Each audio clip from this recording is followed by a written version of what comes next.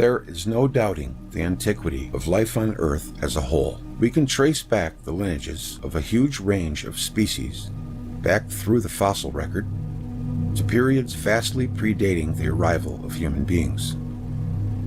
But at the same time, in the relatively recent past, the species called Homo sapiens appeared on this planet. But while evolutionists persist in the greater joke of tracing human lineage down through a disconnected and convoluted chain of hominid species to a common simian ancestor, what can be established is that full Homo sapiens, modern man, made his earliest mark with the arrival of a people once referred to as Cro-Magnons. The world initially inhabited by this Cro-Magnon people was the world of the Purple Dawn era. As discussed in the previous episode, an age of darkness spoken of in the myth and oral traditions of the most ancient peoples on Earth. As already discussed,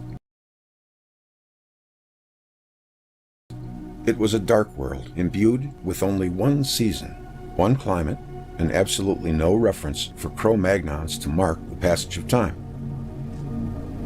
It was also a time when a large chunk of the Cro-Magnons' world was covered by an eternal shadow, a great thick dusty aurora covering that pronounced a ribbon-like sheet of ice circumnavigating the Earth's Arctic Circle. It was a time science calls the Pleistocene Ice Age.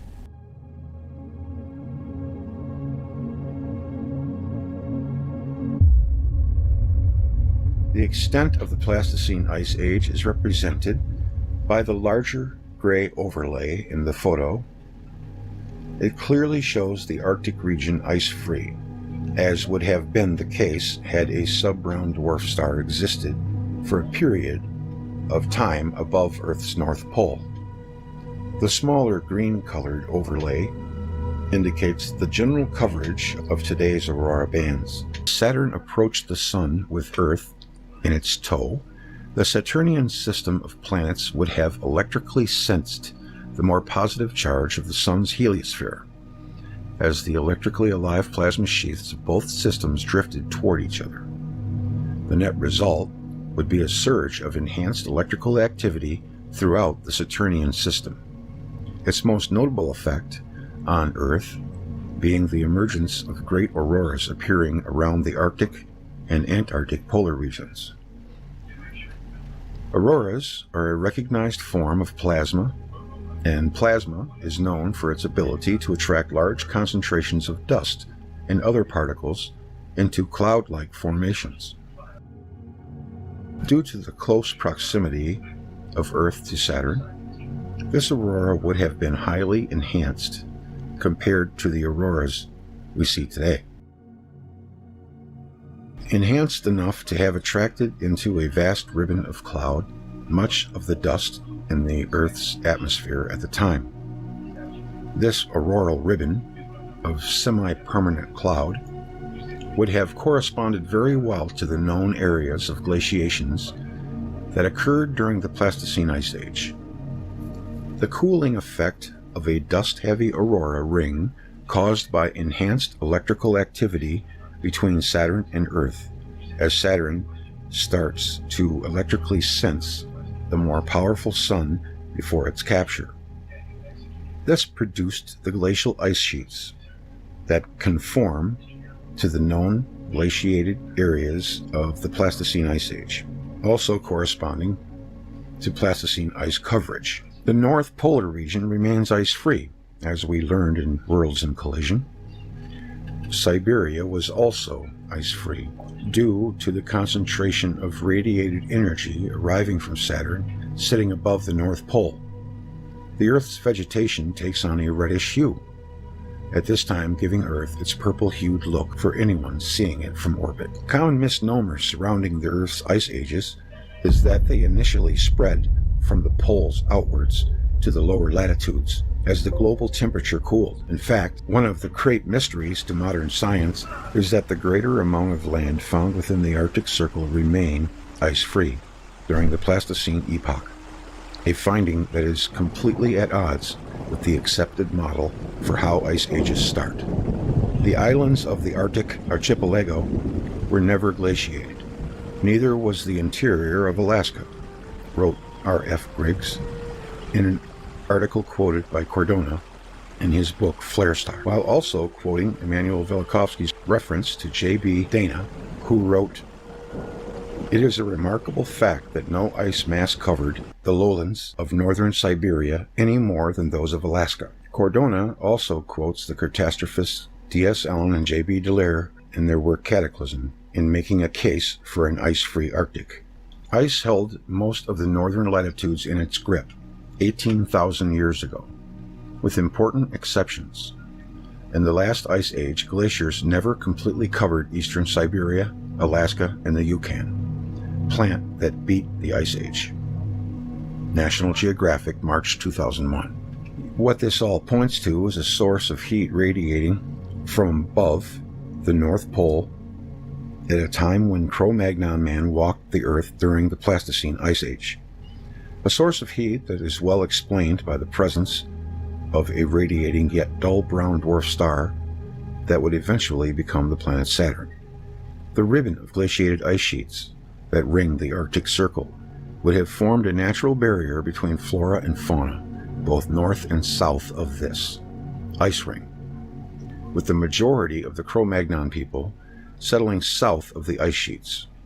Yet, it has been long known that a lush vegetation once existed within the Arctic Circle, a fact referred to by the writer William Warren in his search for evidence that man's original mythical paradise had been near the North Pole.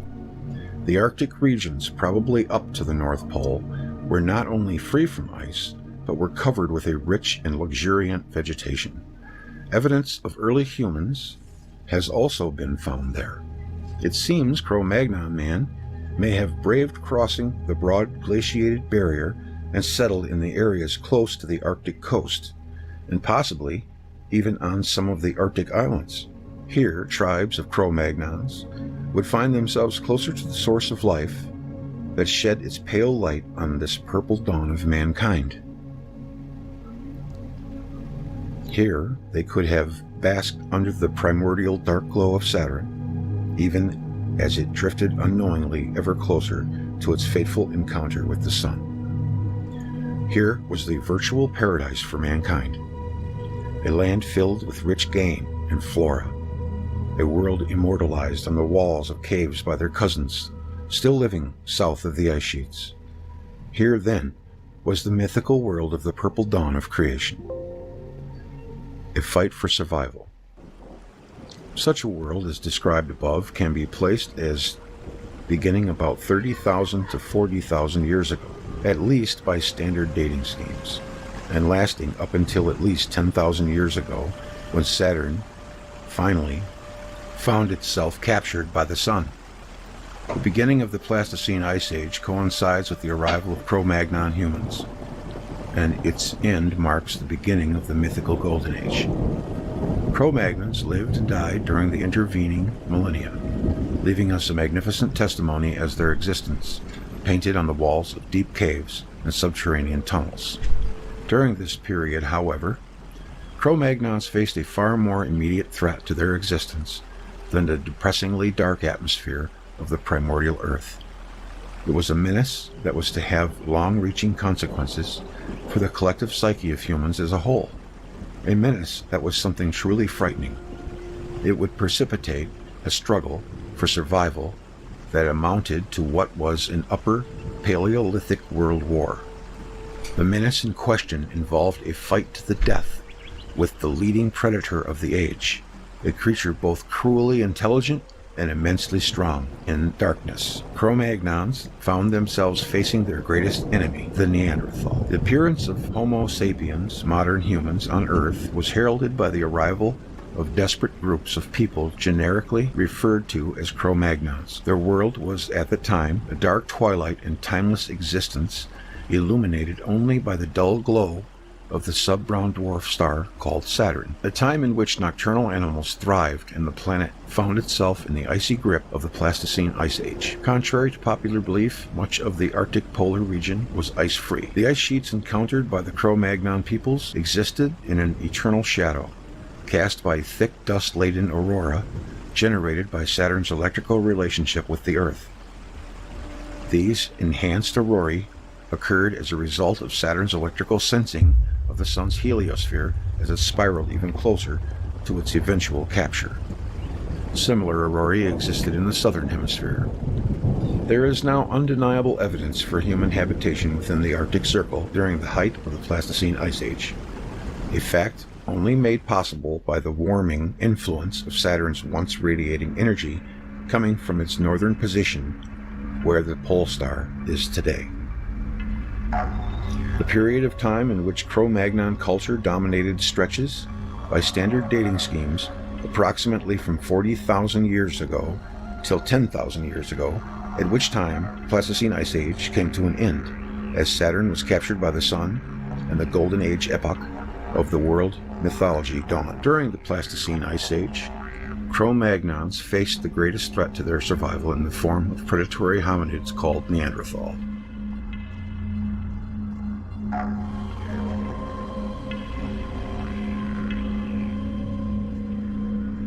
When Saturn met the Sun and its companion, Jupiter, the ancients speak of two distinct epochs for the world on which we live.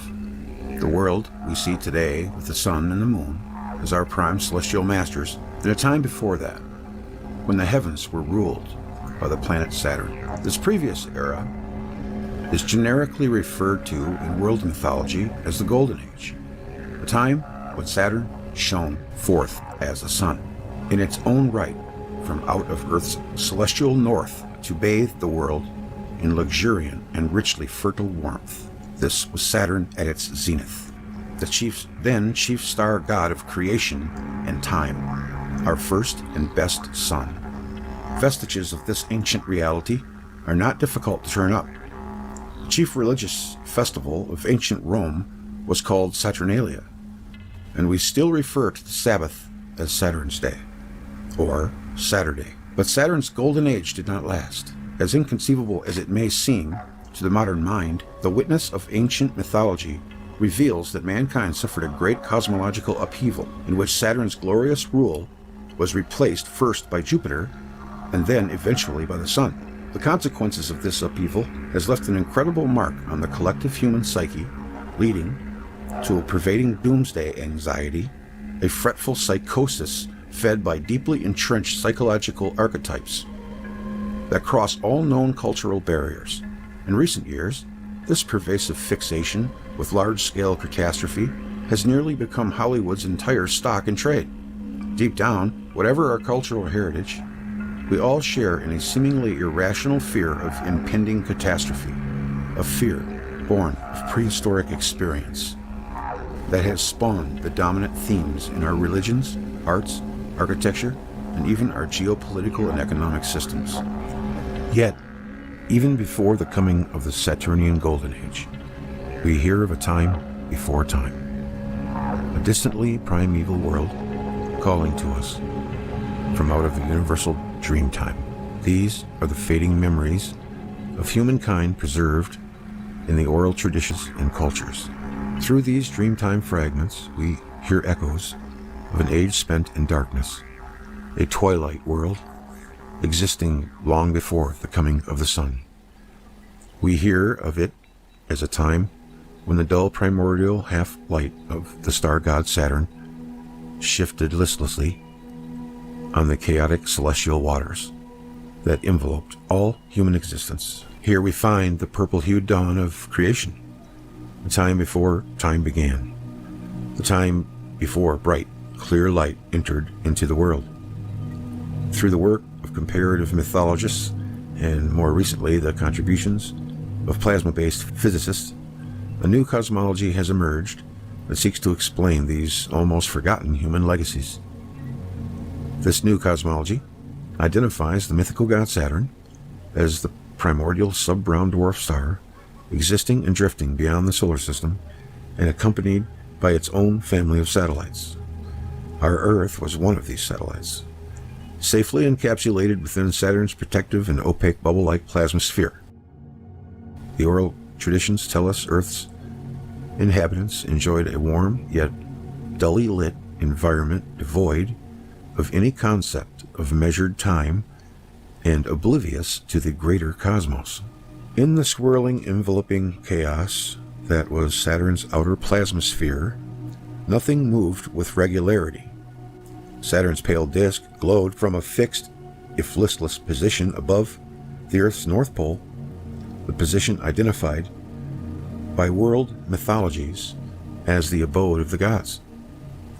And slowly, yet surely, Saturn and its family of planets unknowingly drifted towards a fateful encounter with a much larger and more electrically dynamic star we now call the Sun. When contact was made between Saturn's own plasmasphere and the Sun's heliosphere, all hell broke loose. Powerful electrical forces surged and discharged, causing Saturn to overload and flare nova-like.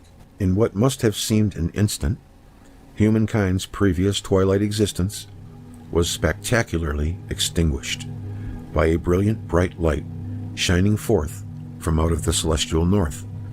Day 1, in the epic of a new creation story, had announced itself, and humanity now confronted a deeply changed world brimming with visual access to the greater cosmos.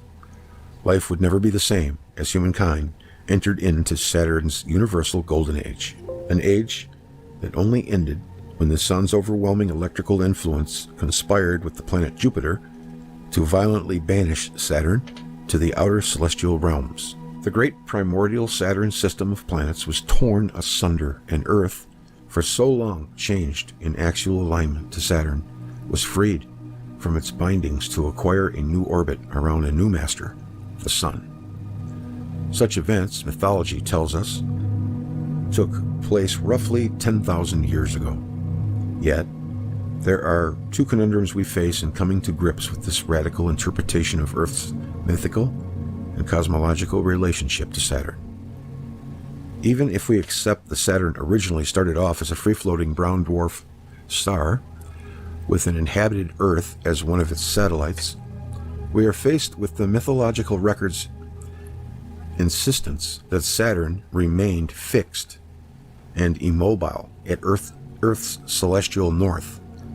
In the same manner, we see the pole star today. While most would offer a phase-lock solution to Saturn's perceived immobility, with Earth orbiting Saturn in the same way that the Moon orbits Earth today, this does not explain the latter epoch in which Saturn remained seemingly stacked above Earth while both bodies circled the Sun on its equatorial plane. This forces us to consider Earth as having been in actual alignment with Saturn's southern pole. During this time, an arrangement that was most likely a continuance of its existing primordial relationship to Saturn before the latter's catastrophic encounter with the Sun. However, this polar configuration, that of planets being stacked on top of one another in actual alignment, is viewed as an abomination by virtually all astrophysicists, an impossibility given the known tenets of celestial mechanics. This, then, was our first conundrum. Saturn Theory Day at the Planetarium. The planets Mercury and Jupiter, the latter with its 4 Galilean moons, orbit the Sun as the actual aligned planets, dominated by Saturn, approach from below the solar system at roughly 27-degree angle to the Sun's own axis. The scene depicts events shortly before the Sun's electrical field provokes an electrical imbalance in Saturn, causing it to flare nova-like. The planet Venus is absent at this time, due to it not yet having been ejected by a flaring Saturn, an event that is preserved in mythology as the birth of the goddess Venus. So they marked this event happening with the myth of the birth of the goddess Venus. Check. Then we come to the subject of us, that is, humankind's place in the general scheme laid out by the Saturn theory. More precisely, we are concerned with an assumed origin of human beings on an Earth in which ancient oral traditions tell us we had once stumbled around in near darkness for a period stretching back into an unknown antiquity, this reported dim and inhospitable environment conflicts with the basic idea that a species is generally adapted to their environment of origin. We, human beings, are creatures fundamentally adapted to function best in a bright environment. This then is our second conundrum. The inescapable conclusion was that humans did not necessarily originate on the Earth. As a species, we seek the light. Our optimum environment is a bright environment. For humans to be trapped in a permanent gloom, where one of our most important faculties is handicapped to the point of near uselessness, vigorously militates against the concept of a permanently darkened primordial Earth being our environment of origin.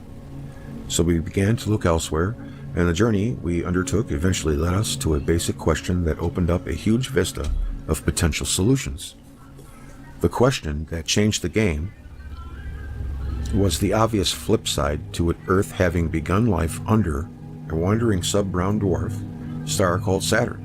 In the meantime, what was happening around the sun? And was there a brightly lit world on which it was happening?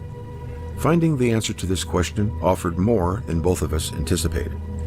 Ted eventually dubbed our subsequent findings to be a prehistory of what he called the antique solar system, a prearrangement of our current solar system, sans the planets Saturn, Neptune, Uranus, Mars, Venus, and of course the Earth. Subsequently, the role played by Jupiter during this antique epoch seems to have contrasted sharply with Earth's experience under Saturn. Jupiter's moons also began to take on an increasingly important role in a story that, in one of those sweet ironies that only research of this kind can raise up, saw two avowed anti-evolutionists, Ted and myself, begin to entertain aspects into the theories of two hardcore evolutionists, Elaine Morgan's aquatic ape hypothesis and Danny Vendramini's them and us theory of Neanderthal predation on ancient humans. And if that last sentence involving Jupiter's moons, swimming humans, and ravenous beastly Neanderthals doesn't pique your curiosity, then maybe nothing will. Which brings us back to our first conundrum, namely that of explaining how a planet like Earth could find itself dangling down below a sub-brown dwarf star for most of its own distant prehistory.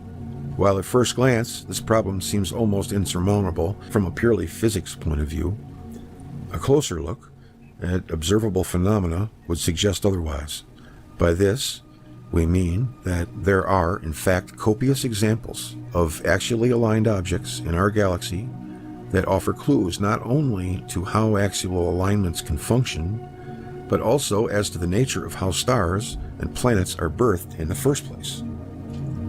However, this is a discussion to take up in more depth in the next chapter, a chapter that will look closely at the role played by the astronomical phenomena called a Herbig-Haro object.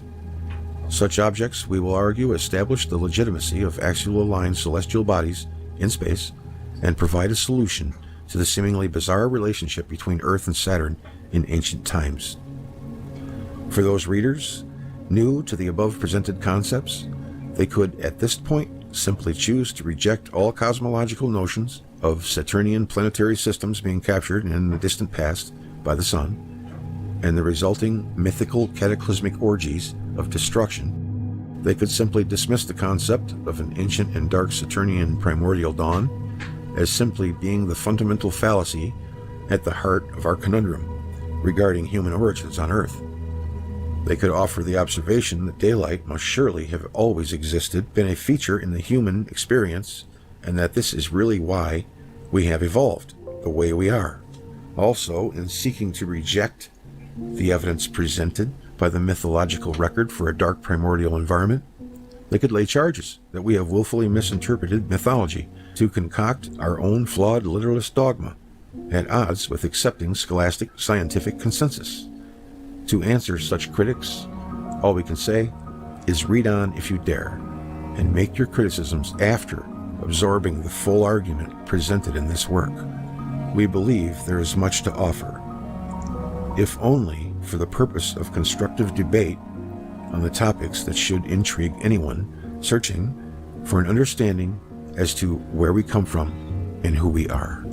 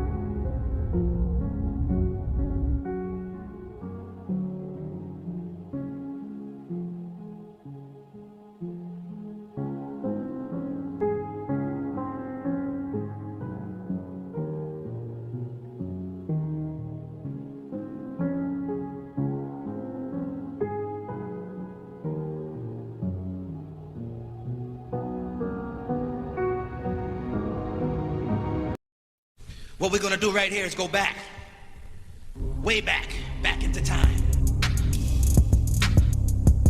Cavemen, cave women, Neanderthal. Evolutionary detective Danny Vandermeeny reassessment of Neanderthal behavioral ecology has produced striking new insights into what Neanderthals really looked like.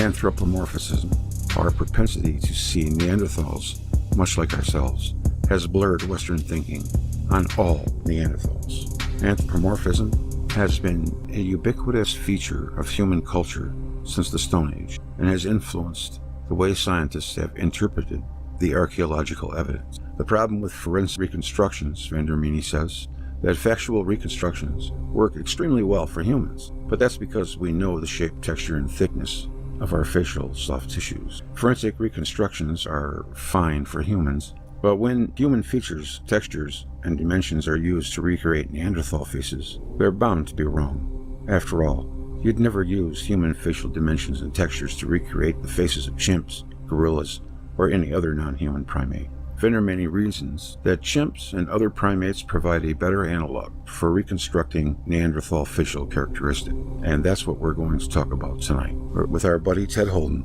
And without further ado, let's get to that conversation right now.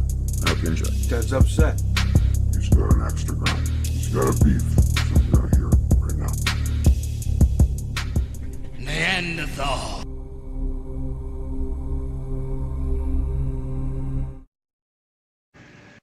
What do I want here? I want this thing at first here, which says Neanderthal nature. It's like what I want to talk about is the question of hominids, particularly the Neanderthal. Okay. They actually are, right? Because there's so much garbage out there on YouTube and on other places on the internet. Okay? Yeah. And At home. the Neanderthal for the last 60 or 80 years has been presented as a kind of a poster child for kumbaya, pseudo-religion, for yuppies, right? Like, oh yeah, we're all just sort of alike, right? And, this is a picture from the late 1800s, right? Yeah. The nature of the Neanderthal, late 19th century scholars understood what they were seeing, right? I mean, they'd started seeing Neanderthal bones and remains like in the 1830s or 40s, I guess. And by the 1870s or 80s, I mean, they knew what they were seeing at least, right? This is Marcelin Boule's reconstruction, okay? Yeah. And I want to go into some of this stuff. Okay. You've heard the name Ignatius Donnelly. There's a couple of books of his are still known. Right, one is called Ragnarok, the Age of Fire and Gravel. The other is called Atlantis. Donnelly was a sort of Renaissance man. I mean, he was either a governor or a U.S. senator from Minnesota for a period during the 1860s or 70s, right? A very interesting sort of a guy. Here's what he has to say. So it's in another cave in the Neander Valley, right, of the Neanderthal near Hochsdale between Düsseldorf and Elberfeld. A skull was found, which is the most ape-like of all known human crania. The male to whom it belonged must have been a barbarian brute of the rudest possible type. The horrible and beast-like proportions of the Neanderthal skull speak with no less certainty of undeveloped, brutal, savage man, only a little above the gorilla in capacity, a prowler, a robber, a murderer, cave dweller, a cannibal, a Cain. Yeah. Right? So it's a safe bet that Ignatius Donnelly would not have allowed his daughter to marry such a person. That seems obvious enough to me. So these guys knew what they were seeing, right? I mean, what we've been seeing, like in magazines and in journals for the last 60 or 70 years has been concocted since that time, right? It's basically garbage. Early write-ups of the ongoing study of Neanderthal DNA, so that they began to understand DNA in the 1960s, right? Describe that DNA as roughly halfway between ours and that of a chimpanzee. Some more recent articles describe Neanderthal DNA as closer to that of a chimpanzee than to ours. Here you've got an article in New Scientist, right? Roxanne Kamsey, said the first comparison of human and Neanderthal DNA shows that the two lineages diverged around 400,000 years ago. I mean, that's obviously out to lunch, right? But the rest of the sentence makes sense, and that Neanderthals may have had more DNA in common with chimps than with modern humans. Why do you suppose it is they don't want us to know that? That's a good question. I don't have a good answer to that one, Greg. Is it really just all about we're all just alike anyway? Is that really what it's about? One world government, right? Yeah.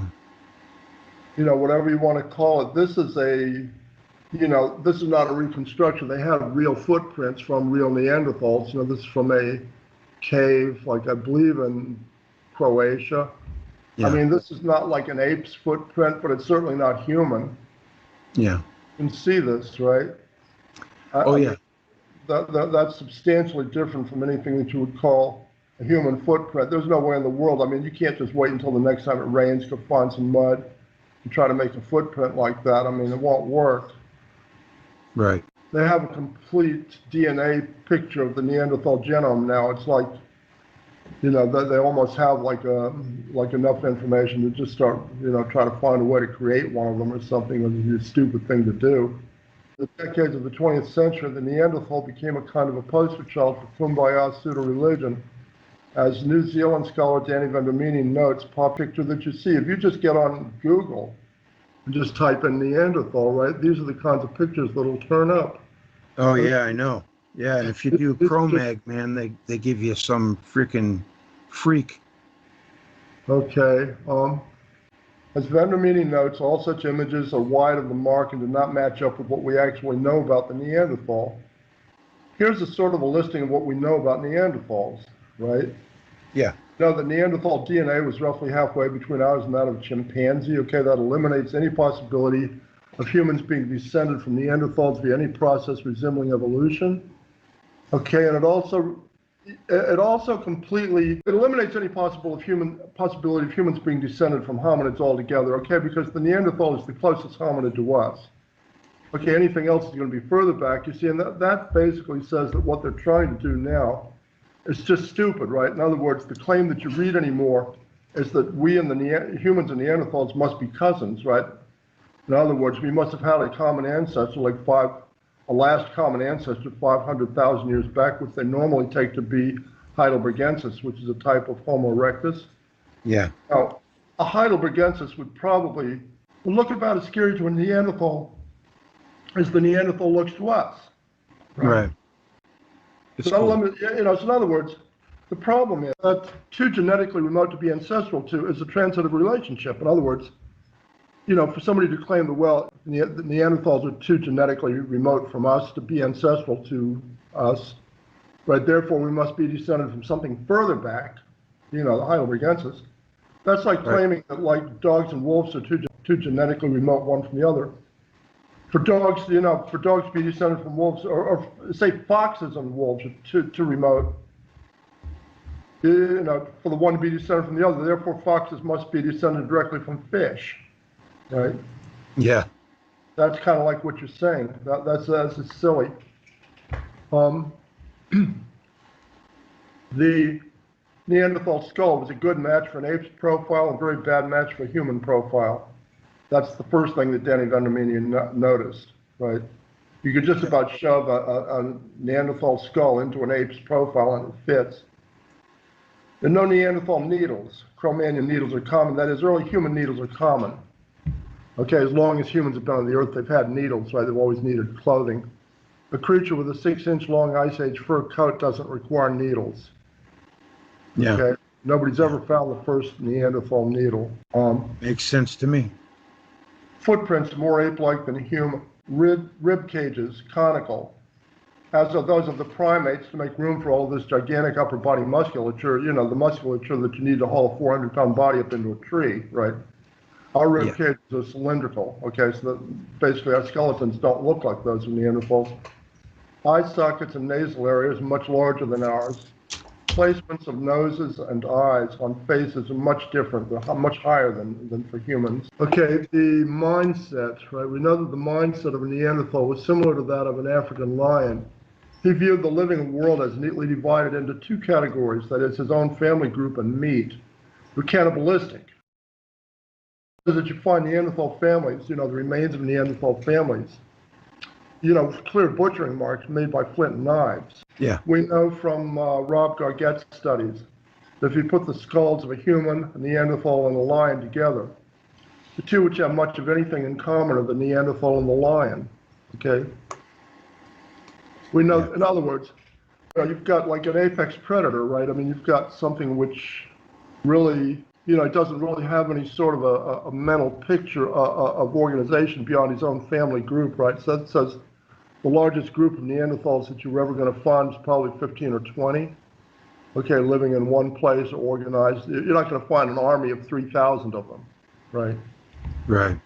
We know that the Neanderthal could adapt to an omnivorous diet when it was available, but for the most part, particularly the European Ice Age, he was, for all intents and purposes, a pure carnivore.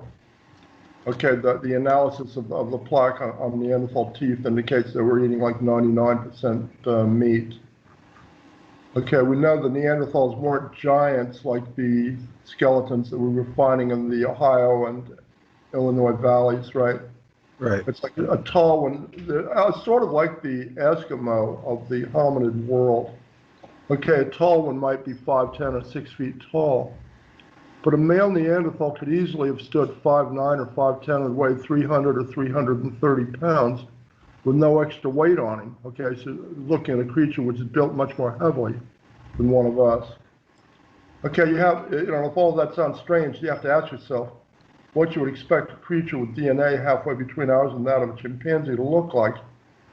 And the real answer to that is very much different from popular depictions, and the implications are that the late 19th century scholars were substantially more on target than most of our more modern efforts have been, right? In other words, they had this stuff right in the 1880s and 1890s, and scientists lost their way, right? The first thing Danny Vendramini noticed was that a Neanderthal skull was a very good fit for an ape's profile and bad fit for a human profile. Take a look at this.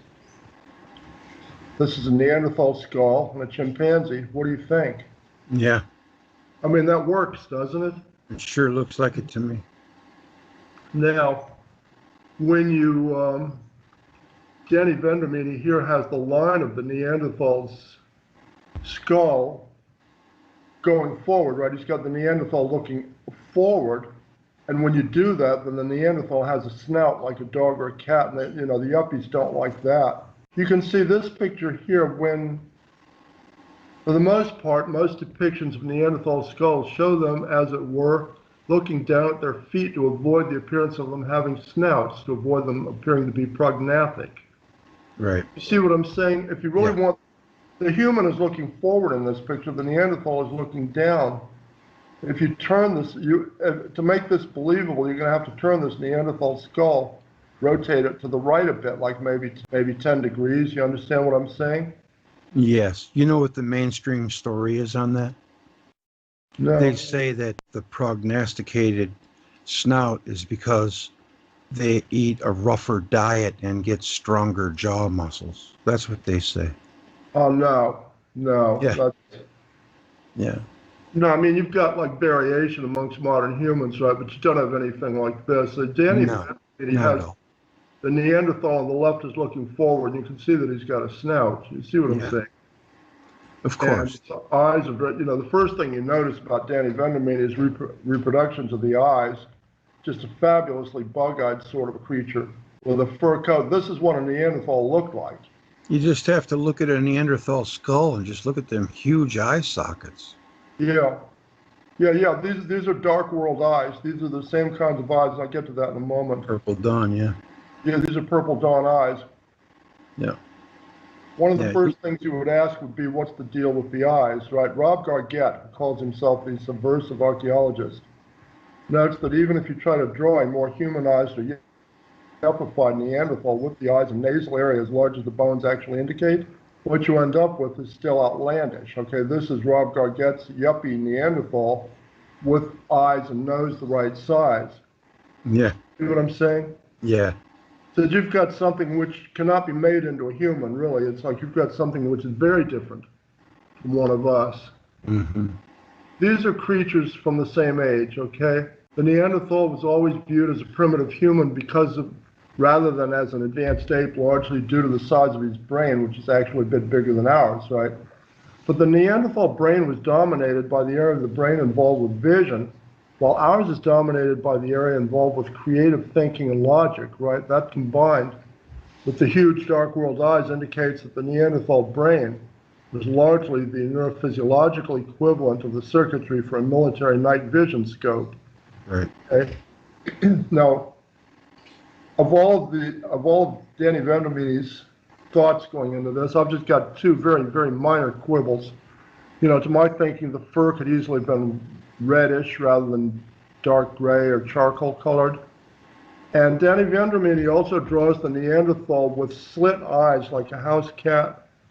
Okay, because he assumes that the Neanderthal was diurnal and saw both daylight and darkness, right? I don't believe the Neanderthal ever saw anything that we would call daylight, okay? Yeah. It could easily be that the final extinction of the Neanderthal came after you had daylight on the Earth. They simply weren't able to deal with daylight. Here you've got like several of the leftover creatures, you know, lemurs, tarsiers, bush babies, right? And they don't have slit eyes. Do you see what I'm saying? Of course. They're cute little guys, right? Yeah. Yeah. And owls. Right. Yeah. That's a cool name. Right. The question remains, what was the original purpose of those kinds of eyes? Nothing in our present world really corresponds to anything like that. In particular, you note the lemurs and tarsiers do not have the kinds of slit eyes which you would associate with diurnal creatures. Okay, so those are the two microscopic quibbles that I have with Danny Vandermeer's reconstructions. Okay, now there's another part of Danny Vandermeer's theory which I do not buy into, and that is this idea of claiming that predation by Neanderthals drove more gracile hominids into a fast process of evolution, like Gould and Eldridge were talking about, into Cro-Magnon man. So that to me does not make sense. So there's no run-up to Cro-Magnon culture, right? In other words, if that was believable, then you would have artwork and you'd have fancy tools amongst, you know, those more gracile hominids, and it just isn't there. Those, what they call school cops of hominids, are just other hominids.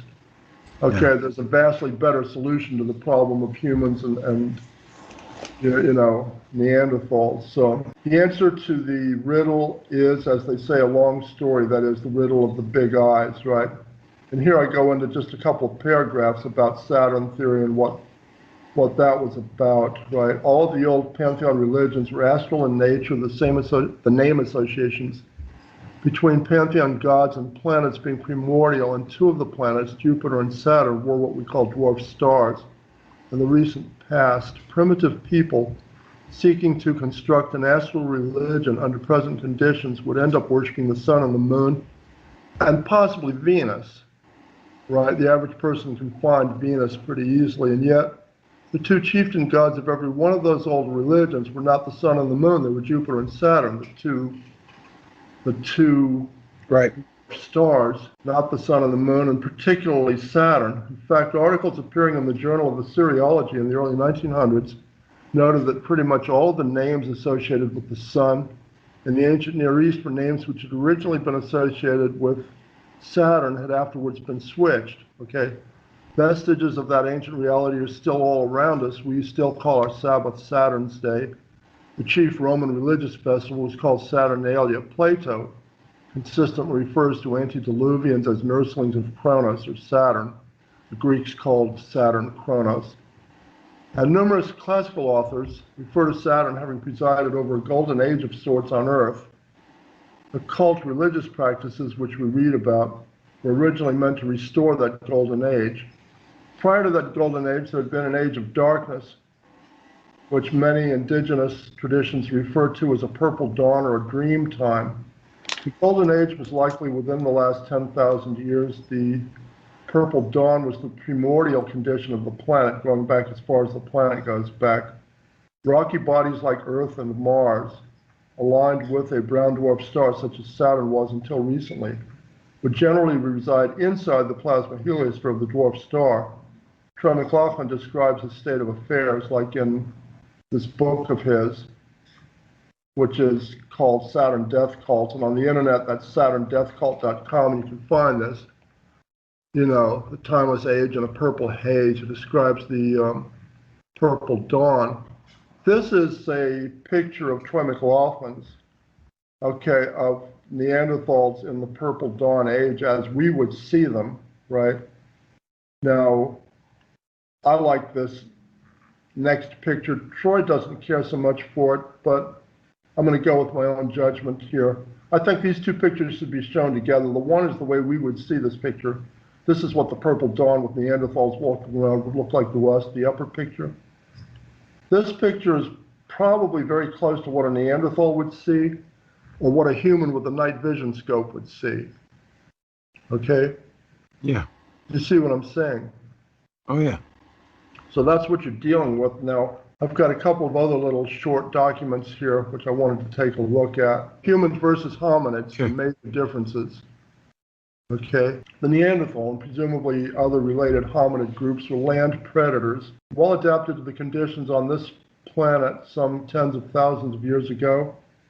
The thick fur coats were adapted to Ice Age conditions, and the huge eyes were adaptations to the perpetual twilight of the Purple Dawn Age, which scholars like Radu Cardano and Troy McLaughlin describe. SaturnDeathCult.com, okay? The Neanderthal was not diurnal, would have had difficulty dealing with direct sunlight, so simply never saw anything that we would call daylight. Okay, humans are totally different from all of that, and are basically aquatic mammals. This is the difference, right?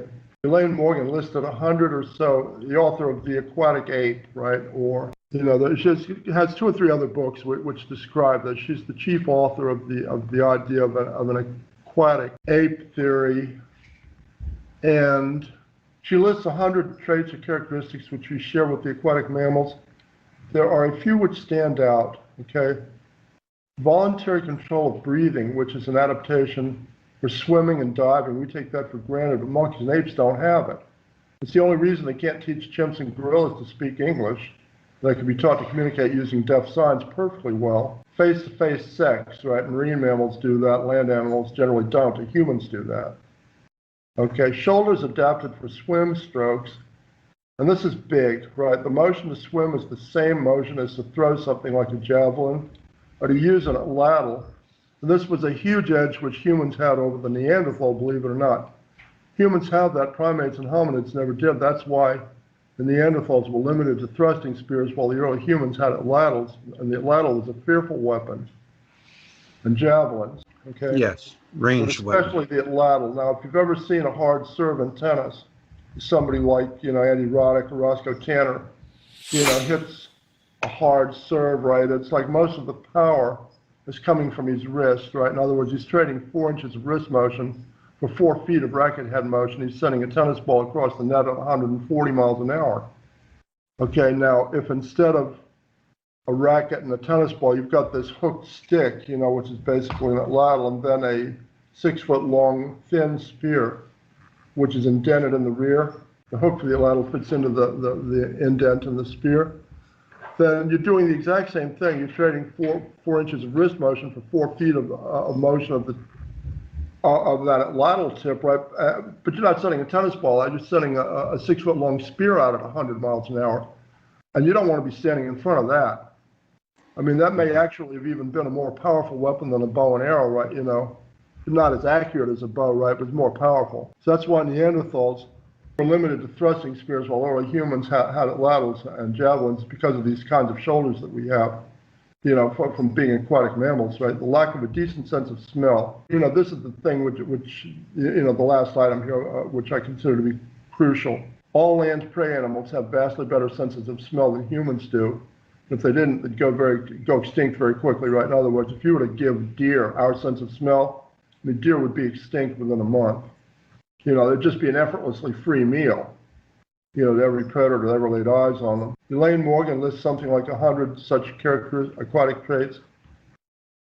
her theory can be viewed in two ways. Viewed as a new version of evolutionism, it's just another flavor of BS, right? I mean, however, viewed as a theory of human adaptation, it's the best theory that has ever come down the road. Viewed as a new version of evolutionism, it is just another flavor of BS. Viewed as a theory of human adaptation, it's the best theory that's ever come down the road. But it's never gotten any traction in academia, and there's two reasons for that. There's no fossil evidence of any sort of an aquatic ape ever having lived on our planet, and there's never been a body of water on this planet which would be safe for humans to live in. Now, you've only got to spend, this is what I tell people, you've only got to spend 10 minutes in the ancient sea monster section of the Smithsonian Museum to comprehend why humans have never lived in water on Earth, right? It just needs a different world to happen on. Does that make sense? Absolutely. I was going to say, just give me a second here. You drove it home for me when you said that we share 50% of our DNA with a banana. So that kind of makes the 2.3% that they say we share with Neanderthals null and void. Oh, look, it's like Troy isn't even convinced that we actually do share any DNA with Neanderthals. It's up in the air, right? Now, assuming that we do share DNA with Neanderthals, it doesn't, you know, for us to share any DNA with Neanderthals from interbreeding, it would have to have been a very common thing. It's never, that's just completely impossible, right? It's like, I don't even know where to start with this one. It's just, for humans to have interbred with Neanderthals or hominids, it's like, what you're requiring is, you know, in such a way as that they'll leave genetic traces in the human race, right? What you're requiring, what you need for that is for some Neanderthal male to have raped a woman, you know, and then rather than cooking and eating her afterwards, as usual, right, you got to keep her alive long enough to bear a cross-species child, right? And then somehow or other raise that child to reproductive age and have him or her blend back into human, breed back into human population without anybody catching on. I mean, come on. You've just seen these pictures of what these things look like. You really think you could have something like that, produce a child with a human woman, right, and then have that child breed back into human populations and nobody's going to figure it out? I mean, that's ridiculous, right? In real life, it's like it just wouldn't work that way. Neanderthal females would kill that woman the first time her new owner left her alone for 5 minutes. And even if that didn't happen, it's like, you know, the whole thing wouldn't work out any better than these experiments the communists were doing in the 1930s, trying to breed super workers, you know, by crossing humans and apes. Right? That didn't work out very well for anybody. I am the Frankenstein monster. I have bolts in my neck. I'm electric and scary. There's no good way to look at that one. If there are any Neanderthal genes in modern humans, it would come from eating Neanderthals and not from having sexual relations with them, okay? Now, the first experience modern humans ever had with Neanderthals was watching friends and family members get killed and eaten by them. So that eating a Neanderthal, which had just been killed in a battle of some sort, would just be sending the Neanderthals a message in their own language, okay? Do not bring that fire near me. And war party traipsing around in the Alps, you know, along about 4 o'clock, 3 o'clock. I don't know. They fight some kind of a pitched battle with the Neanderthal family. Yeah, we talked about this. I remember. Right. You've got like Neanderthals lying around dead, right? And these guys are like, you know, what are we going to eat here? You know, it's like, you know, it's been a hell of a day, right? But I mean, I'm hungry. What is there to eat around here? What do you think they're going to eat? You know? Yeah, well, you're preaching to the choir. It makes sense to me. Right. No, I mean, that to me makes flawless sense, right? But you get these, there's one case in particular. We've got this company called 23andMe, right? Like 23 pairs in one of the genomes, right? Yeah. And these guys are having yuppies do mouth swabs, right, and send DNA samples in, and then they're sending them back for however much they charge them, some sort of a readout that says you are 1.375% Neanderthal, right? Neanderthal. That's, everybody better look out for me, you know, like I'm 1.375% Neanderthal. Wow! Have you ever heard of a worse scam than that? Yeah, no, not well, probably, but it's up there. I'd like to know how much Cro-Mag I got in me. Well, that gets into another kind of a question. That question says that you basically, as near as Troy and I can tell, we could be missing something on this one, but it's like, there appear to be two basic human groups on the planet. It's got nothing to do with race or color. It's either group could produce any color or any feature that you'd ever see. Well, that makes sense because animals do the same thing. Now, let me tell you what these two groups are. One is the Bible antediluvian group, which starts with Adam and Eve, right, and goes through Noah, and then, the story that you read in the Bible, basically. Yeah, what about the Denisovians? Denisovans, okay. I don't believe there is such a thing. The Denisovans are basically, the whole idea of there ever having been such a thing as Denisovans, as far as I know, is based on one finger joint bone. That's not much to hang anything on. No, not at all. Okay. I mean, if they actually were any sort of a separate group, then they would be similar, related to the Neanderthal.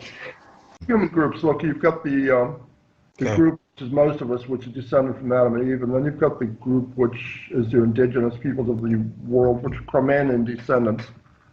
In other words, the group descended from Adam and Eve basically first appeared here like 4, 5, 6,000 years ago, as per the Bible, right?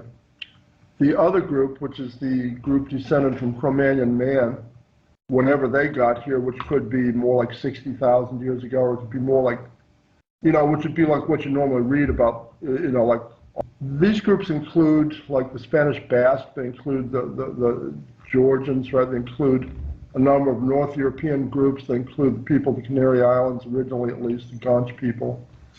They include probably most Native American groups, probably. Okay, now, genetically, the two groups are all the same, right? They're easily interbreedable, right? It's like all humans, to my way of thinking, are one family of creatures.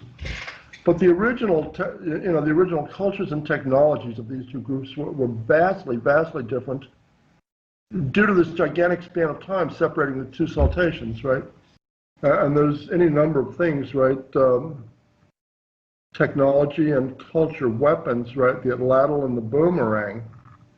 The atlatl was the signature weapon of Cro-Magnon groups. It's simply the Western world, the classical world never knew about it. It's like where to start, right? The weapons of the Bible, the sword, the spear, the sling, and the bow, that's it, right? Alexander was constantly on the lookout for improvements in projectile weapons, and he had his soldiers had javelins and slings, and the atlatl is a superior weapon to a sling or a javelin. But apparently Alexander had no way of finding out about atlatls, right? The knowledge was unknown. You understand what I'm saying? Have you ever really taken much of a look at atlatls, or?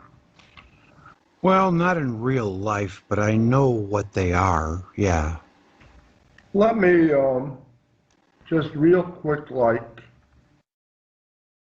give you an idea of the power of this thing. It's like, it goes into constructing a primitive technology, spear thrower, right? He's going to show you how to construct an atlatl from nothing, right? He's just taking a forked stick, right? So he's going to have these little barbed hooks there at the end of the atlatl stick. Oh, okay, I just lost my little mouse pointer here. It's better, watch. Yeah. Let me go to where he's showing you how he uses the thing. Yeah, that looks pretty cool. You're going to get an idea of the power of this thing. He's not even exerting himself there. Watch this. He's going to set himself up a little target. That looks like 40 yards there. I wouldn't want to be standing in front of that.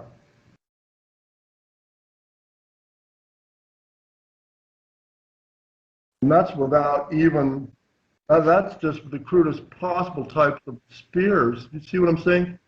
Now imagine, like, you're in a Roman army or Alexander's army, and you've got wood lathes, right, arrow lathes, and you can make something like that was decent, right, that was like, smooth and straight, completely straight. It had a steel point on it instead of just a hardened wooden point. The idea of a Stone Age, right, it's like, I don't think there was ever any kind of a Stone Age amongst the people of Genesis, right?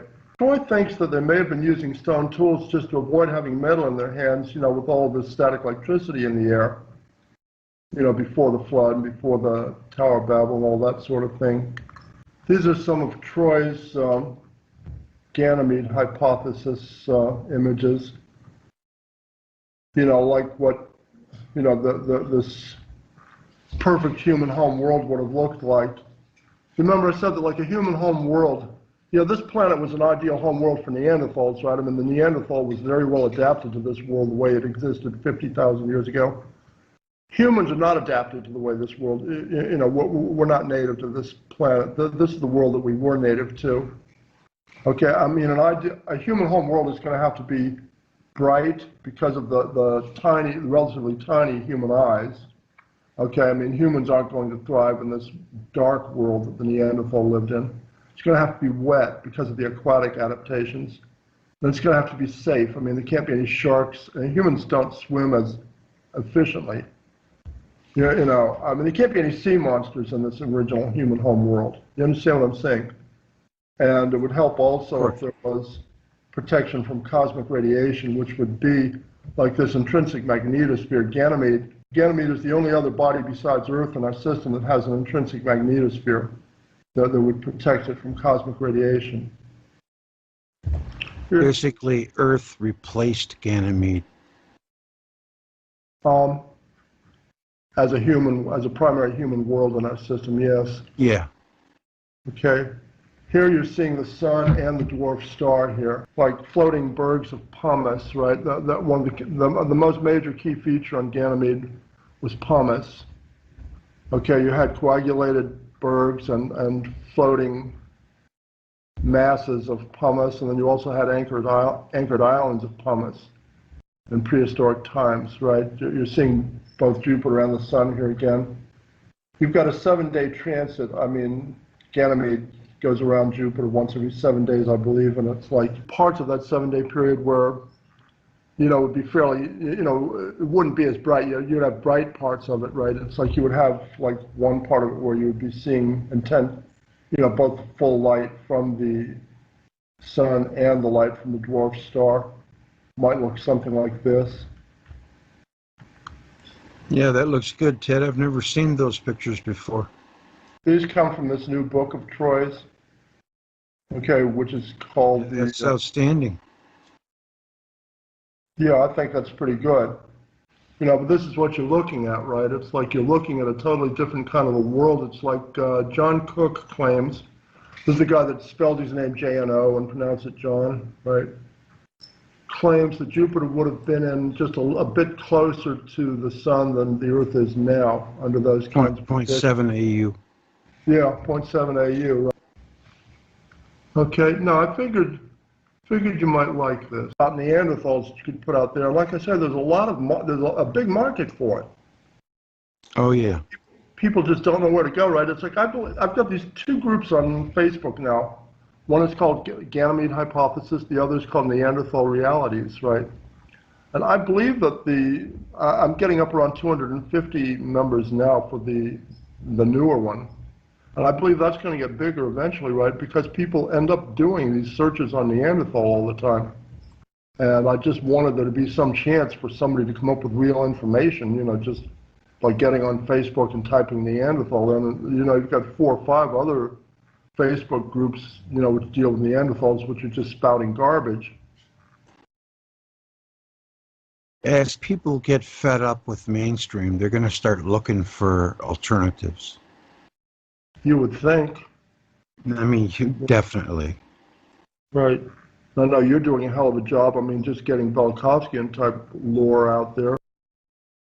The more people learn about Velikovsky, I mean, his material speaks for itself. Yeah, that's good stuff. The guy was very, very, very, very bright sort of a guy. Very good writer. It's like he, English was like about a 5th or 6th language to him, and he wrote, his English writing is as good as you could hope for. Oh, for sure. His vocabulary was wonderful. Charles Ginenthal, I read a few of his articles. I don't know if you've seen the videos, but you said you did some work for him. He's a brilliant man. Brilliant man. Okay, look, there's 2. I've put a whole bunch of his stuff out there. Look, it's like you've got a website which is called EmmanuelVelikovsky.com, which is Charles Ginenthal's materials, which are relatively unformatted, right? And then on Lulu.com, all you have to do is type in Charles Ginenthal. You've got like 12 or 13 of those books of his. which are formatted, right? They're ebooks. Oh yeah, his books are good reads. Okay, and in fact, being on Lulu, it's like you could get those from Amazon for Kindle just as easily, right? But it's like, if you have a copy of Caliber or something like that, then you can read, just generic ebooks, right? And he's got this massive work which is called Pillars of the Past, right? Which is 4 volumes, right? Each one of these volumes is 400, 500, or 600 pages. What are they about, Ted? Because I'm intrigued by that. It's about like the chronology of ancient history. It's about, what do we really know about like a Stone Age or like a Bronze Age or an Iron Age or anything like that? Or what do we really know about, the way some of these nations that you read about in the Bible or in other history, how were they actually living? What were they up to?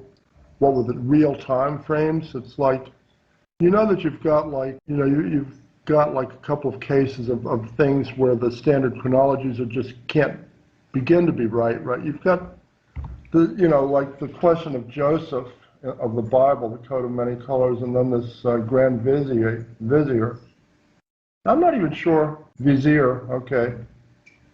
You've got like a... Hi, Greg.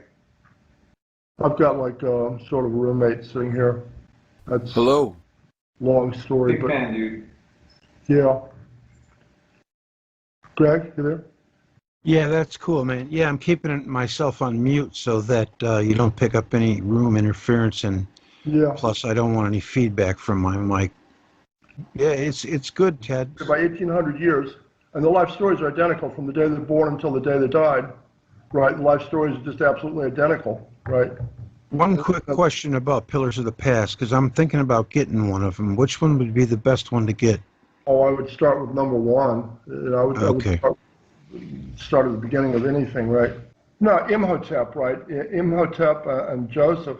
The funny thing is that Joseph is not any normal type of an Israelite name, right? It's like, where in the world does that come from? The only, you've got Joseph of the coat of many colors, then the next time in the Bible that you see the name Joseph is like, Mary's husband, right? So like, how does that work? What I believe to be the case is that like Hotep, it doesn't take much to get from Hotep to Joseph, right? Or That's Joseph, pretty right? good. Yeah.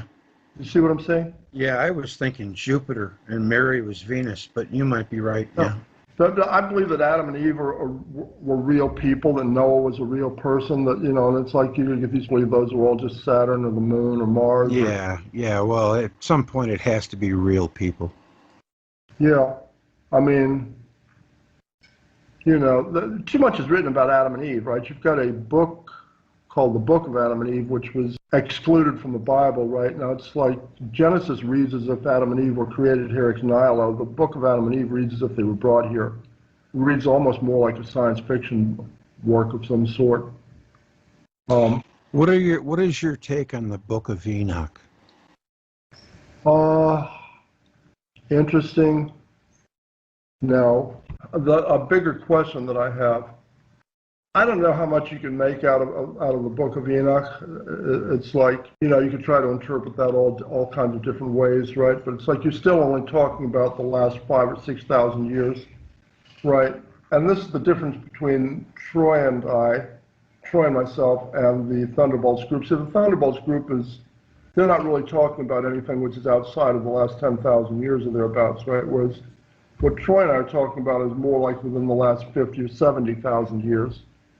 You understand what I'm saying, right? So, Of course I do, yes. I get that, too.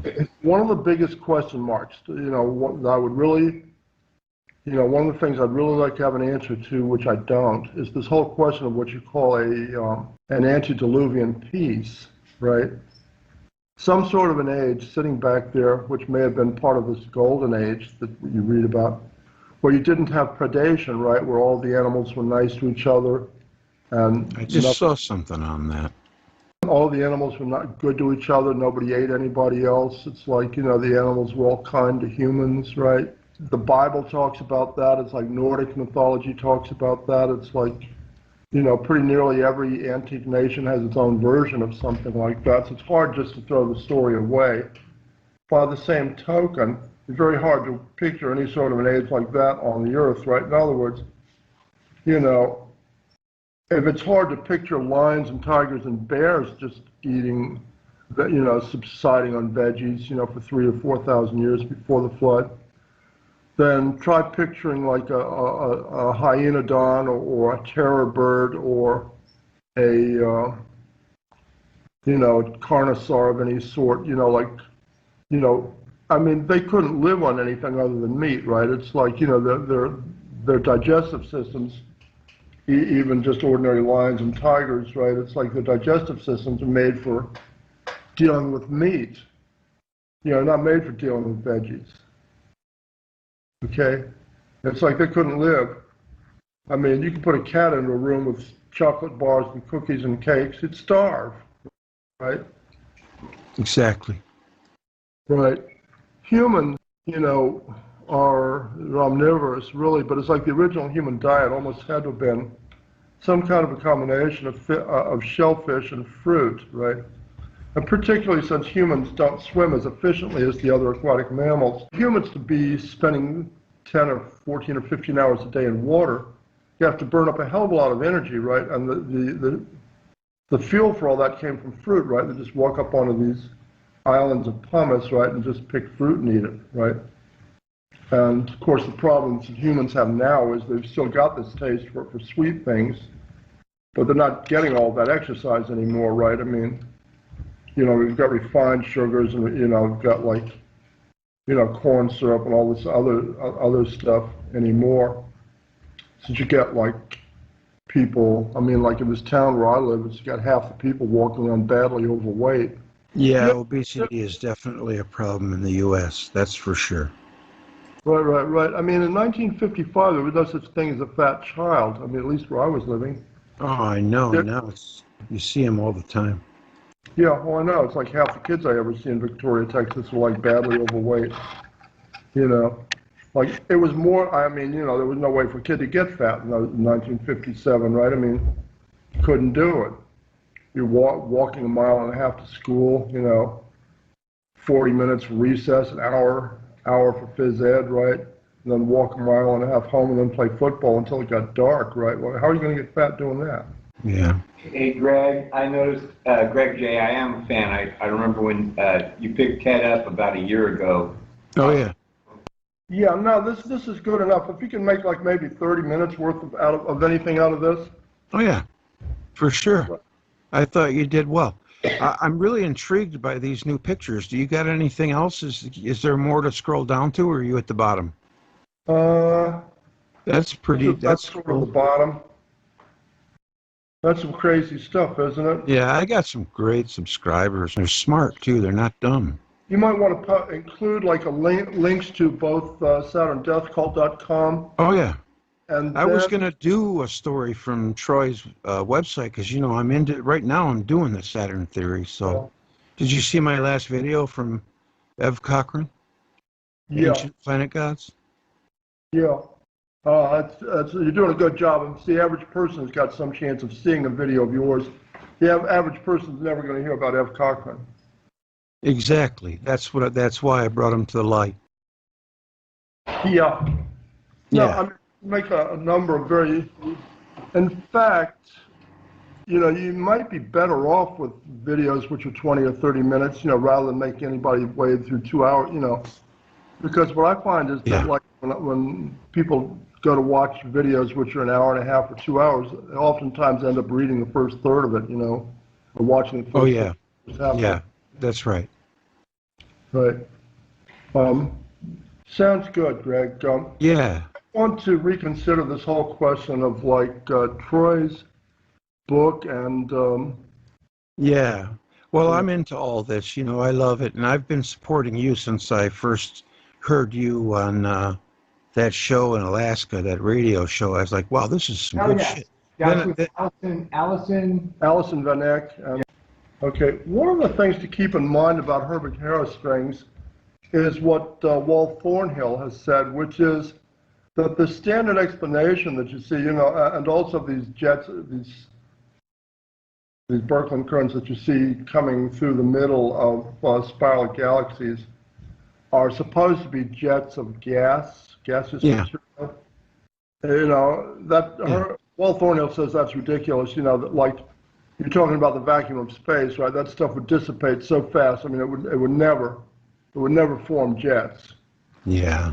right? You know, it would Yeah. just instantly, bam, you know, it would be, yeah, no, what you're seeing is you know, these linear currents, right? These pairs of currents, right? We've got a Birkeland current that runs straight through the center of our own galaxy. Exactly. Right? And what do they call that? They call that the double helix nebula. The double helix nebula. Yeah. I know. You can see pictures of that, right? And the other thing that we don't have in the middle of our own galaxy is any sort of a black hole. You know, that's Man, that's all silly talk. That's just to keep people occupied so they don't see the truth. yeah, no, that's I always thought intelligence bred honesty, but I guess that's not true. no. Well, I tell you, the one thing that gets to me about, and you might want to do some sort of a little short video about this, right? It's like the question of it's another thing that I've womped up for the benefit of the LaRouche group here recently, you know, the thing about the Cydonia complex on Mars. Mm-hmm. The fact that between NASA and Google, that they've somehow contrived that most of the time when anybody does a Google search on face on Mars, it turns up that 1976 low-resolution image, right? Yeah. They've tried to keep in circulation forever and ever and ever.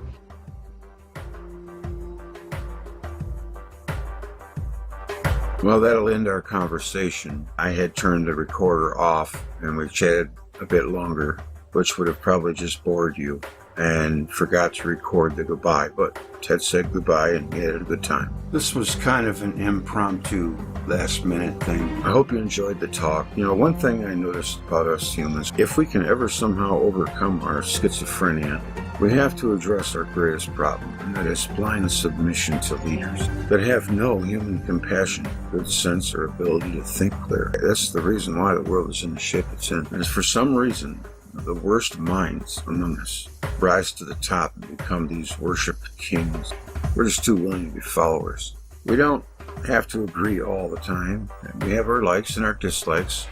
I can honestly say, I don't think, to my knowledge, I've ever let information I thought I've known for so long that I had to protect it. And I see a major pushback from fundamental Christians and Muslims on the Book of Thomas. I mean, what they think they know has been drilled into them for so long, they get institutionalized. It's like prison.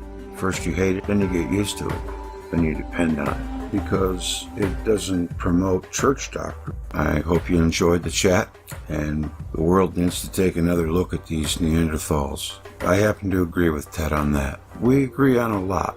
Some things we don't agree on. It's like that with everybody. He's always interesting, though.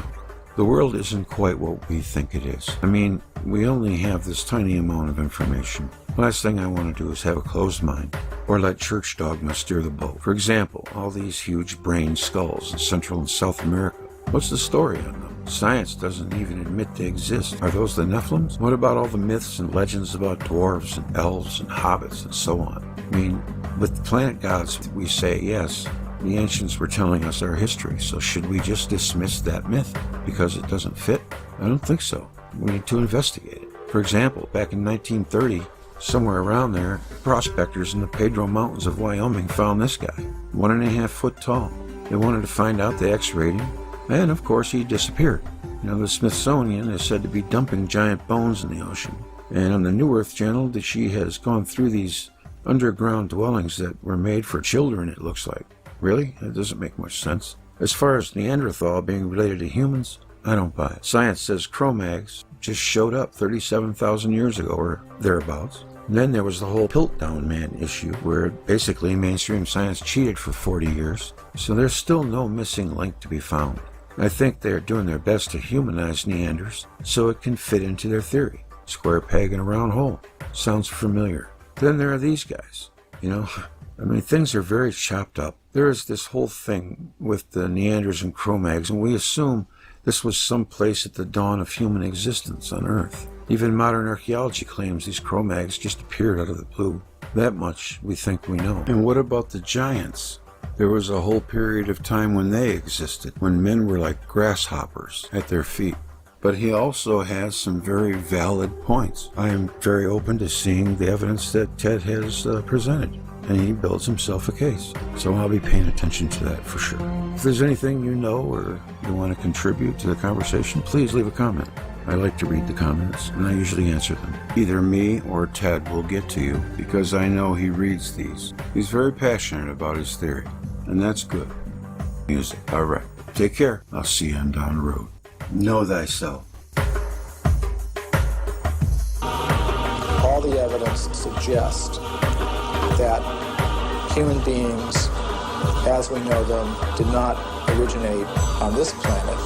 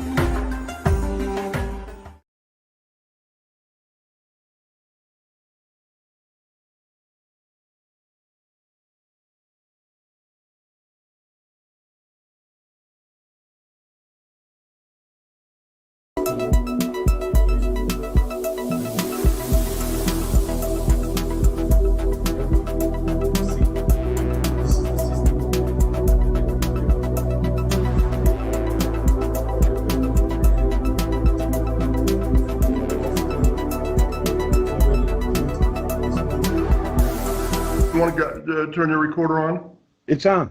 I'm recording. Okay. Okay, so you might want to start around this point then. I'm going to click on the line which says telepathy in recent prehistoric times, right? Okay. We're going to go to a PDF file, and there's going to be several categories of things. And this is much better organized, but it's still not like 30 minutes worth. It's still going to be longer than that. It might take an hour and a half. I don't know. All right.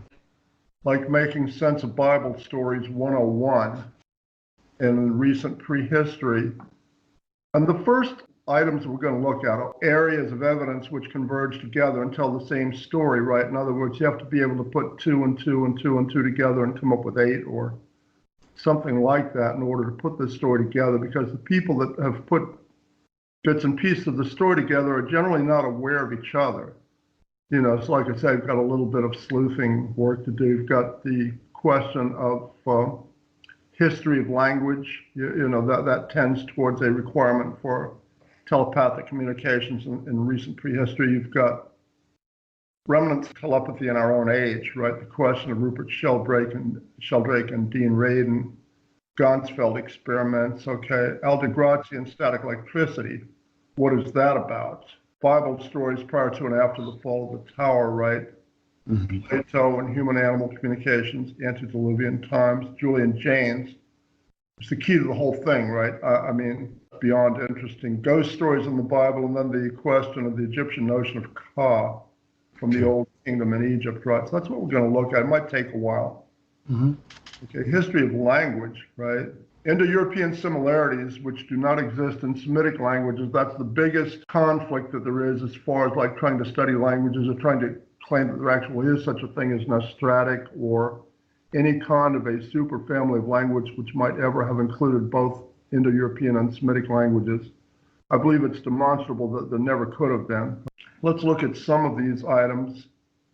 And normally, like if all you speak is English and you go out to learn other languages, you're almost certainly, in most cases, you're going to be studying other Indo-European languages. You're either going to be studying French or Spanish, which would be Romance languages, German or Dutch or Swedish. These things are called Germanic languages. That's another family of or another group of the Indo-European family. Slavic languages, Russian, okay? An English-speaking person will recognize half of all the German words he ever sees. I mean, the divide between English and German is no more than 1,000 or 12 or 1,400 years back in time, right? The divide between Germanic and Slavic languages is more like 2,500 or 3,000 years back in the past, right? So you expect to see more differences between English and Russian. It's amazing what all you'll recognize. I mean, even going from English to Russian, right? It's like fire. Let's look at some common words, right? Fire. Russians say agon, right? That's the same thing as ignite, ignition. Indians say Agni, the god of fire. Sanskrit, right? Kettle, katyol. Saddle, sidlo. The ordinary word for to walk or to go somewhere was the Russian word, which struck me as the weirdest thing in the Russian language, right? It's based on a very ya idu, ti idiosh, on idiot, right? Ani idut. Based on a very simple and very old Indo-European root word, which eat, which means a single step, right? We say iterate, iteration, itinerary.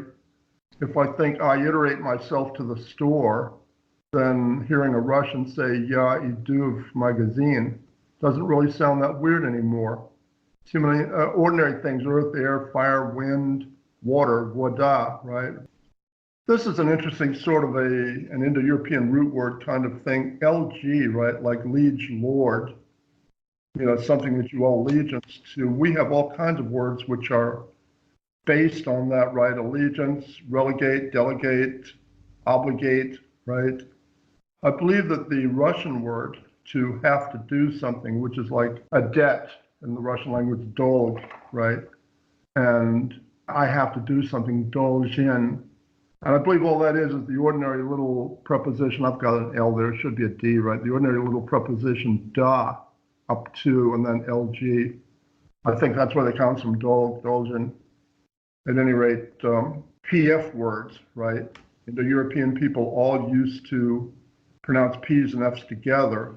That was common. You still have large numbers of words like that in German. File, an arrow, right? Pferde, P-F-E-R-D-E, a horse, right? Pfennig, a penny. German dictionaries tell me that there are 269 words like that in the German language, right? This is just looking at online Wörterbücher von Fad bis Pfützenwasser. Just a long list of them. Words which start with a P in one Indo-European language and an F in the next, right? Because they originally were pronounced, it was the same word with a P and PF in front of it, right? So that, like, if it's split up one way, it would, like foot. You there? Yeah, I'm here. Yeah, it was just my son came in the room for a second. Keep going. Oh, okay. A foot, pied in French, right? Footle, pedal. Same thing, right? Five, fünf in German rather. Fünf, like in Gaelic language. Okay, a fish, pesha. Pesha frita baklava, right? Everybody's heard that. Flame, in Russian, plamia. Flow, swim, right? Plavets, plavanya. Go back far enough, it's the same thing between Germanic and Slavic. Pretty nearly stay the same going across like Indo-European languages. Paternoster, right? Jupiter, Dios Pitar, right? Sky Father. Okay, personal pronouns, numbers, all nearly the same across Indo-European languages. Okay, what am I trying to get to here? Languages and macroevolution. This creates a gigantic problem for anybody wanting to believe that, languages have evolved, or that like both Semitic and Indo-European languages have evolved from some super family of languages like Nostratic. Okay, I don't believe there ever was such a thing as Nostratic language. The biggest problem for anybody wishing to believe in any sort of macroevolution for languages is the Indo-European Semitic divide. There's no meaningful racial difference between the two groups, and there's no reason to believe that they might have split up more than a few thousand I would say 3,000 or 4,000 years ago at the most. Okay, you would naturally expect the two groups of languages to be strongly related, and yet, other than for a few borrowed words, I mean a handful of borrowed words, they do not appear to be related at all. Even the PF nexus, crucial to anything being related to the Indo-European family, is not present. There's no trace of that in Semitic languages. Okay, that says that you've got a big problem sitting there. What the evidence actually suggests is something substantially more complicated and strange than any sort of evolution of languages. The evidence suggests that prior to some very recent point in time, human communication was of some totally different nature than our present spoken languages, and that thereafter some sort of a substantial change took place, and that older system of communication stopped working on a single day, has never worked again since that time. Given that hypothesis, all you need to explain the Indo-European Semitic divide is that the two groups were separated by the Caucasus Mountains for the critical period of 1 or 2 centuries during which spoken languages were being devised. In other words, they were having to invent spoken languages for themselves out of dire necessity after whatever that system they had been using for communications broke down. That's the evidence from the history of language, right? And that says you almost have to have something completely different in order for, human society to work. That you just didn't even have spoken languages prior to some very recent event. Next item, remnant, that's almost a tongue twister, isn't it? Remnant telepathy in our own age. Rupert Sheldrake, public enemy number 1 for CSICOP, CSICOP, stands for Community for the Scientific Investigation of Claims of the Paranormal. Okay, these are what I call professional skeptics. People that believe that they have the base of knowledge to debunk every new idea or every out-of-the-box idea that ever comes down the road, right? Rupert Sheldrake is a former director of studies for cell biology at Cambridge University, who in later life has taken up the study of things which you would normally call paranormal, using good experimental design and statistical methodology. Thus, his use of statistical methods to investigate the phenomenon of people guessing correctly most of the time whether or not they are being stared at by others is entirely in keeping with the manner in which the science of statistics is meant to be used. It's not meant to be used to study things in which free will is involved, right? That is a misuse of statistical methods. Okay, what Sheldrake and Dean Radin are doing with statistics is completely legitimate. In the case of dogs who appear to know the first moment their owner heads for home, some dogs observed going to sit on the door when their owners begin their journeys home. Sheldrake has devised a simple and elegant test. He has had dog owners set out on window shopping tours along with one of his assistants, with only the assistant knowing the predetermined time to start home. Sure enough, in such cases, when the owner is told that the time to return home has arrived, the dog has dutifully gone to the door as noted by another assistant who would remain at the owner's home. Okay, to the second, right? In other words, the assistant with the owner would, would look at his watch, the sweep hand would hit the announced time. So, gee, it's time to go home, right? They both start back to their car where it's parked, and right there at that moment, the dog goes and sits at the door. Right? There's no normal way to explain something like that, and that just drives the CSICOP crowd crazy. You can imagine, right? This is what I mean when I say that he's like public enemy number 1 to those people. By these and other methods, Sheldrake has demonstrated to a statistical certainty that a number of things normally designated as paranormal are real. Naturally enough, this has earned him the animosity of the CSICOP crowd and of other professional skeptics. Sheldrake has also noted that Major League computational power until recently was an exclusive prerogative of government agencies, large corporations, and large universities, but that the common man now has access to such compute power, and with it, a significant scientific investigation on the cheap, right? He has numerous books, and Rupert Sheldrake is an easy search on. He's got all kinds of YouTube videos and books available to the public, right? It's easy to find. He has a book called 7 Experiments Which Could Change the World, and everybody should have a copy of that, and particularly any high school kid, that ever has any sort of a science project due should have a copy of that sitting around. Okay, that's mandatory. Sheldrake is the originator of the notion of morphogenic fields or morphic fields. What is a morphogenic field? I was going to ask you that, if you'd ever heard the term before. Yes, I've heard of it, but I don't know what it is. Field is some kind of a universal piece of information. Okay, it has to do with the transmission of information around the universe, not just around our solar system, not just around the Milky Way galaxy, but pretty much everywhere. Right? Right.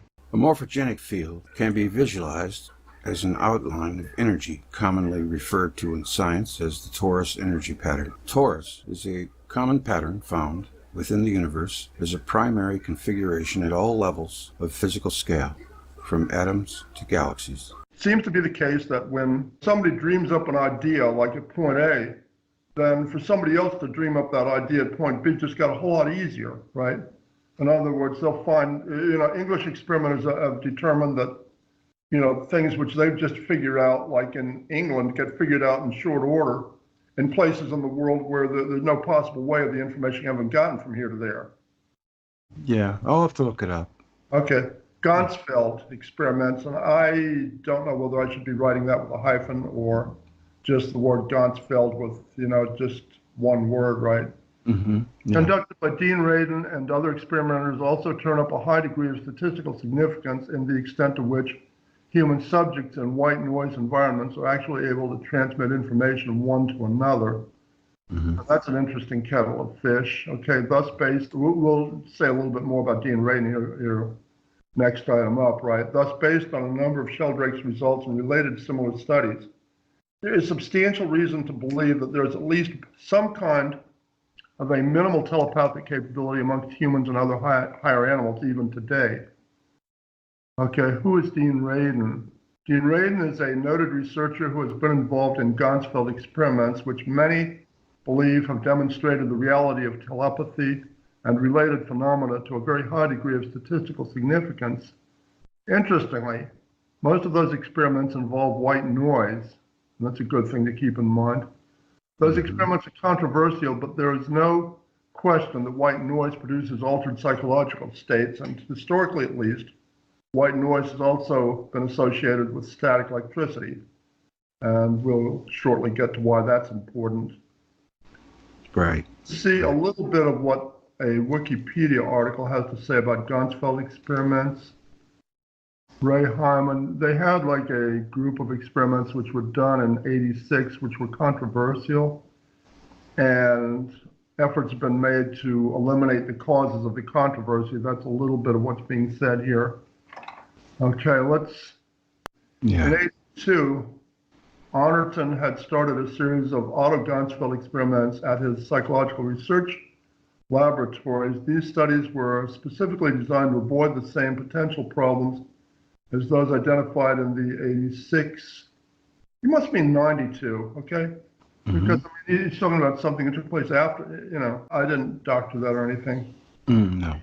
You must be '92. Okay. Specifically designed to avoid the same potential problems as those identified in the '86 joint communique issued by Hyman and Arnerton. The PRL trials continued until October of '89.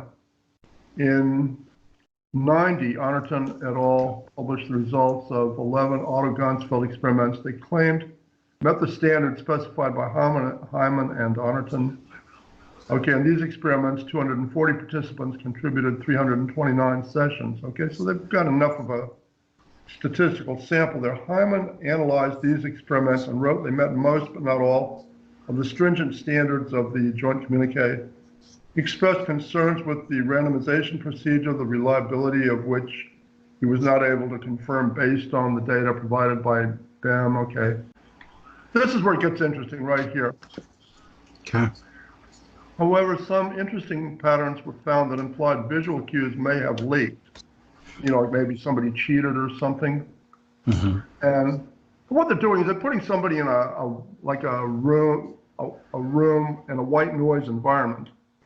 Right? And people, human being left in a white noise environment after more than 20 or 30 minutes, they usually start to hallucinate. Mm-hmm. Right? Mm-hmm. I mean, the most suspicious pattern was the fact that the hit rate for a given target increased with the frequency of occurrence of that target in the experiment. Hit rate for the targets that occurred only once was right at the chance expectation of 25%, right? If you're going to put somebody in a room in a white noise environment and have somebody outside the room try to think some kind of a thought into this person's head. Okay. Then they're going, and he might have a picture of a truck in front of him. Then after the 30 minutes, then they're going to ask this guy, you've got four things. I've got four pictures here. It's like I've got a picture of a ship and a truck and an airplane and a bridge, right? Which one of these was John over there thinking about right now? I mean, by all rights, if you do enough of these, it should break out like 25, 25, 25, 25%, right? I mean, it should be completely random, but it's not, right? I mean, to a very high degree of statistical significance, this process, like I said, it's not perfect. It's like it doesn't work all the time, right? But to a very high degree of significance, extraneous idea is somehow or other filtering into the test subject's head. You see what I mean? Now, Yeah. but what they're saying is that if I do the same test and I have a truck in there, like say I do like 3 or 4 more sessions, and then I have something else, with the truck being the item, right? And then all of a sudden the hit rate goes way up, right? For those that occurred 3 times, it was 38%. And for those targets that occurred 6 or more times, hit rate was 52%. So it's almost becoming reliable. Okay, each time you get the idea. Hyman wrote these studies were an improvement over the older counterparts, but were not a successful replication of the Ganzfeld experiments, nor a confirmation of PSI. He concluded the experiments are flawed because they did not preclude the possibility of sensory leakage. He's saying somebody may have cheated or something may have failed in the test, right? But he's overlooking a completely different possibility, right? Of course, and this is my own wording here. Of course, the other thing which would account for the hit rate of a given target increasing with the frequency of occurrence of that target in the experiment would be Sheldrake's idea of a morphogenic field, which is the thing we just talked about. You with me? Yes. Okay, that says that once something has happened somewhere, it gets easier for it to happen again, right? That's the basic idea of Sheldrake's morphogenic field.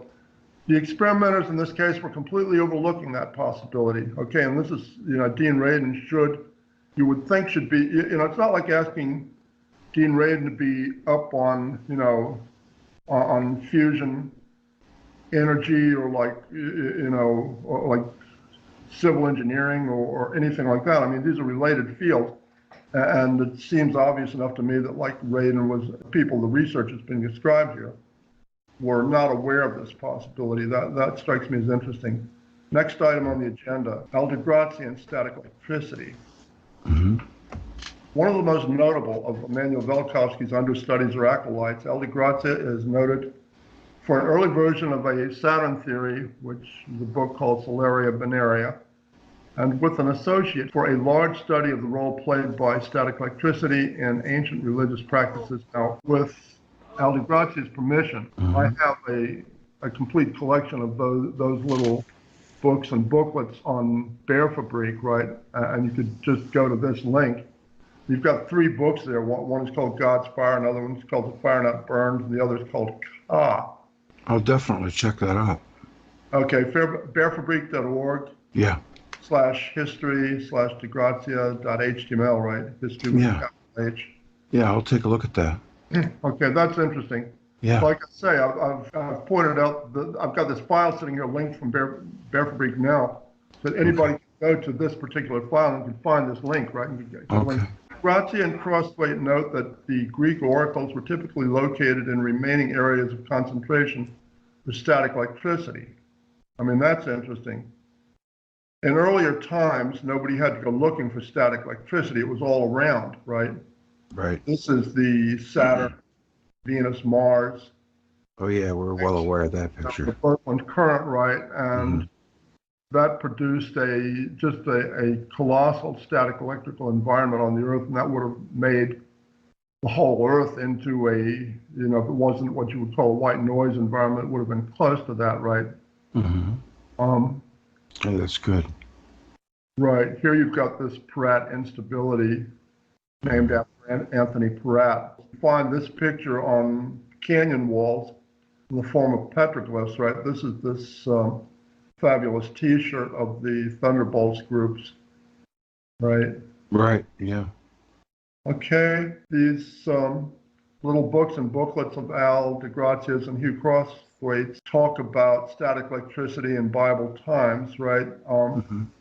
You've got instructions for making a crude capacitor for yourself, exactly the same thing that Ben Franklin and people of his day would have called a Leyden bottle, okay? Ah, okay. There's something new. Yeah, you've got like a layer of wood and, you know, surrounded by, like an insulator, surrounded by a layer of conductive material, gold, right? And then what they call cherubim, contact points, right? Contact points of capacitor. This is from Exodus, right? Exodus 25:10. They shall make an ark of shittim wood, the 2 cubits and a half shall be the length thereof, cubit and a half the breadth, and a cubit and a half the height thereof.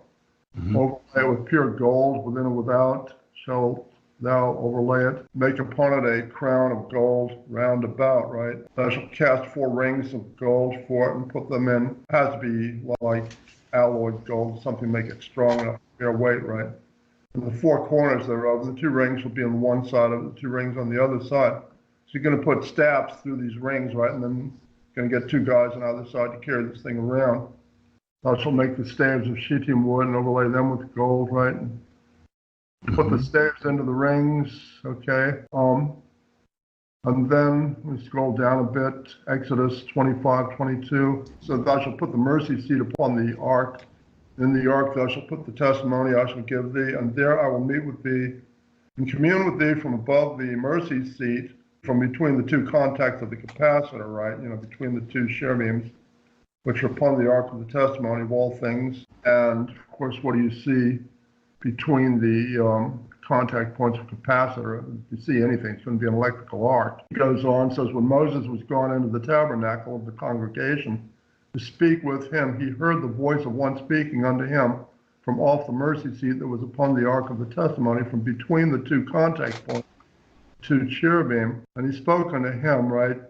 Cherubim, cherub, is a funny word. It's one of these words that got borrowed back and forth between Latin and Hebrew, right? They didn't write vowel sounds in those days, right? They would just write consonants, and it was probably the case that the scribe class in the Indo-European world was predominantly right-handed, and in the Semitic world, predominantly left-handed. So the European languages are typically written from left to right, whereas Hebrew and Arabic are written from right to left. Okay, so that when they borrowed a word, it was frequently the case the word got turned around, like cherub, che-er-be, 3 letters, right? Arm is really what it means, right? Now the word for arm in Latin, brachia, be-er-che, berch. You see what I'm saying? Oh, yeah. Those are called reversals, right? And there's, I think Hugh Crosthwaite has some sort of a list of, about 100 of those. I heard in the ancient world, if you were left-handed, they thought you were of the devil. And it still goes on in the U.S. Army. Nobody, the U.S. Army doesn't have left-handed rifles. Yeah. Yeah, it's crazy. I've heard all about that at any rate. Yeah. 2 sons of Eli. My dad was left-handed when he was a kid, and they forced him to be a righty. Right, yeah. Right. Well, you heard what Joe Frazier said. Joe Frazier said the left-handed people should be drowned at birth, right? You can never get fights as a lefty. You have to learn how to box right-handed just in order to make a business out of it, right? We're the only ones in our right mind, Ted. Yeah, I know. There was one point in Uzzah, like in the Old Testament, where they were trying to take this Ark of the Covenant somewhere on a wagon. It was about to fall off the wagon. The one guy put his hand on the thing to steady it, so it didn't fall off the wagon. It was electrocuted, right? Killed him. Yeah. The authors of the Old Testament wrote the story down in their language, not ours, right? They didn't, they didn't have any kind of conception of somebody electrocuting himself. They just said the Lord killed him. Transgression, right? In other words, it's one of the few cases where the Lord killed somebody outright. Okay. Crazy. Next item up, Bible stories prior to and after the fall of the tower. Things to notice about Bible stories in Genesis. Prior to the flood and prior to the fall of the Tower of Babel, God speaks to men directly. The word prophet does not occur. The word prophet permeates the other books of the Old Testament, like after Genesis and after even after the flood and after the fall of the tower, right? But the word prophet does not appear in Genesis prior to the fall of the tower. Okay, likewise in Genesis prior to the flood, humans speak with animals as if that was normal. That, you know, as in everybody knows women can talk to snakes, right? No magic or any such was required. After the fall of the tower, something exotic has to happen for Balaam to hold any sort of a conversation with his donkey. You've read that story, right? At any rate, you know, they say the Lord opened the mouth of the ass. Same phraseology that you find for this ritual of the opening of the mouths of idols, you know, to allow the village or the town to hear the voice of the idol. So in Genesis, now the serpent was more subtle than any beast of the field, which the Lord God had made, said unto the woman, yea, if God said, you shall not eat of every tree of the story of Balaam here. The Old Testament is laconic. Okay, it tells large stories in few words. Plato's version of a story like that is much more detailed, right? I mean, there's more to it. Let's take a look at this. This comes from Plato's dialogue, which is called Statesman. You've got a conversation between a young Socrates and a scholar or a priest of some sort, who's referred to as the stranger, right? It's probably some Egyptian priest, regarding antediluvian times, which Greeks and Romans referred to as the age of Kronos, which is Saturn, okay? And the former ability of humans to converse with other animals. Let's take a look at this. It says young Socrates here. You see what I'm saying? Okay, yeah. Certainly that is quite consistent with what has preceded. But tell me, what was the life which you said existed in the reign of Kronos, you know, during antediluvian times? In that cycle of the world or in this, for the change in the course of the stars and the sun must have occurred in both. And what the guy's really saying is, you know, just what you've heard David Talbot and everybody say, you know, that the flood was part of an, you know, like a series of events which changed the whole nature of the solar system, right? So it involved the capture of that the final capture of that southern part of the solar system, the bodies with the roughly 26-degree axis tilt, at least, Saturn, Neptune, Mars, and Earth, right? Yeah. May also have been like Uranus involved in that same thing. I mean, Uranus is laid over at a 90-degree angle, sort of.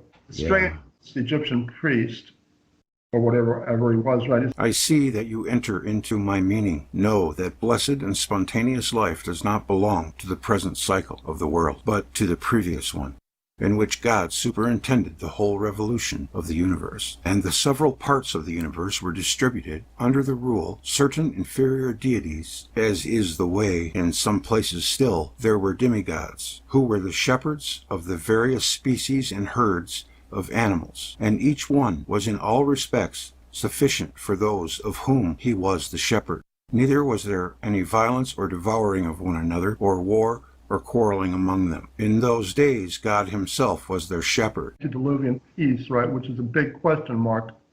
And that's one of these things that Troy and I have not figured out, okay?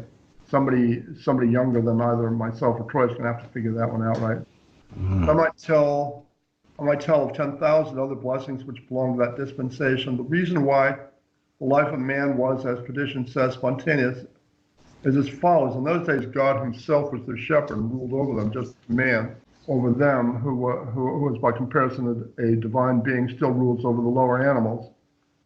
Under him, there were no forms of government or separate possession of women and children, for all men rose again from the earth, having no memory of the past. And although they had nothing of this sort, the earth gave them fruits in abundance, which grew on trees and shrubs unbidden, planted by the hand of man, and were not planted by the hand of man. And they dwelt naked and mostly in the open air, for the temperature of the seasons was mild.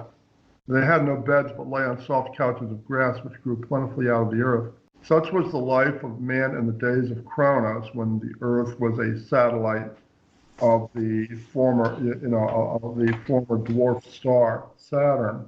It's really saying, Socrates, the character of our present life, which is said to be under Zeus, you know from your own experience, which was the happier, right? And Socrates, I don't know.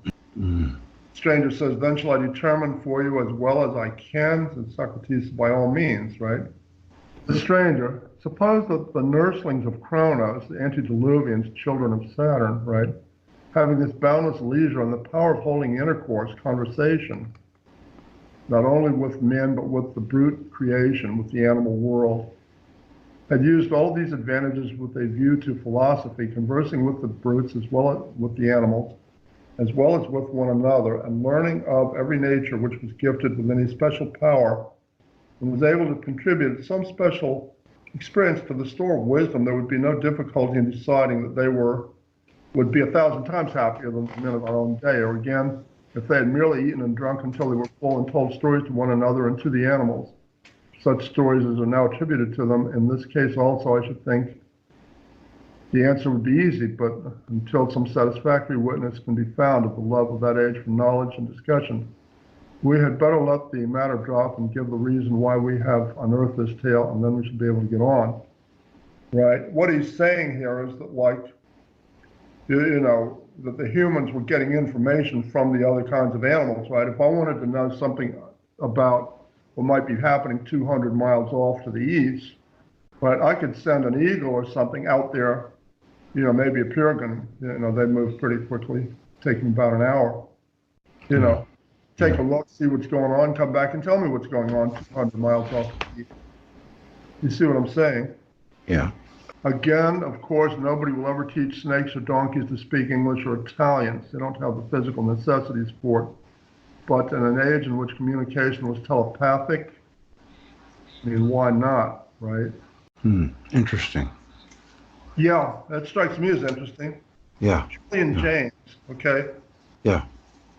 Julian Jaynes, like Velikovsky's Worlds in Collision, Julian Jaynes' Origin of Consciousness is foundational to comprehending ancient history. And I regard these two scholars, Velikovsky and Julian Jaynes, as the two supreme scholars of the 20th century.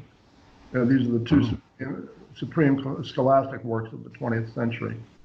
Okay, so we're going to talk about Julian Jaynes a little bit here. And this involves a little bit the theory of evolution, right? Jaynes was a committed evolutionist, but that doesn't, you know, that doesn't really impact his findings, right? Now, his findings are valid enough. You know, the way he might have interpreted these findings might be suspect, right? But, you know, just the findings themselves are overwhelming. Julian Jaynes was a psychology professor and amateur philologist. Have you ever heard that word? I have, yes. I've heard it before. It's a language. Somebody who studies ancient languages and culture, right? And it has to be an avocation. I mean, there aren't any jobs like that. That's what Nietzsche used to do for a living. An amateur philologist at Princeton University, whose main interest in historical questions involved Homer's Iliad and other literature from the same time period. Reading through such materials, Jaynes began to notice the curious absence of decision-making in the Iliad. That is, in the old part of the Iliad. There are two parts to the Iliad, right? Got an older and a newer part. In the newer part of the Iliad, people behave much the way we behave, right? You know, they don't have cars and motorcycles, right? But it's like the way they make decisions is similar to the way, you know, the way they think is similar to the way we do. Right. Then other works from the same age, at every point at which you or I would have to stop to consider how to proceed, the people in these ancient narratives are being told what to do by inner voices, which they describe as gods and goddesses. It began to dawn on Jaynes that what we call schizophrenia today, hearing voices that aren't there, was likely the normal state of affairs in ancient times. In other words, what we call schizophrenia, they would have called normal, and what we call normal, they probably would have called retarded. Okay. Jaynes appears to have gone to the experts in neurophysiology at his school with the obvious question: what, if anything, could there possibly be in the human brain that would cause somebody to hear voices for no apparent reason? He didn't think there was much chance they would have any sort of an answer to that. But he figured, what the hell, it couldn't hurt to try, right? And I said, oh, that, yeah, come on over here, we'll show you what that is. And, you know, like that was a simple answer to that. You can imagine the guy's hair stood up and fell over in his face, right? The basic answer was that there actually is a right brain analog to the speech center of the Wernicke area on the left side of the human brain. For all intents and purposes, this right brain analog of the speech center appears to be a neurophysiological equivalent of the human appendix. It serves no apparent purpose. However, when this right side analog area is stimulated with electrical probes, as is sometimes done in experiments with epileptics, more often than not, patients claim to be hearing voices as real as if somebody was speaking to them.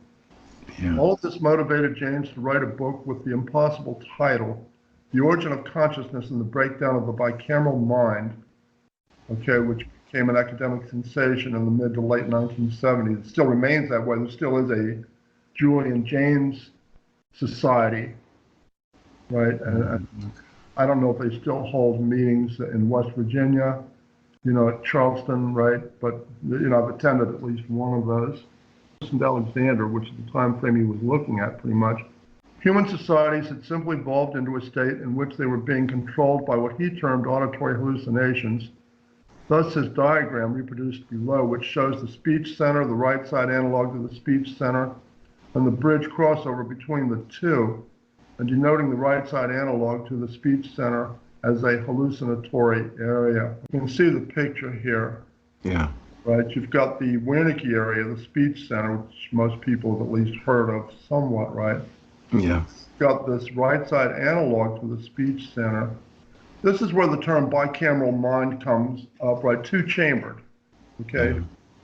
The breakdown of the origin of consciousness and the breakdown of the two-chambered mind, or the bicameral mind. Yeah. Nobody can remember that. Just go to, get on Amazon and type in Julian James or consciousness, right? I mean, that'll turn something up, right? Ancient literature includes descriptions of things outside of our experience, including descriptions of religious practices intended to communicate directly with the spirit realm.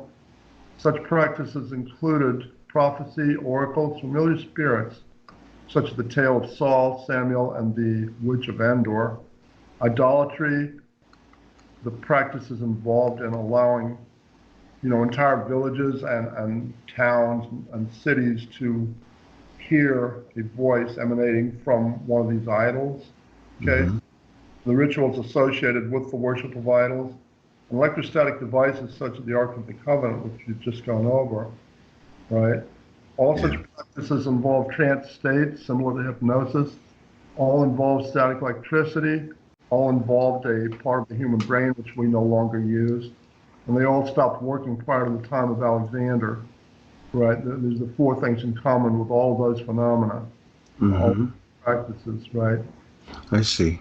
Yeah. So they James, were using that side of the brain to do what they no longer can do. James' book is largely an attempt to explain those kinds of phenomena. But he neglects the history of the world prior to the books of Moses, that is, the question of Genesis and the question of the origin of language.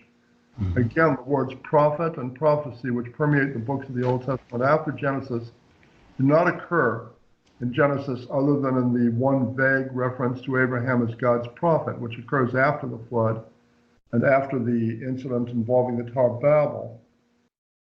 What does the story of the Tower of Babel mean?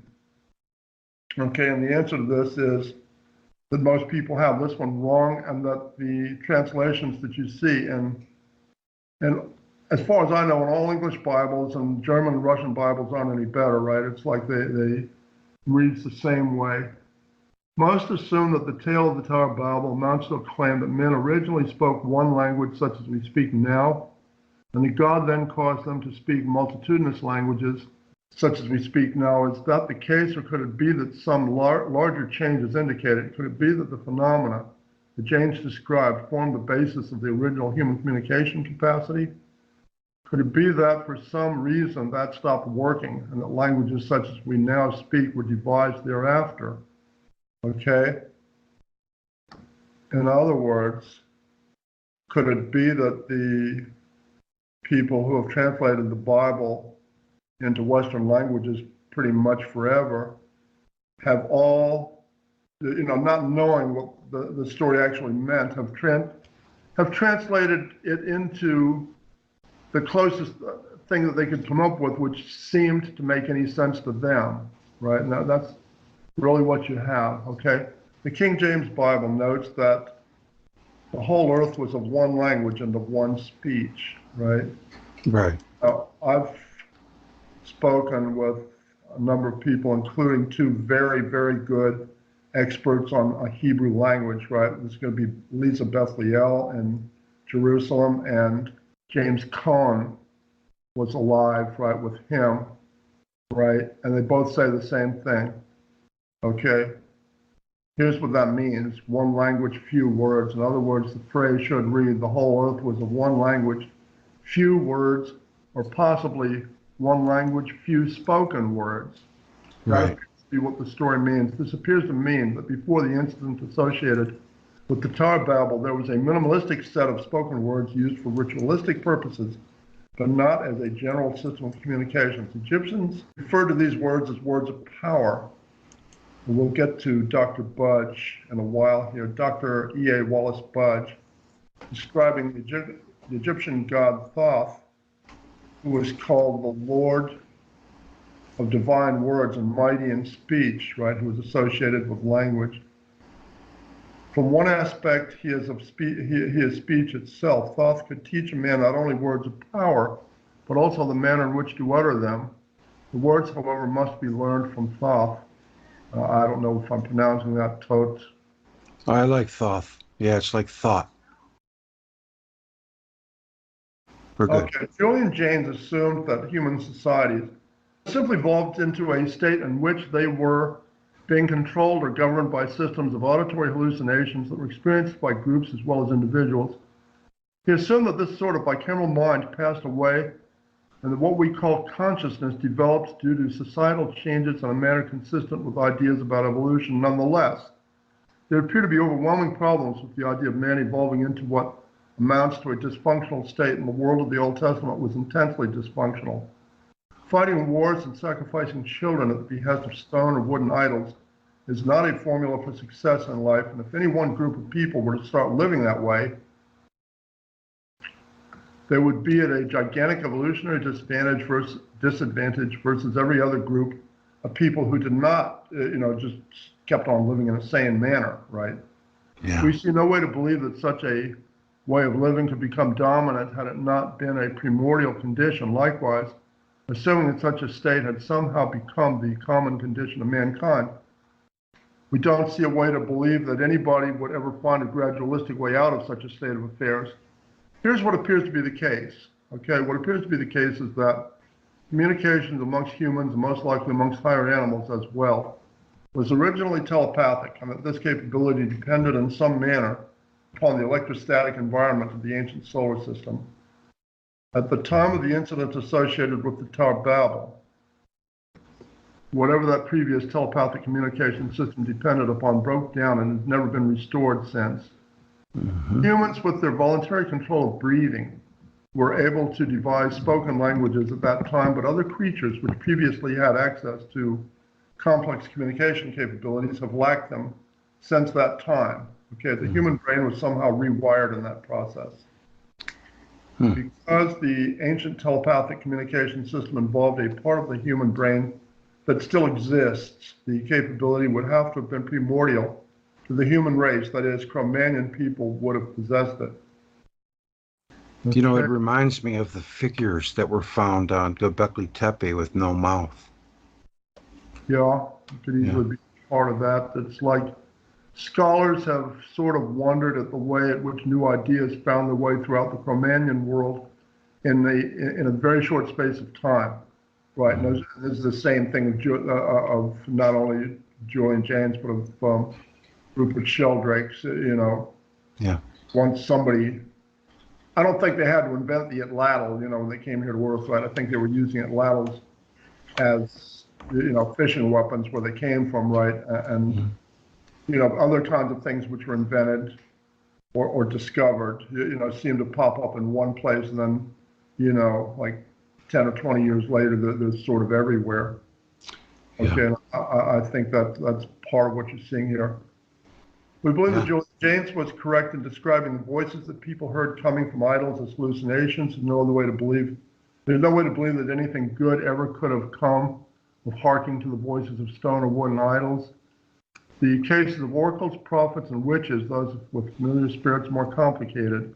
Entire nations appear to have run for centuries on information coming back from the trance states of oracles and prophets.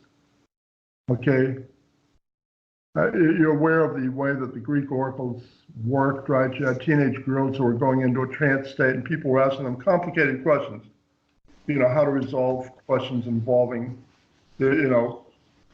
politics or business or whatever, right? And Right. these teenage girls would have absolutely no way of knowing an answer to any of these questions. Nonetheless, the answer always came back immediately. They didn't have to think about it, and the answer was always right. This went on for That's centuries. amazing. Yeah. That went on for centuries, right? And then when all of that stuff finally collapsed, as you read in Zechariah, right, the information turned into mush, and it became dangerous to listen to them. It became dangerous to listen to prophets, to oracles, to anything like that. It became dangerous to try to make any kind of a decision based on anything which you might have thought had come back from this Ark of the Covenant as well. Yeah. You read in Zechariah, okay, it shall come to pass that when any shall yet prophesy, then his father and his mother that begat him shall say to him, thou shalt not live, for thou speakest lies in the name of the Lord. And they're just going to thrust him through with a spear or a sword or something, right? So you're going to kill the kid. Yeah. In other words, thou shalt not suffer a prophet to live either, right? Presumably, somewhere around the time of the Trojan War, man's ancient communications capability came to a final end, and the last vestiges of it died out. In historical times, you get something very rare where there's some vestige of this, right? But it's not reliable and doesn't go on working for very long. That's the story of Joan of Arc. Okay, the Roman Church, whatever they lack in celibacy, they make up for in thoroughness, right? They investigated Joan of Arc for 400 or 500 years. I think, so, I could be wrong, I think it's somewhere back around 1950 or thereabouts that they, granted sainthood to Joan of Arc. That's sort of an interesting story. Yeah, to this day, we still have mediums and psychics and fortune tellers. And Yeah, okay, but I'm saying that it's not reliable, to the extent that anything like that exists at all, it's nowhere close to being reliable. You can't base decisions on anything like that. People have gone for centuries and they were basing decisions on right. kind of information. Yeah. Julian Jaynes was a committed evolutionist. He wanted to believe that the phenomena he was investigating all involved what he called auditory hallucinations. Nonetheless, at least at one point, he stopped just short of being forced to believe the real information was involved in these practices. Here's Julian Jaynes' word. This is interesting, right? Oh, yeah. The obdurate rationalist simply scoffs plena Dio. Indeed, just as the mediums of our own time have always been exposed as frauds, so these so-called oracles were really performances manipulated by others in front of an illiterate peasantry for political or monetary ends, but such a realpolitik attitude is doctrinaire at best. Possibly there was some chicanery in the oracle's last days, perhaps some bribery of the prophets, those subsidiary priests or priestesses who interpreted what the oracle meant, but earlier, to sustain so massive a fraud for an entire millennium through the most brilliant intellectual society and civilization the world has yet known is impossible. It's just impossible. Nor can it jive with the complete absence of criticism of the oracle until the Roman period, nor with the political wise and often cynical Plato reverently calling Delphi the interpreter of religion for all the world. Okay, so here you've got a committed evolutionist saying that if you really look at it hard enough, it appears as if these prophets must have at one point have been dealing with real information. They're getting real information between our world and the spirit world, is what the guy just said. You understand what I'm saying? That's a big deal. Okay. Yeah. Ghost stories in the Bible, okay? That's the next little Segment. Yeah, there's a half dozen or so stories in the Bible about people being heard from after they died. 3 of these stories are common: the stories of Jesus himself, Lazarus, the tale of Samuel, Saul, and the witch of Endor. Several elements of those stories match up so closely that they make a powerful argument for the reality of the stories. Yeah. Since the authors were widely separated in space and time, had no opportunity to get together in a room, try to match those stories up artificially. Gee, we need to get our story straight, like, the deep staters, right? I mean, we'll be hearing that in the near future. Each of the instances was seen by enough witnesses that the story cannot simply be written off, okay? Yeah. In no case was it possible, these are things that these stories have in common, in no case was it possible to believe that anybody ever came back from the dead in a real dead body. If you want dead bodies walking around, the religion you want is voodoo. Mm-hmm. Okay? I Yeah. mean, nonetheless, the experiences of witnesses was indistinguishable from what you might expect if the person had in fact come back in a human body, in a dead human body, down to the detail of nail holes in the case of Christ himself, as for the witness of Thomas. Okay? So these people have basically just walked through a portal of some sort into a larger dimension of reality. That's really what you're reading in these stories. All of these events were temporary. This is the final thing that they all have in common, lasting a few days or a couple of weeks. Nobody ever stuck around for another 10 or 20 years after coming back from the dead, right? Right. It's Lazarus. There isn't any second part of the story which says, like, and Lazarus, lived for 33 years after Yeah. restored from the dead by Jesus. Right. Jesus married Sheila Goldfarb, and they opened up a delicatessen in Jerusalem, which is here to this day, right? You don't read that part of the story, right? Yeah. Again, the interesting thing is these stories are widely separated in time and place. There's no way to believe the authors ever got together in a room to try to get the details to match up. That argues against thinking the story to be fanciful. In the case of Christ, you have the apostles to the man going to the deaths rather than deny having witnessed the resurrection. One person going to his death for a cause which he knew to be false might or might not be believable, but 11 out of 11, excluding Judas, okay, there's no way, that's impossible. Final piece of this whole thing is the question of the old kingdom of Egypt and the notion of Ka. The way that ordinary people experienced this telepathic age, right? Yeah. Here it appears to be the case that, hearing from somebody who had died was not completely uncommon in ancient Egypt. By the day that Jesus was born, it had been centuries and nobody had seen or heard anything like that, right? People were becoming evolutionists and atheists. And basically, Jesus said, like, hey, I'm going to show you guys think that, death is the end of everything, right? I'm going to prove to you that that's not the case, right? I mean, I'm going to simply allow these Romans to kill me in their, in the normal gruesome manner. And then 3 days later, I'm going to come back, right? And if you didn't know about it, you might think that, like, well, maybe a handful of people knew about that. No. This is a major sort of religious movement, right? And in those days, they didn't have the WWF or the NFL or, Hollywood or movies or anything like that at all. Strange picture. Yeah, I know, but like back in these days, in the time of the old kingdom of Egypt, it wasn't uncommon, right? Here you've got a picture of Khnum creating a person, and when Khnum goes to create a person, he creates that person's Ka at the same time, and the Ka, you can see, is pointing towards his mouth, which is basically an indication that Ka, as Julian Jaynes claimed, is a voice, it's a bicameral voice phenomenon. Right. Egyptians of the Old Kingdom believed that when the god Khnum created a person on his potter's wheel, he created the person and that person's Ka at the same time. That's what the picture shows. Okay. Ka was the most major idea in Egyptian religion. Adolf Hitler, made a number of interesting statements about lies and big lies, infamously noted that normal people are apt to lie in small things but do not tell gross or infamous lies. And the principle seems to apply here. That is, the idea of Khnum making people on a potter's wheel is obviously fanciful, but could the most major idea in Egyptian religion and practices be total fiction? That's pretty far-fetched, right? We're going to examine that question in order to get a realistic picture of what the term Ka meant. We're going to look back at the item from three. We're going to look back at the notion of Ka from three separate angles.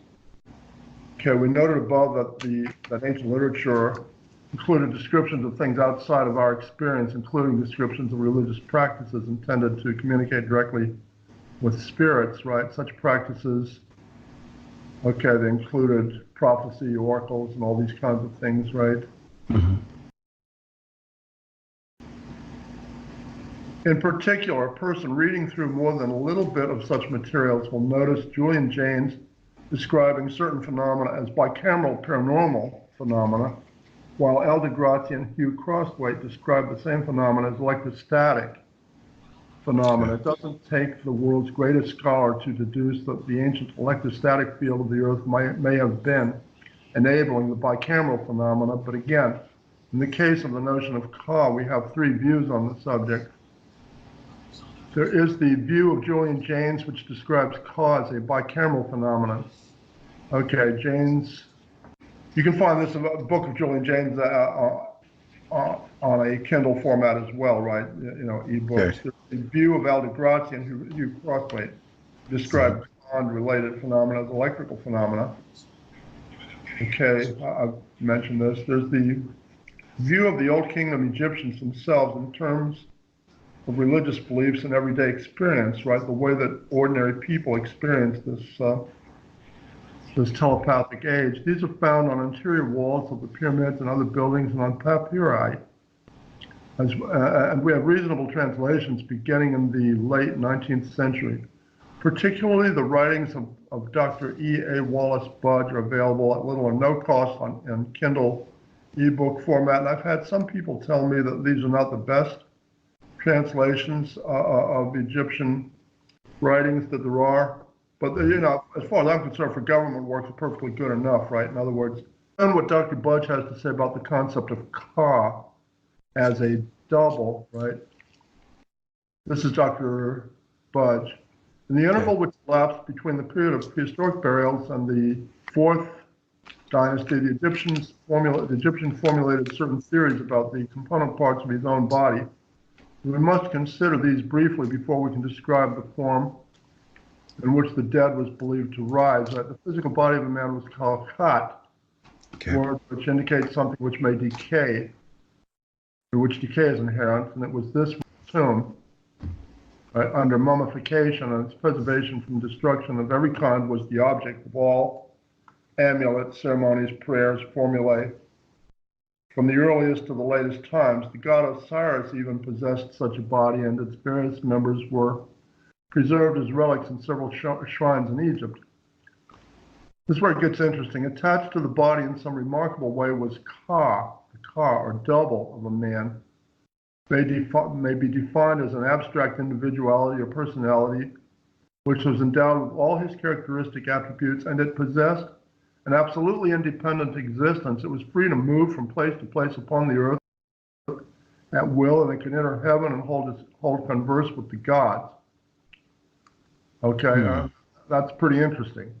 Okay, and also presumably with people living on other worlds. The offerings made in the tombs of all periods were intended for the nourishment of the Ka, and it was supposed to be able to eat and drink and to enjoy the odor of incense. In the earliest times, a certain portion of the tomb was set apart for the use of the Ka, and the religious organization of the period ordered that a class of priests should perform ceremonies and recite prayers at stated seasons for the benefit of the Ka and the Ka chapel. So they have a Ka chapel, at least for the case of rich people. Right now, whether you or I would ever have a Ka chapel for ourselves is sort of questionable.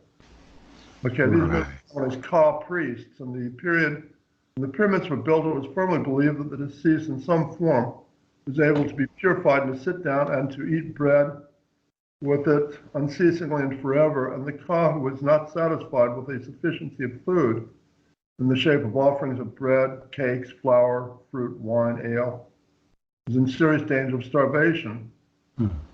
Similarly, John chapter 12 notes, then Jesus 6 days before the Passover came to Bethany where Lazarus was, which had been dead, whom he raised from the dead.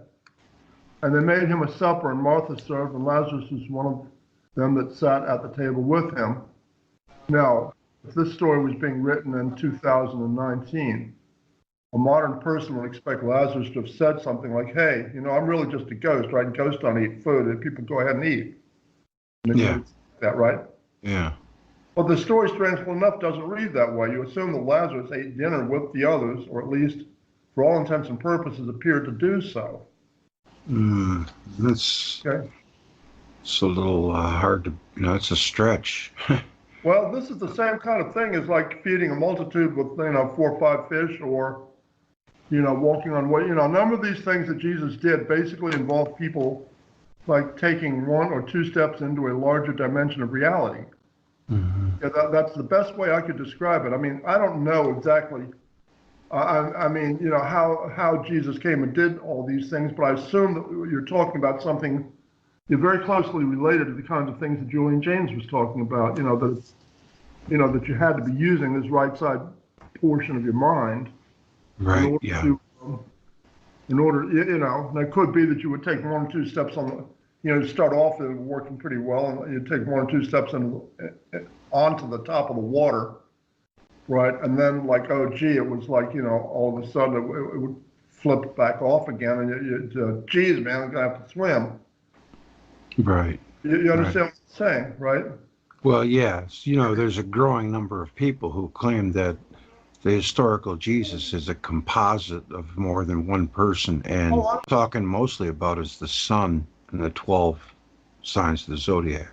Yeah, okay, I don't believe that at all. There are too many things about Jesus which are completely different from other religious leaders. Yeah, right? I didn't say I agreed with it. I just said that there's a lot of people that, and they do have an argument. Right. All of the scholars from the late 1800s who were looking at these questions noted that Ka was a very strange concept for moderns to come to grips with, and was difficult to translate exactly, but the most common translation was and remains double. Mm-hmm. Double incorporated something like the normal modern notion of a spirit which survives after a person's death, but it was more than that. As Dr. Budge notes, this double served as an alter ego of some sort, which is both attached to and separate from the person prior to death, and could seemingly neatly resolve the problem which people occasionally face of needing to be in 2 places at the same time.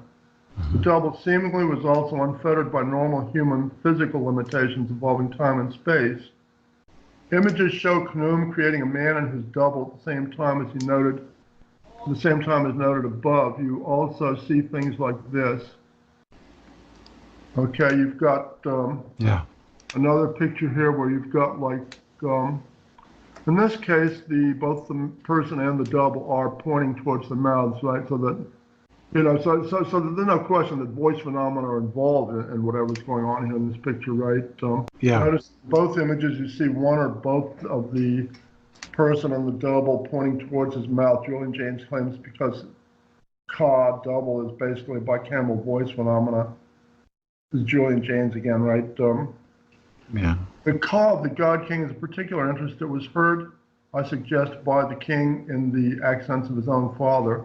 It's heard in the hallucinations of, you assume he's always dealing with auditory hallucinations, of his courtiers as the king's own voice, which is the really important thing. Texts state that when a king sat at a meal and ate, his Ka sat and ate with him. The pyramids are full of false doors, sometimes simply painted on the limestone walls, though, through which the deceased god King's Ka could pass out into the world and be heard, right? It was only the King's Ka, which is pictured on monuments, sometimes as a standard bearer holding his staff, the staff of the king's head, and the feather, or as a bird perched behind the king's head.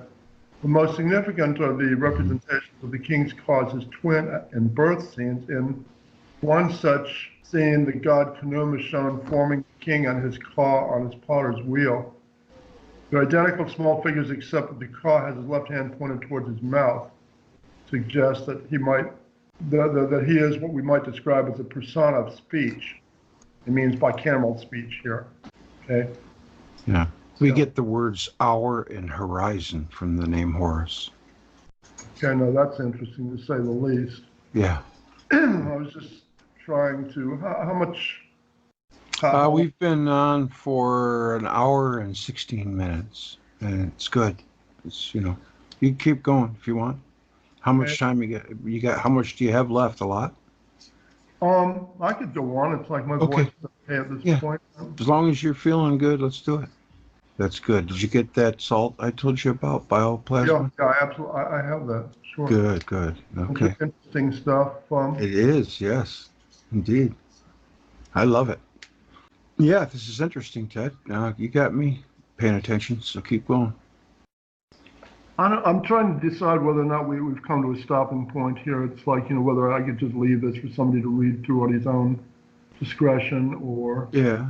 Let me just read this one little bit here. It's Okay. like, again, James assumed in all cases that such voices had been auditory hallucinations, and he did not seem to like entertaining the idea that more than just voices might have been part of such experiences. He notes that, Julian Jaynes, if we could say that ancient Egypt had a psychology, we would then have to say that its fundamental notion is the ka. And the problem becomes what the ka is. Mm-hmm. Okay? We can imagine a worker out in the field suddenly hearing the ka or hallucinated voice of the vizier over him, admonishing him in some way. This only works if you're talking about real information. If this guy's tripping this stuff, then he's going to end up doing stupid things out there in the field, right? And it's like nobody's going to be happy. Mm-hmm. Yeah. So what he's saying is that, like, the supervisor could be doing up some kind of a spreadsheet in his office while his car is out there bossing, people. Yeah. That's crazy. So in other words, I don't have this problem of having, not being able to be in two places at one time. That's easy. Yeah. Yeah. That's what we're reading here. Sure, that changes everything. Yeah. If after he returned to his city, he told the vizier he had heard the vizier's call, which in actuality there'd be no reason for his doing. The vizier, were he conscious as we are, would assume that it was the same voice that he himself heard, in which directed his life, right?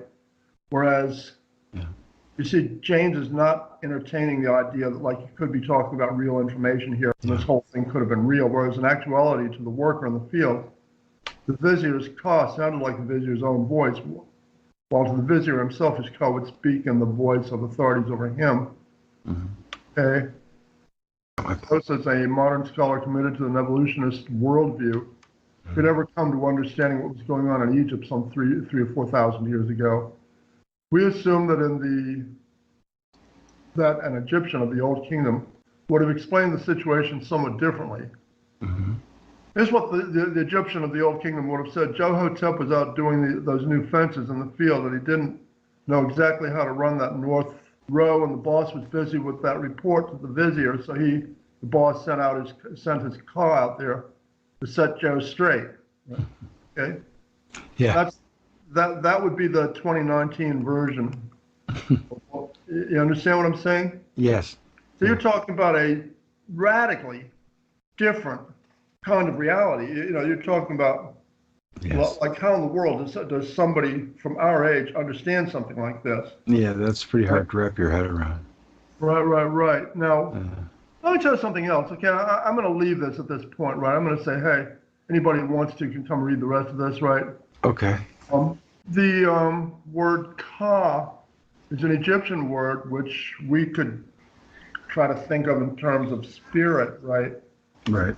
And Hugh Crosthwaite and Aldi Grazia sort of interpret ka as spirit, right? Mm-hmm. And, we've mentioned this little thing which Israelites called the Ark of the Covenant. Yeah. And if you didn't know better, and if your main of the book that you read most of the time was the Old Testament of the Bible, you think, well, it must be that Israelites were the only people that ever had one of those. Right. That's what you would think, right? Mm-hmm. Aldi Grazia says no. He said that these things, the word ka became a common word around the Mediterranean basin. Everybody borrowed the word, right? Okay. And that people in Italy and the Etruscans and in other parts of the other, well, I mean, you read the Bible and it appears as if other people living in the immediate neighborhood of the Israelites didn't have these, right? No. Other people did. It's like Aldi Grazia says the Etruscans had these things. They call them ka-mir, which means spirit catcher, right? Mm-hmm. We use that same word today, camera, right? Right. For almost exactly the same thing. Yep. Yeah. Isn't that a kick in the head, right? We still, the word camera originally meant spirit catcher, right? Yeah, I've heard that before. Yeah, that's true. It does. Yep. That's something. And then I think about those guys with the great big skulls found in South America, too. There's something going on with that. Right. Now, look, it's like you've presumably been picking up my screen all during this. Yes. I'm assuming that our little It's all Yeah. recorded. The recording session is ended here. If you don't have my screen, I don't think we have to redo this whole thing. What I think you can do, No. what I think you can do is just, you got to make a video, right? It's like you can simply, bearforbrief.org. Yep. Okay, but you know what this is? I mean, this just links Yeah. directly. It's one file. You don't have to go looking around. Like I say, I think I've got this organized like a whole lot better. Mm-hmm. Oh yeah. Yeah. And Yeah. I It was think good. should be- and you've also got you've got all of your images which you've used for the previous attempt here. This Yeah. should be fairly easy. I mean, it should be. Right. Yeah. I mean, I didn't think that video was that bad. I just think that this one will be better. Yeah. Oh, I Yeah. think so. I was not happy at all with the video. No, I know you weren't. I knew you wouldn't be. I wasn't. I could see that it was. We'd had to restart a couple of 3 times, right? And then Yeah.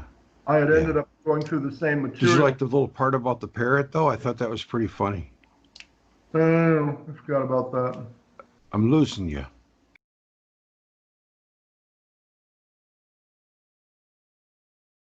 I'm sorry, I forgot I don't about hear that. Hello? Oh, there. You're back. Okay. What? Well, you may want to simply take that part out of your previous video. You could do that. Yeah. Yeah. There. I thought about that because that's really entertaining. That parrot, Einstein. Okay.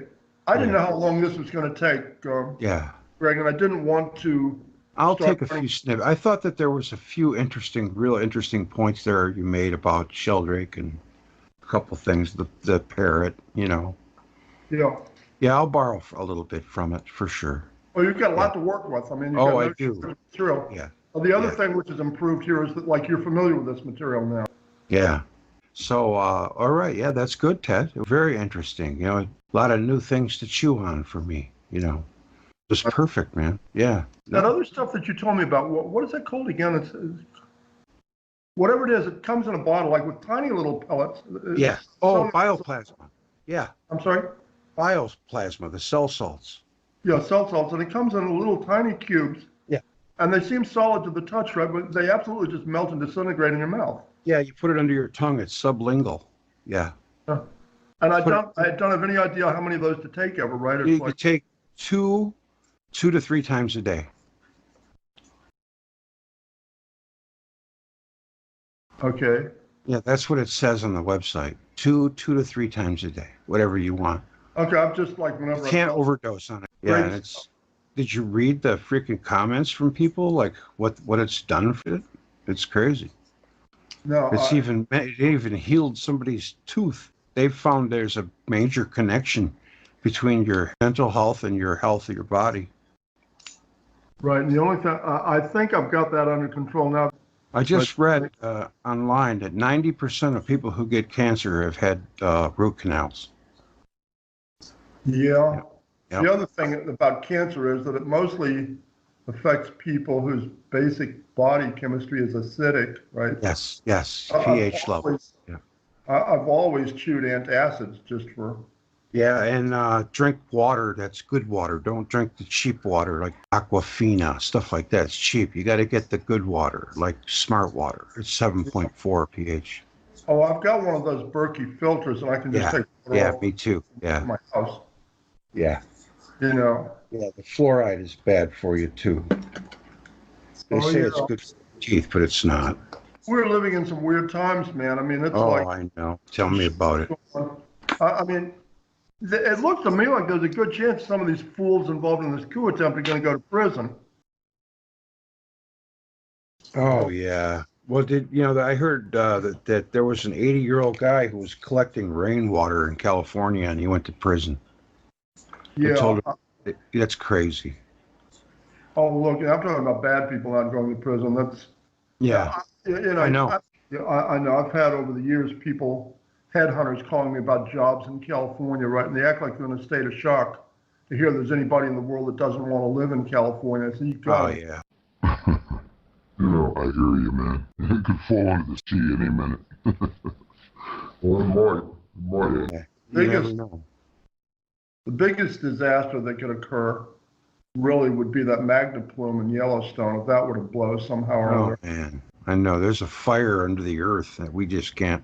We have no control of. Let me tell you Anytime something you do. Let me tell you something you can control. I'm telling everybody to to collect like about 6 months worth of very cheap, simple food. Yeah, I read that. Rice, Yeah. rice and beans and Yes. every kind of thing like that, and macaroni and Yeah. and stuff to flavor all that stuff, right? And just well, because you don't know what the hell is going to happen, like with the situation. I don't know what you want to call it. Solar, right? No. Talking about all this flooding.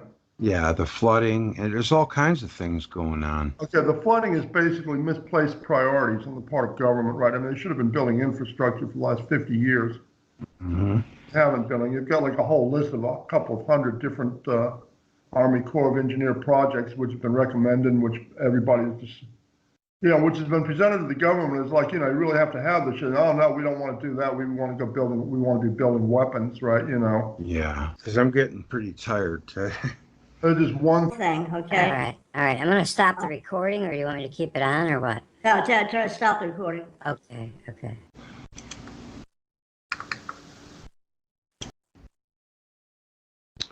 All right. Yeah. Okay. Thanks, Ted. I had a good time, man. And we'll talk soon. Good enough. I'll catch up with you later next week. It's like always a pleasure. Let me catch you a bit later here. Same here, buddy. Okay. Take care now. Take care. Goodbye.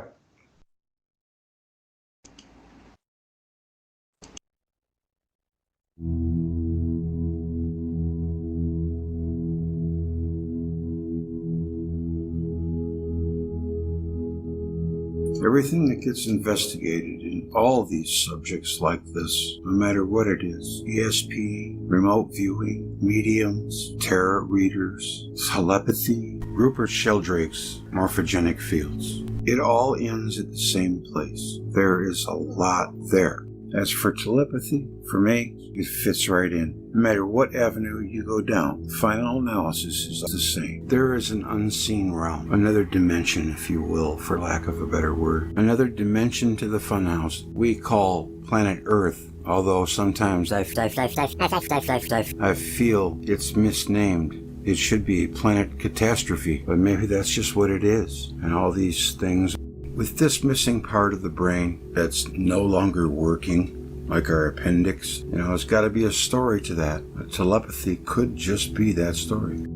I've always had this sort of loose theory about sleep. I had this feeling that every so often, so many hours or what it is, I don't know, but every so often our soul and our spirit have to merge so that the information from that day can be downloaded and saved, just like a computer. I have had a neurologist tell me that we actually do our learning in our sleep, not while we're awake. I think our species and our planet had many, many other different incarnations in the past, life forms that we have no idea of, and they had more power at their fingertips than we do. The atmosphere, static electricity was probably through the roof.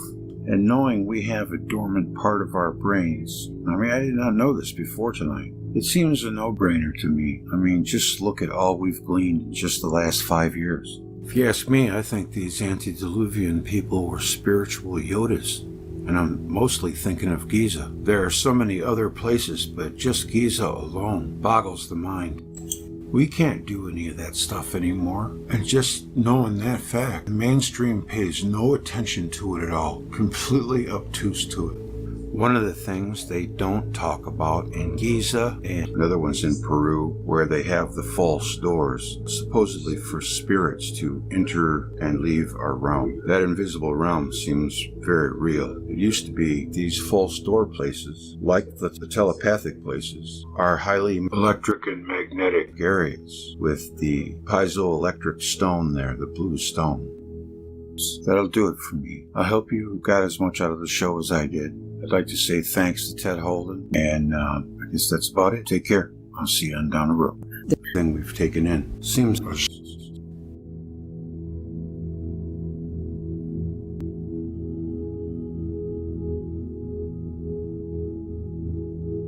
Rupert Sheldrake attended a conference, a Thunderbolts conference in Laughlin, Nevada, like about July of 2001. Mm-hmm. Right? And he told us a number of stories. This guy's wonderful to listen to. He told us a number of stories, including one, which he said was the strangest case of all. He said Normally, I wouldn't tell I've got one of these stories which is so weird. He said, I get people coming up to me with animal stories all day long, right? And he said there's this one story which you normally wouldn't tell people about because it was just too weird. The people were going to think he was just, had just been smoking too much reefer or something. He said, you people all look pretty weird, so I'm going to tell you this story, right? I assume I'm I'm with kindred spirits here. He said, yeah, this lady named Morgana, I forget her last name, right? She lives in New York, who, as part of a study involving one of the universities in New York City, had raised 2 African gray parrots as if they were children and not birds, right? Okay. Like, how close can we come to actually having, one of these parrots speak English and not just sit there and memorize words, right? The African gray is the brightest of all parrots, and you've got this one African gray parrot. It's not clear to me whether Einstein actually speaks English, but it's like, he's close to it if he doesn't.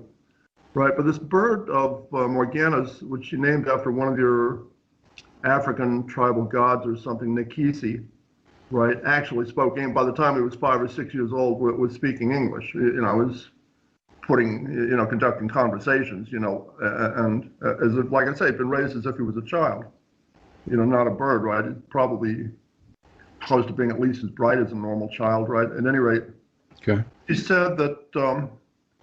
So no sooner did he get to where he had a fairly decent mastery of English than something else started happening, right? It was as if he was reading her mind. She said this was driving her crazy, that she would think about doing something and the bird would look at us, no, I wouldn't do that. That's a bad idea. Really? You can imagine.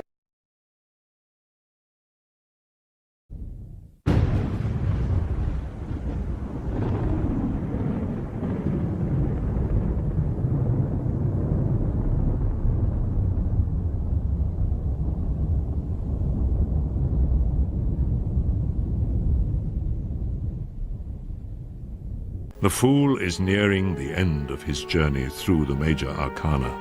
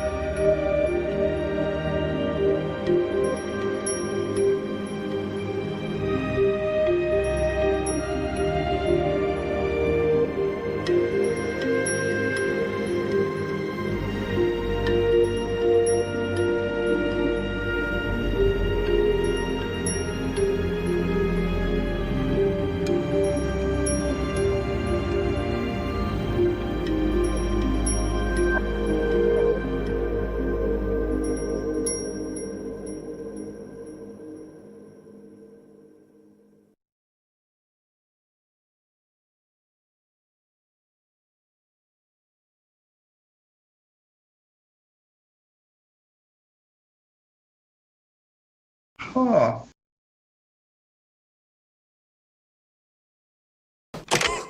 Groovy.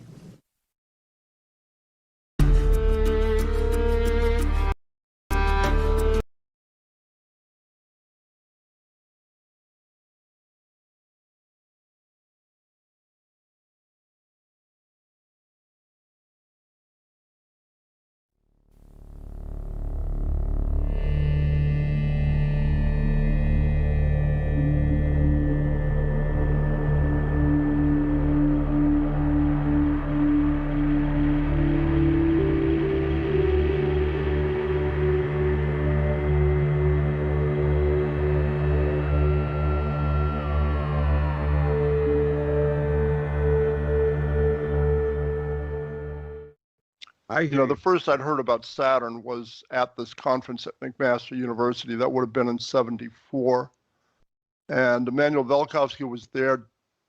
The Talbot brothers were there, David and George Talbot, right? Everett Cochran. It's not like EV, it's Everett. Cochran was there, and a number of the people whose names you've become familiar with were there. And it was the first time I'd heard people talking about Saturn, and what had actually happened was that Velikovsky had originally meant for Worlds in Collision to contain information about Saturn. He was talked out of it, right? I mean, it was like the book was just too much as it was, right? I mean, it wasn't going to get any sort of a reasonable reception. And, it didn't.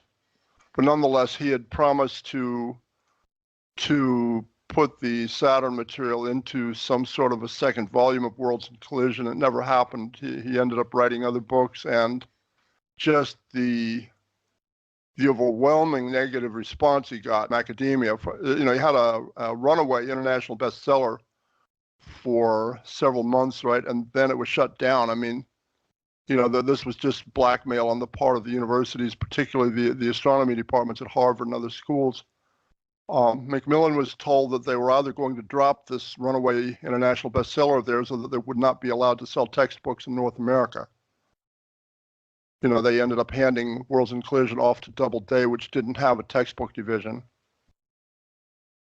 That's a sort of a crazy story, right? You had somewhere around that same period of time a kind of I don't know what you would call it exactly. It was a meeting where you had Carl Sagan and you had Velikovsky and you had a number of other people, right? And it was really sort of a witch hunt. I mean, Velikovsky still was not given any sort of a fair hearing.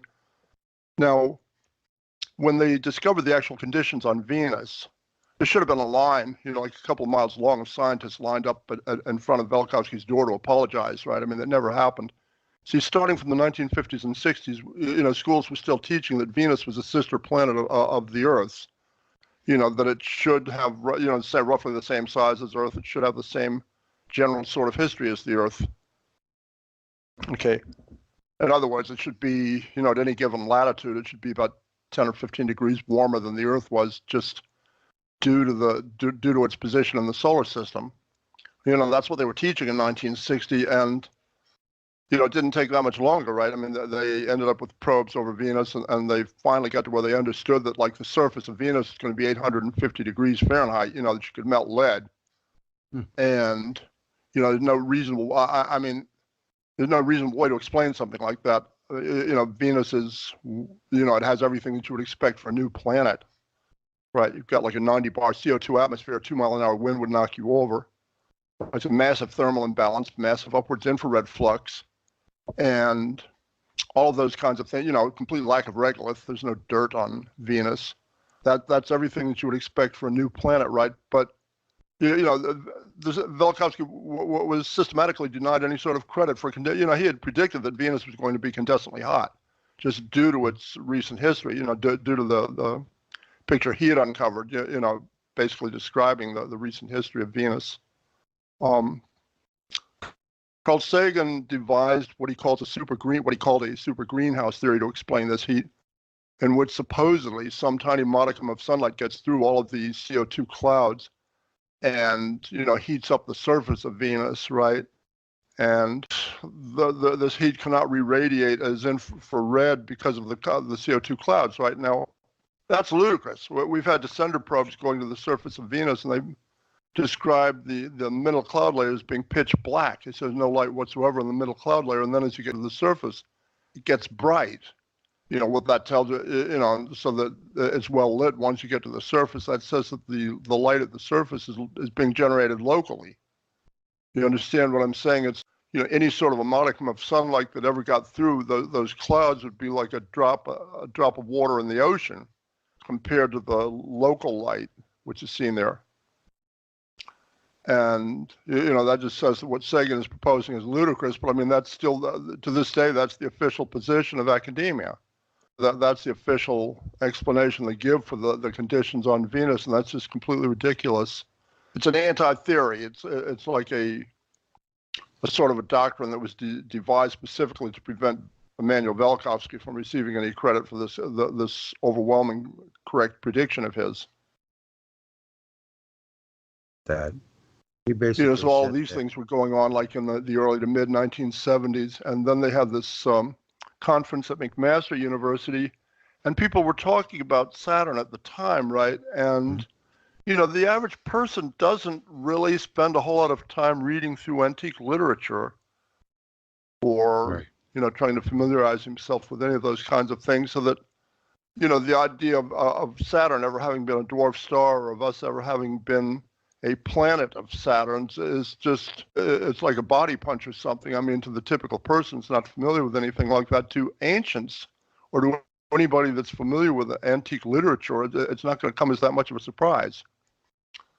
Okay, Right, exactly. you've got basically remnants of this this previous system all around us, right? We still call our Sabbath Saturn's Day, right? The most major Roman religious festival was called Saturnalia. Got classical authors, Hesiod, Ovid, both claiming that you'd had a golden age when Kronos, or Saturn, was the king of heaven, followed by the flood, followed by a silver age when Jupiter was the king, Zeus was the king of heaven, followed by roughly the age of the Trojan War. And then our present age is, right? Our present age is called an Iron Age. In the same language, what do they mean by the king of heaven, right? Well, in the same language, our sun is the king of heaven now.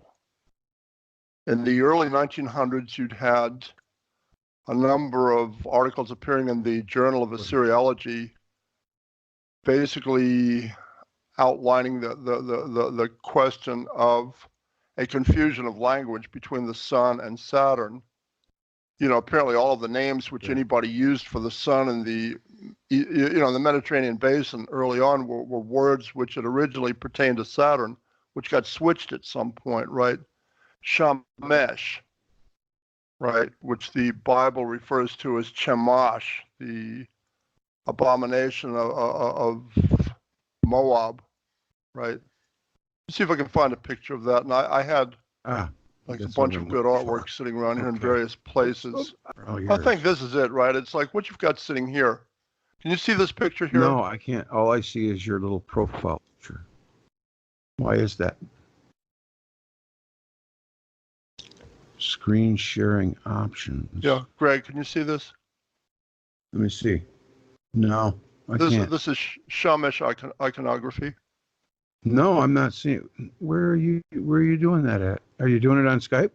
Yeah. There you go. These are Shamish glyphs from Babylon and surrounding territories. You've seen this? Oh yeah, the Scenaria Benaria, I've seen it, but not on your website. I haven't gotten there yet. Okay. Shamash was like the Moabite version of Saturn, right, or Kronos, and what you're seeing here is completely different from our present sun, right? There's no way that anybody would look at our present sun and then draw a picture like this. It's something else entirely. It sometimes shows like this, I mean, where you have like a pillar of some sort, which is represented by a person or a god here in this picture. Or sometimes you'll see the ancient star sitting on some sort of a pedestal, right? Now, or something like this, right? What you're seeing in the form of the pedestal here, what the Egyptians called Shu, or the pillars of Shu, is this electromagnetic column of light which you had going between Saturn and Venus and Mars and Earth, right?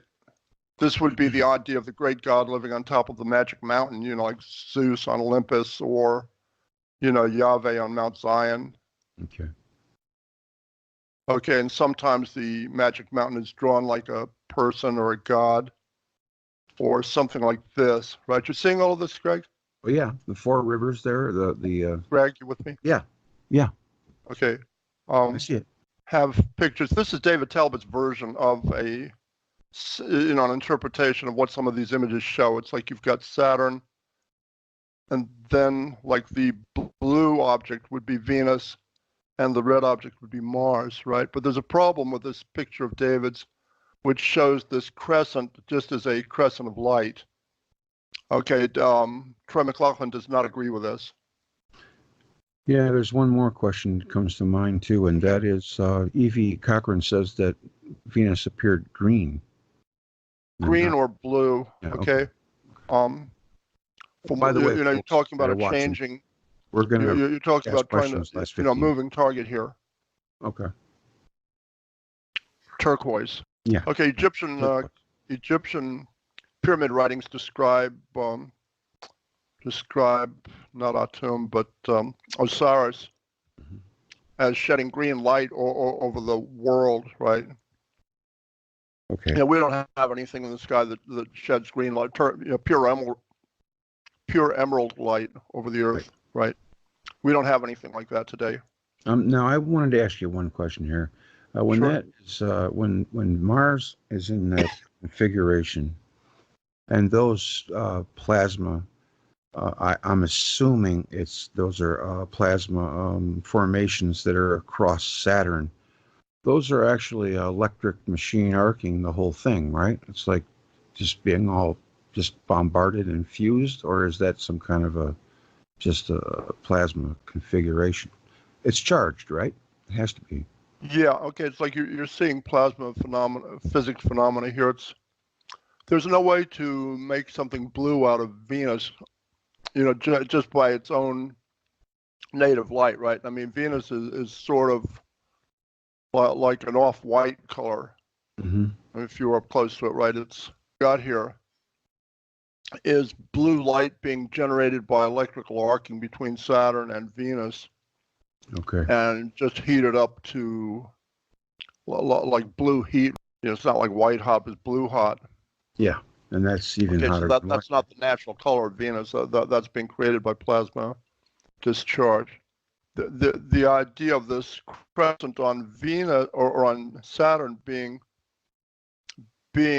reflected sunlight, you know, reflected sunlight from the sun, is problematical.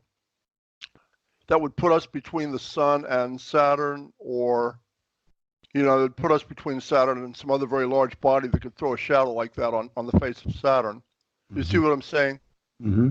You know, that, in other words, Troy has a big problem with that, and, you know, I have a problem with that. Now, the other thing that you might try to argue, you might could try to claim that blue object is Uranus or Neptune rather, and not Venus, but that has all kinds of problems. I mean, you don't really want to go there.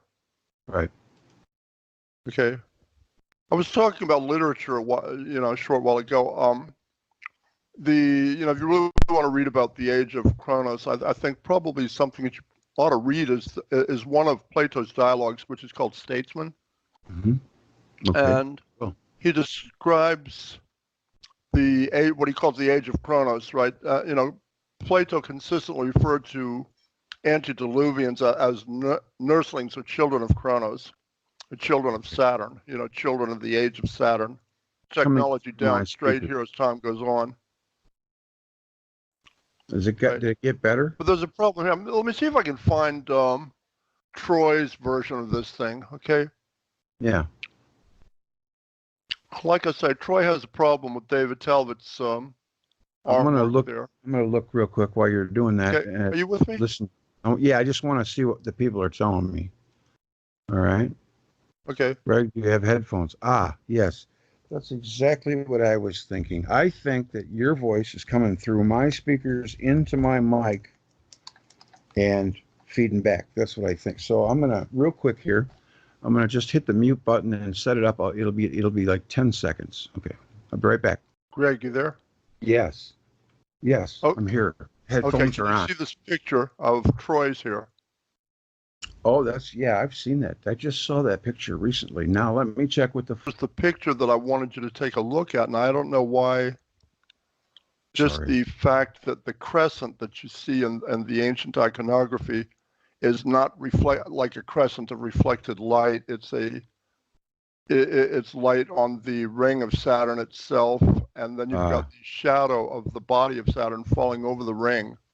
Yes. Yes. Okay, because of the tilt inclination. I got it. Okay. Okay, this is Troy's version of the ship of the morning, ship of the evening, ship, midday. The same kind of a thing that David Talbot describes. Okay. Other parts of David Talbot's analysis, I think, are golden, right? His analysis of the white crown of Egypt, what caused that, I think was as good as you could hope for. Mm-hmm. Right? Yeah. We were talking about different versions of a Saturn theory. There are about a half dozen versions of a Saturn theory floating around out there. The only thing that I believe is absolutely certain is the fact that 30 or 40 years from now, some version of a Saturn theory will be generally accepted. Now, the only question is which version. Right. And you've got several of these, and I don't really have, we've got like maybe an hour here or something. I mean, I don't made into a presentation. I mean, right. As far I know as that. I know that. We're just kind of flying by the version seat. versus Talbot's version versus John Cook's version versus. Well, how about if I could just versus Troy's something. my version versus give people some idea of like the versions of these things that exist and where to go looking for them. Go ahead. Okay, you've got Velikovsky's version of a Saturn theory, which you could find just searching on Velikovsky and Saturn on the internet, right? That'll turn up. He was going to originally make that part of Worlds in Collision. He was talked out of it by Macmillan. You've got that. You've got David Talbot's, theory, which began with a book called The Saturn Myth. Mm-hmm. Let me see if I can find something just to give you an idea of what that looks like, right? Mm-hmm. Yeah, I've got that. Okay. You've got a little clasp here. Can you see this picture? You've got like what the Egyptians called a shenbond clasp, which shows like a golden body of something or other, and then a blue body, and then a red body, right? It's like Saturn, Venus, and then Mars, right? And this is like for a coat or a cape or something. Yep. Okay, so that in Egyptian artwork, this picture is just sort of everywhere, right? I mean, here we go. The Saturn Myth, David Talbot, right? And he's got the he's got the Magic Mountain, right? The column of light, the pillars of Shu, right? And then the ring, and the funny thing is, I mean, this is 1980. David Talbot had this right in 1980, and then he thought that he'd made a mistake, right? He thought that this crescent that he was seeing was always going to be reflected light, but I mean, it's more likely that he was closer to being on the money like in 1980 originally. Yep. He tells the story. Okay, you've got other pieces of the Talbot, Thornhill, Cochrane, Cardona version of this thing out there on YouTube and in various places on the internet. If you just get on YouTube and type in symbols of an alien sky. Yeah, there it is. Okay, here we go. This is what this looks like on YouTube, right? Yeah. This is David Talbot and the people of the Thunderbolts.info group. Mm-hmm. And this is your most major group of people on the internet who talk about this kind of thing. And you're just talking about a very radically different version of ancient history than what is taught in our schools for the most part. Symbols of an alien sky, Saturn myth. Right. This would be, here's another kind of a funny picture here. Discourse on an alien sky. They've got a picture that turns up in Egyptian hieroglyphics pretty much all the time, right? And what you've got is like a star with a ring around it. And then you've got a magic mountain made up out of light, right? But for all intents and purposes, what you're seeing here are lightning forks. As you know, normally when anybody draws a picture of lightning, as artwork, then the lightning forks, the lightning forks should point downwards, right? And these point up. You understand the difference? Anyway, all of this stuff makes for interesting watching and reading here. It's like, that's the David Talbot version of a Saturn theory, right? You've got, let me go back to what I was seeing here a short while ago. Okay, you've got this video of yours, like, you've got the John, he spelled his name J-N-O. The gentleman died here like about a couple of years ago. He pronounced the name John Cook as if it was J-O-H-N, right? Right. Saturn cosmology, and this guy was no dummy, Greg. There are, golden nuggets, interspersed around all this stuff of his. Mm-hmm. He was the one who basically claimed to have done the calculations, which put Jupiter at about 0.7 AU, like in prehistoric times, right? What does that mean exactly? What that means is that the normal situation in our galaxy for dwarf stars or gas giant planets, which are aligned with the main sequence star like our sun, would be to have them in much closer to the main sequence star than Jupiter or Saturn are to our sun now. Okay. Mm-hmm. Now, this brings up an interesting sort of a question. Why would Jupiter and Saturn be where they are now, if they used to be dwarf stars, right? Exactly. And yes. Have you ever heard the name Robert Bass? No, I have not. Okay, one of the best mathematicians of the past century, Brigham Young University, and what is he noted for? The most major argument against Velikovsky, which I used to hear, was that starting from a chaotic situation such as Velikovsky described, it would take millions of years for the system to stabilize and to begin to look the way it looks now. That was the biggest argument. Mm-hmm. Okay.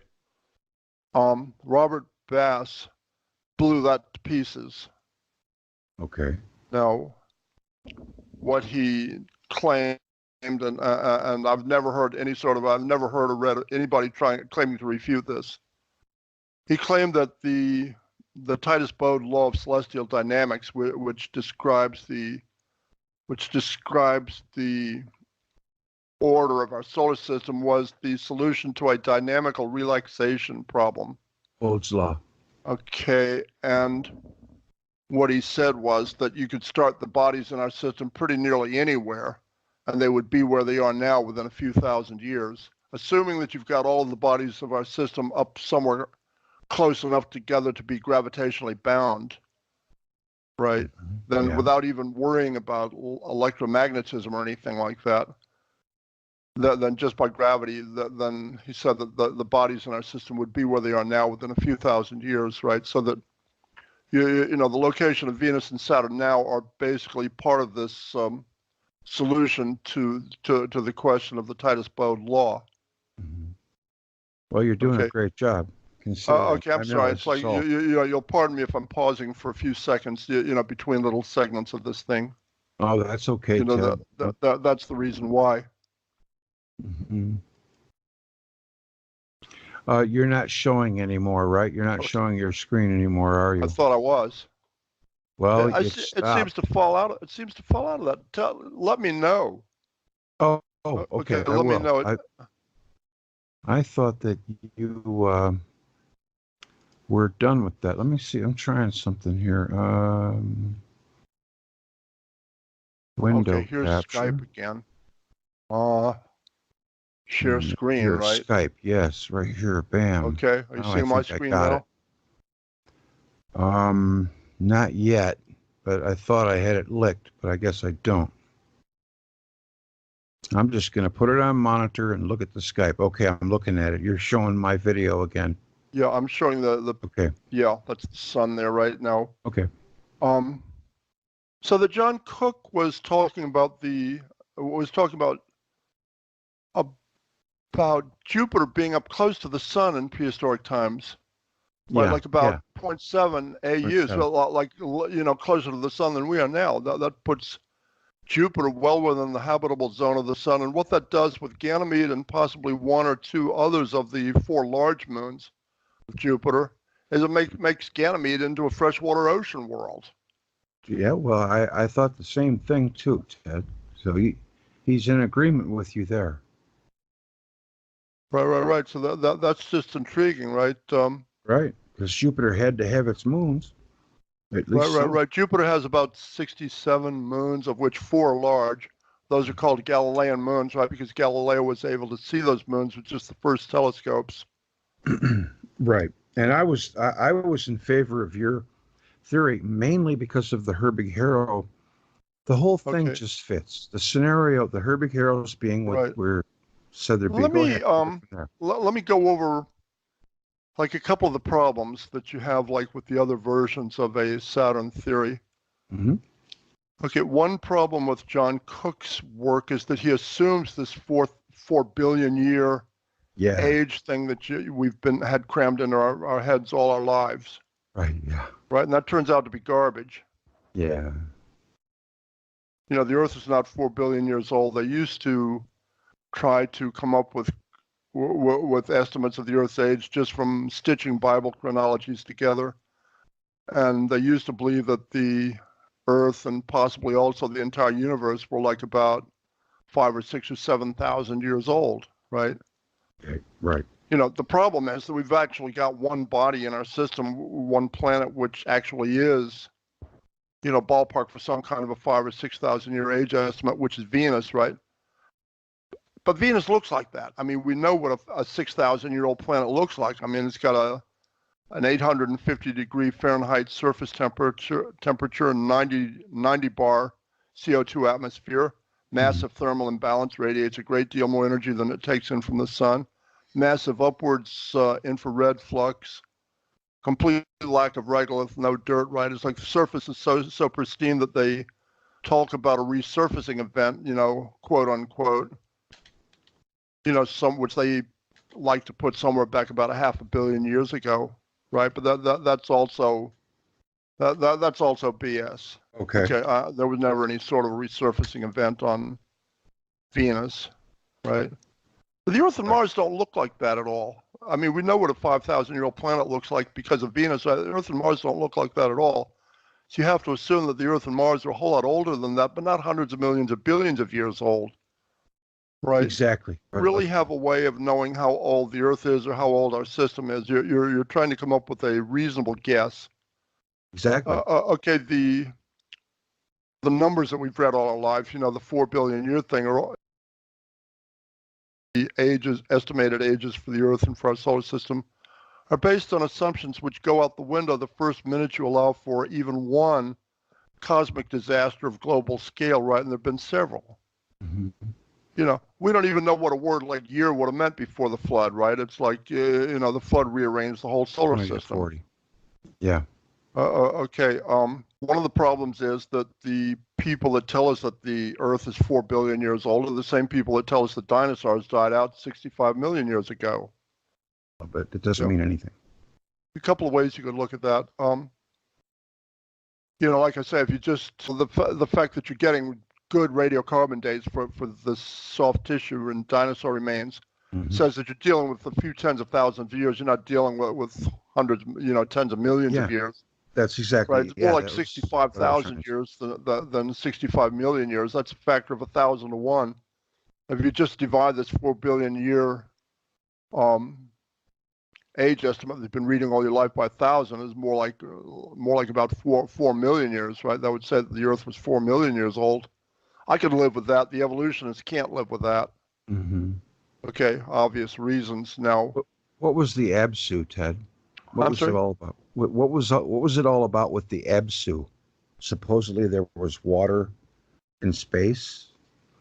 And when it burst, we had our second. Dwarf stars are watery environments. Okay, it's like a dwarf star is going to have a plasma heliosphere, and planets aligned with the dwarf star are going to be inside that plasma heliosphere. The plasma heliosphere is going to have. So I'm watching chat right now. Okay, go ahead.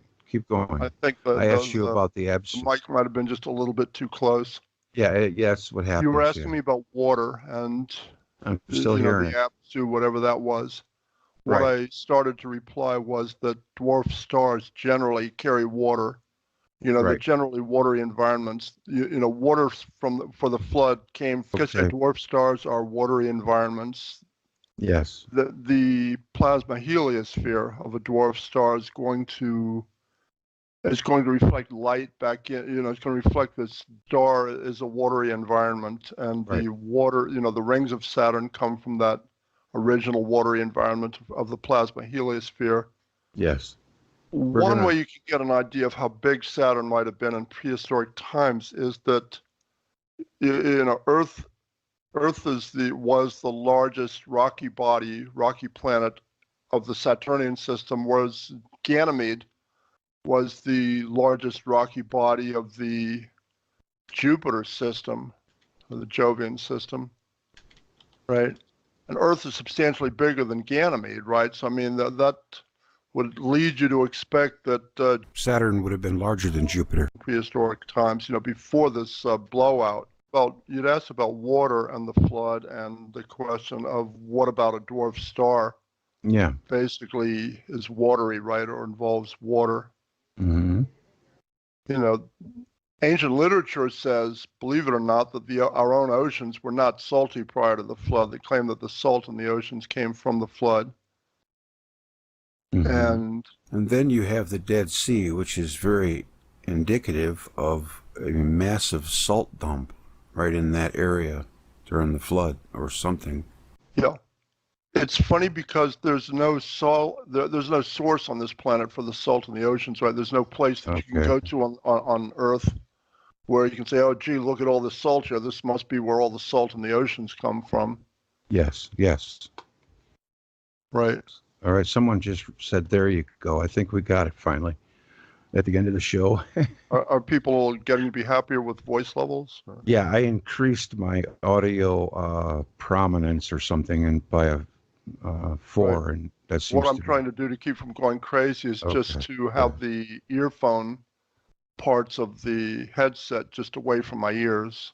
All right, start asking, guys, let's ask questions, like try to take it one at a time. First question that comes up, I'll ask Ted. We got 15, well, we actually got about 15 more minutes to be on, so it's the rest of the show belongs to you if you want to ask questions. If not, Ted can just keep going. It's 10:43. I don't want to go over an hour with the first show because I want them to get better. Where did gold come from? That's what I would say. Yeah. He wants to know if it rained gold. Did gold come from Saturn, Ted? Gold probably is created by electrical arcing. Electrical arcing. Gold is something which can be created by plasma physics phenomena. Gold and heavy metals, it's like most of the, I'll give you one sort of a problem, most of the dating schemes that you read about, for time periods beyond what you can get with radiocarbon dating involve isotope ratios, of heavy metals. But if you think about it, there shouldn't be any heavy metals near the surface of our Earth if you believe, anything resembling standard theory as to how a planet would be formed. The heavy metals should all be near the center. You see, what that tells you is that the heavy metals that we find on or near the surface of the Earth either arrived here via impact events or were created here via these plasma physics phenomena, such as would have created the Grand Canyon, where you have electrical arcing between two differentially charged bodies. You get a planet like Mars too close to Earth, and you're going to get like arc discharge between the two planets, right? You're going to get, the Grand Canyon itself is an electrical scar. It's not something created by water. Right, You've got layers of sediment, which you can see on the canyon walls, right? But those were laid down earlier, right? The canyon itself is not created by water. There isn't any giant pile of debris out where the Colorado River used to empty into the Pacific Ocean. The pile of debris is missing. It's like basically, the material from the canyon simply got vaporized and then blasted into space. Yes, yeah, that makes sense to me. Ria wants to know, what do you think of the magnetic reversal and solar minimum? I'm sorry, do what now? 30 more minutes, okay. What do you think of the magnetic reversal, the pole reversal, and the solar minimum? Okay, I don't have a theory about the magnetic reversal now. What we're seeing now with this impending second, new little ice age is just a fluctuation in the way that a star operates, right? If a star was a thermonuclear engine, as they teach, then you would not have little ice ages. Okay. Right? I mean, it wouldn't exist. Okay. So you don't think that a little ice age is just a fluctuation in the way that a star operates, shockwave. depending on, which could be caused by a periodic increase in strength of the Birkeland current, which powers the sun, or could be caused by the travel of the sun through regions of greater or lesser electrical potential difference from itself, right? Okay. Now, the major ice ages, like the Pleistocene, had cosmic causes. They will not recur. Okay. Okay, Troy's book goes into that, right? Troy's other book, which is called Saturn Death Cult. You're not a cycle guy for Doomsday, then? No, I don't believe in any of the cycle stuff that you read from other authors. I don't believe that anything which has happened to us in the past is cyclic in nature. Okay. Shockwave wants to know, how do you explain the Purple Dawn and its time end of it being 12,900 years ago? Do you think that was the end of it? The whole polar alignment and everything that... Okay, the Purple Dawn would have been the primordial condition of the Earth that would go, from the time that it ended until the beginning of the Earth. That was the primordial condition of the Earth. Yes. Yeah. Okay, the creatures of the Purple Dawn all have the same kinds of huge eyes. Dinosaurs, hominids like the Neanderthal, remaining creatures from the Purple Dawn age. Yeah. Lemurs, tarsiers, bush babies, owls, owl monkeys. When did any number of things all have these same gigantic eyes, right? Yeah. Danny Vendramini's Neanderthal reconstructions are, they're tour de force, right? I mean, artwork, most of what you see, which talks about Neanderthals, describes them as being just slightly different humans, right? I mean, just people that are just a little bit different from one of us. I mean, over the last 70 or 80 years, the Neanderthal became a sort of a poster child for kumbaya pseudo-religion. Yeah. Okay, we're all just sort of alike, right?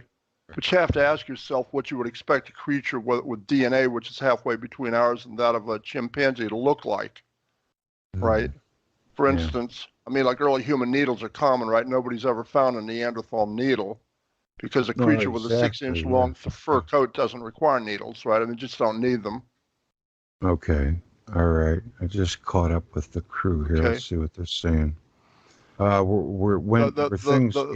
Things were bigger. I'm sorry. It's like the Purple Dawn came to an end with this golden age when Saturn flared and lit up for a period of time, and then eventually the whole Saturnian system was captured and absorbed by our present sun, and from that time, we've been living in proximity to a main sequence star. Most of the planets that you would find in the universe are probably going to be around dwarf stars. Again, I don't think that a planet like Earth revolving around a main sequence star is probably not that common in the universe. Where did we get our moon, Ted? I'm sorry? Where did we get the moon? That I don't know. You see, now that's the kind of thing that John Cook has an easy time explaining. I don't have much of a theory for that one. Yeah. Okay. Yeah. That's okay. Go ahead. That's the kind of thing that bothers me about John Cook's writings. Like the flood occurred. Like at 7:37 in the morning. Like a Friday, the 17th of June, minus 31. Yeah. Right. Well, there might be, there could be a couple ways of figuring things out like that. If a certain celebration or day fell on, then 3 days after that day, this happened. Well, then, I can see where they could say, this time and that day. The most major thing that separates Troy's and my version of a Saturn theory from the other versions that you're familiar with, the question of the Herbig-Haro string and the question of the form. Troy and I believe that our whole system, including everything that we see now, formed up pretty much in one place, right? So that you don't have to explain how Saturn would have just somehow or other wandered into the sun system, starting from the depths of deep space, right? I don't regard that as possible. Do you think it's possible the moon was deliberately placed where it is?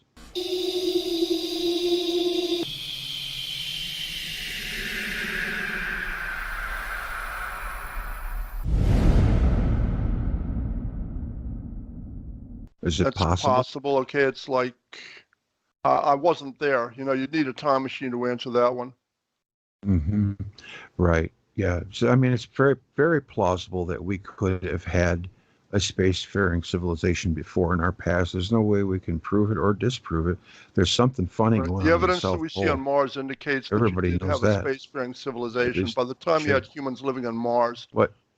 I think Ted just went bye-bye. hang on, hang on. Oh, I can hear you. You're still, you sound like a little android. Hang on. What happened? I don't know. Let me. Oh, boy. What Man. about now? It's getting ugly again, Ted. Let me Okay, hang up and call back. There you are. There you are.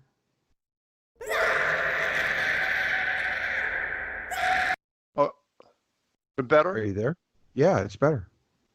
Okay, don't ask me. I mean, I'm not a Skype expert. You're shooting at a moving target with Skype. Yes. Same here. I'm just trying to learn everything at the same time and bring a halfway decent show. That's why I wanted to keep it short, so we didn't. Are you getting any other questions from the audience? Yes, I am. Yeah. Let's see. Back saved. Okay. We're going to go for a little bit longer. I see the north lit up. Thumbs up. Looking for a question. Thanks. This is awesome from Zappa. Buried alive. Cliff hanging. Gold pounded flat. Very thin. Will show green light through it. Okay, that was the moon. Okay, yeah, no more. I'm not getting any questions. So, use the force. Well, I'll use the good. Try not. Do. Or do not. There is no try. Give me just Let's a see, second, live Greg. It's stream like I'm don't getting some stop. kind of another YouTube type thing. Birkeland currents can be used for space travel. Can Birkeland currents be used for space travel, Ted? I know that you're an enthusiast for the secret space program. No, the answer is no. Why? Give me a second. There's the thing that you really want to be looking into for space travel is going to be what you call Biefeld-Brown propulsion, electrogravitic propulsion. Okay. Oh shoot! It's like on barefootbreak.org. Okay. Right. Mm-hmm. There's Who has the most share screen. Who has the most interesting Saturn theory to you of all? I think it's Troy McLaughlin. You believe in Troy that much, huh? Yeah, absolutely. Well, he's an intelligent young guy. I know that. I haven't read his What I would stuff yet. suggest, Fixing look, to. what I would suggest Mm-hmm. is that what I would suggest is that you go to the YouTube channel for the Ganymede hypothesis, right? Mm-hmm. Yeah, I know all Can about you see that. this? Okay, my channel. Okay, hold on a second. Yeah. Can you see my screen now? It's very little. Yeah. I see it, but it's very little. And, no. Yeah, there you go. Okay, it's big. Okay. All right. Videos for the Ganymede hypothesis. Right. The one which says Ganymede hypothesis parts 1 and 2. Okay, yeah, we watched that. That's a good one. Going to be Troy McLaughlin. This is going to give you Troy's and my version. Yeah, you're going again. The thing with Troy's, he doesn't really get very in depth with his time scale. That's what I would like to see more of. I noticed most of them. The only one that has really given us a time scale that I see so far is Velikovsky and Cook. Yeah, and John Cook. And the rest of them, his time scales to me are just completely wrong. There you are. I would get rid of those, but I'm getting some kind of a thing, which is like another, let me see if I can find this and shut it off. It's like I'm getting another, like a video, which is going on in the background, which is talking about assault weapons and really? You're getting a video? Politics. Yeah, you're not hearing that at all? No. I'm not hearing it at all. Causing that. It's like there's some kind of an error on my system or something. Yeah, well, yeah, it's been kind of freaky. Well, I think, let me see if they got any more questions or whatever. Yeah, we just need some practice. That's right. Yep. All right. Any more questions or? Any more questions, guys? Anything at all? Because we're going to be wrapping it up here. But, Okay, we're going to come back. Okay, next go, Greg. I'd sort of like to get into this business of what it is that I don't like about the idea of Saturn just a Saturnian system just wandering into the neighborhood of our sun from deep space, right? Yeah, well, go ahead. We can stay on for a little longer. Get into it. There are two ways you can shoot something, right? You can either shoot something with a weapon that has a sight on it, like a rifle, or you can shoot something with a shotgun, right? So you've either got something which is aimed, which would be like Ming the Merciless from Mongo aiming Saturn at our sun from, light years away, right? You'd have to have something very precisely aimed. Or you'd have to have some kind of, the other thing that you have for shooting things is a shotgun, right? Suppose you've got some kind of a giant cloud of Saturn-sized objects flying past our solar system, and one of those, just the law of averages says that one of those might get captured, right? Well, I mean, the problem with that is that would be like the thing that David Talbot would be talking about. The problem is, that it would have to be flying at less than the escape velocity from our system, right? And that says that this cloud of Saturn-sized objects would still be very close to us. It wouldn't have gone very far since that. If you're talking about 10,000 or 15,000 years ago, it would still be right out there in the sky, right? And our satellites would pick that up very easily. Yeah. Our optical satellites can see Proxima Centauri, right, which is 4 light years away. And something like I'm talking about wouldn't even be 1 or 2 light years away, right? I mean, it would be right, it'd be right there in the near sky. Mm-hmm. You see what I'm saying? Yeah, well. Logically, what you would have to have for a Saturnian system to just wander into our, the neighborhood of our sun, it just that doesn't make any sense. Whereas when you start talking about, the whole system being originally created in a Herbig-Haro string, which is what you actually do see out there in the cosmos, then the whole thing works, right? You don't have to explain Saturn wandering in from deep space or getting, precisely aimed or anything like that, or about there needing to be some kind of like a cloud of Saturn-sized objects which are still visible, right, which are still close to us. All those kinds of requirements just go away. You see, that's the thing that I like, about Troy's and my version of this thing, which, I like a whole lot better. Now, there's one other version of this, of something like this, which I haven't really mentioned and gone over very much, right? If I can find it, it would be like Alfred de Grazia's version of a Saturn theory. That's the one other thing that somebody might want to talk about sooner or later, which was published around 1985. I bought the book. Okay, it might actually be more like the late 70s. I don't know, but it's like he was talking about an ancient system which consists of the sun and then a very, very large dwarf star, which he called Super Uranus, right? Super Saturn, yeah. Super Saturn, yeah. Yeah. Okay, which had been basically ejected just via like electrical fissioning from the sun. Mm-hmm. And then basically, he was talking about something like a double star system with a plasma physics tube connecting the two of them, and with us somewhere inside this plasma tube. Mm-hmm. Okay, the central fire, right? Right. But this was the best somebody could do with information that was available, like in the mid 70s, late 70s. Okay, whereas I think what Troy and I basically, we're not a whole lot smarter than Alfred de Grazia was. We've just got better information to work with. Right. Yeah, I got that book, Solar Veneria, and I did see that. I have a couple of questions about Uranus.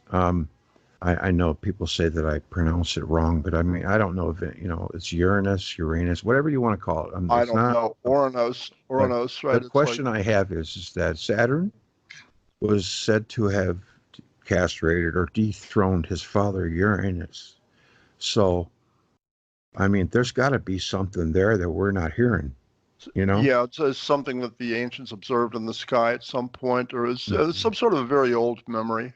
Yeah. Okay, but to try to give precise explanations of these things, like I say, we don't have precise pictures of all these things, right? We don't even know what a word like year would have meant, or day or month before the flood, right? We don't know what any of those things would have meant. Yeah. What we you know, like I said, John Cook tries to put precise dates on things happening, you know, like back, you know, long before Christ, you know, before the flood even. And yeah, he has a few tardy things to say about the Thunderbolts group too. I read from him. Yeah. You know, I mean, I just don't understand why he would even go there. But okay, you know, I guess that's his prerogative. Like I said, the problem I have with the Thunderbolts group is that the three things which strike me as most interesting in these pictures are taboo subjects within the Thunderbolts group, right? I mean, you know, Mars images, Ganymede. I remember what I want. Sorry? I'm sorry. I don't mean to step on you. I have to blurt it out or I forget it. The one thing that I meant to ask you, and I keep forgetting, is about the Jumpin' Jupiter scenario from the Nice model. Have you heard of this? No. On YouTube. It's by a young guy, and it's called the Jupiter Myth.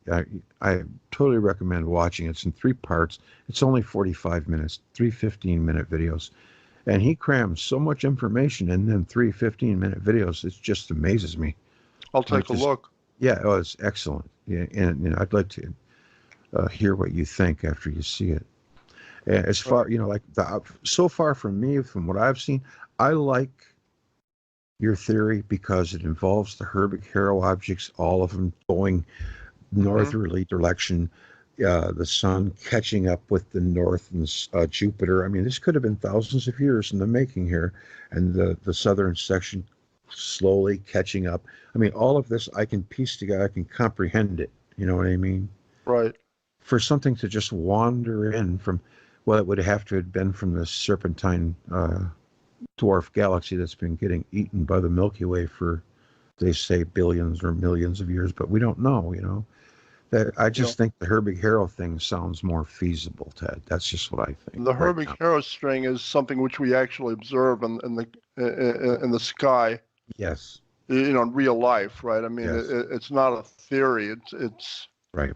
You know, it's a known phenomenon. Right. Yeah. Right. And that would explain.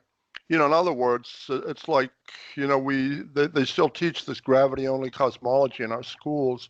Mm-hmm. Gravity is by 40 orders of magnitude the weakest force in nature, and gravity does not have the power to form, you know, stars or planets up from dust or from plasma. Right, 99.9% of the mass of the universe is in plasma form.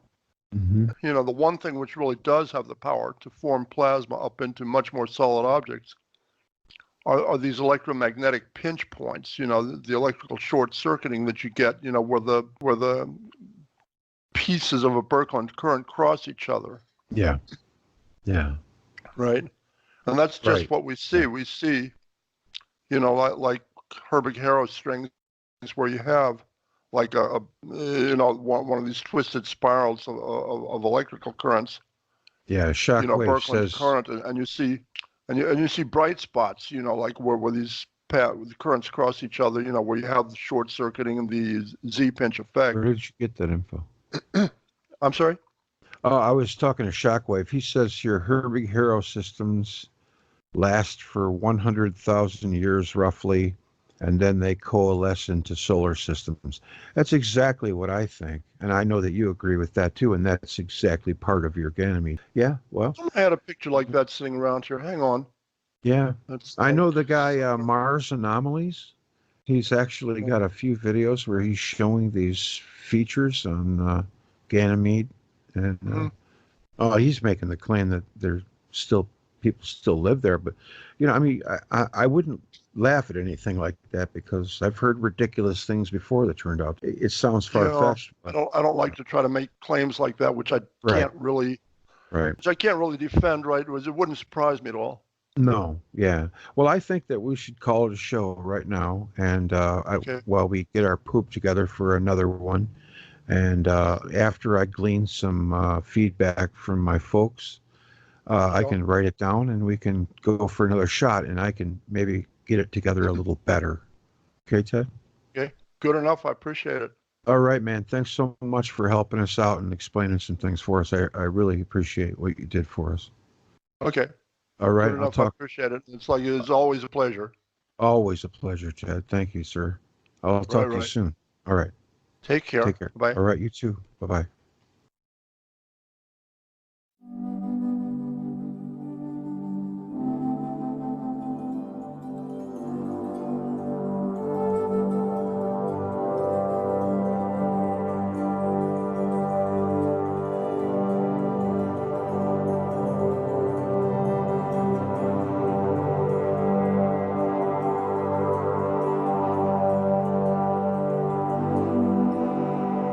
With a scene above your heads that would be similar to this, is it any wonder that the ancients thought it was gigantic gods walking around? It doesn't take much of an imagination. Even today, if you saw something like that right above your heads, it would be tempting to personify it. All right, well, that'll do it. This was the recovered recording that I made just in case, and that's why I did it. I have a newfound respect for podcasters who can live stream and have everything come off like they expect it to. It's tough. I'm not talking about just throwing up one picture and having a phone conversation. I mean, the guys who do this podcast and stay current with pictures and everything like that, it's not easy, but we'll get it together. Thank you so much for your patience and support. I'll see you next time. Take care.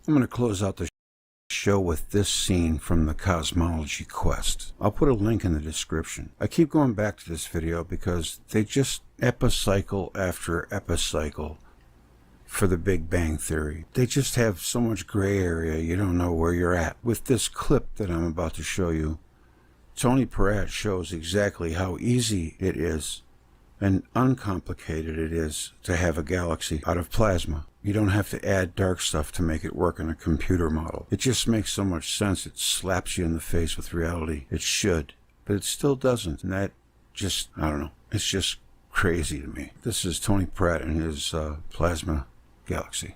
Simulation does is that it allows you to model the plasma regardless of size, put in the rather few basic initial equations, and then follow the simulation through its various nonlinear stages and the different morphologies or shapes that the plasma will take. In Tony Peratt simulations, as the current spirals into the center of the galaxy, turns around and moves out along the axis of the galaxy. In that central area where the current is extremely concentrated, there seemed again the potential for violent events. And Alfvén and Peratt raised the question, couldn't this be a way of explaining the extremely violent events that occur in the center of galaxies that are known as quasars, in which huge amounts of energy are released in what, by astronomical terms, is a relatively small amount of time. That is, millions of years compared with the billions of years galaxies exist. Initially, the time frames shown represent 1 billion years or so, but now we're going to carry it out for 10 billion years to see what happens to these double radio galaxies or quasars as the two filaments have evolved into. And you'll see that the tails start to elongate, and fairly soon you're going to start to see a spiral structure. And as we get closer to 10 billion years, the end of the movie, you will see that we have formed the shape, the morphology, the shape of a spiral galaxy. Hello, this is Greg. Join us this Saturday night at midnight for another edition of Night Owls where we will feature Theodore Holden while he elaborates on Herbig Haro objects, human evolution, and the Ganymede hypothesis. I hope to see you there. Thank you.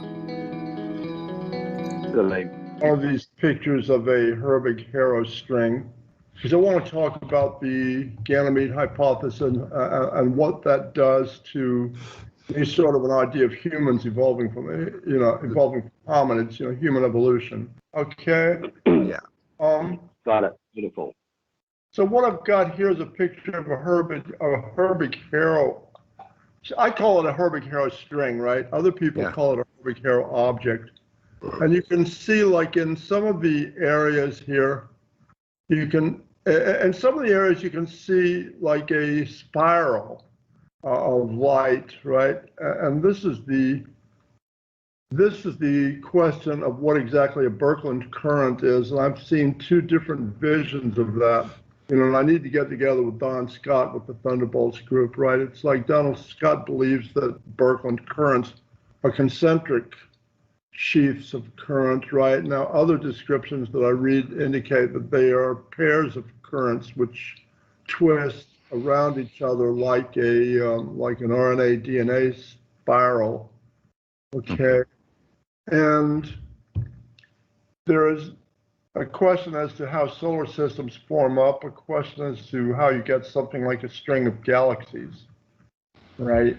And they're the same phenomenon, just on a different scale, right? What you've got is like these two currents, like you see here, and they have points where they cross, right? Yeah. And at these points where they cross, which are called Z-pinch points, you get electrical short circuiting, right? To touch each other, and it's like that creates a colossal electromagnetic pinch, right? And those kinds of electromagnetic pinches do have the power to agglomerate the plasma of space into solid objects like stars and protostars. Okay, now you can see over here that you've got some of these, cosmic bodies forming. Okay, you can see a string of round bodies, which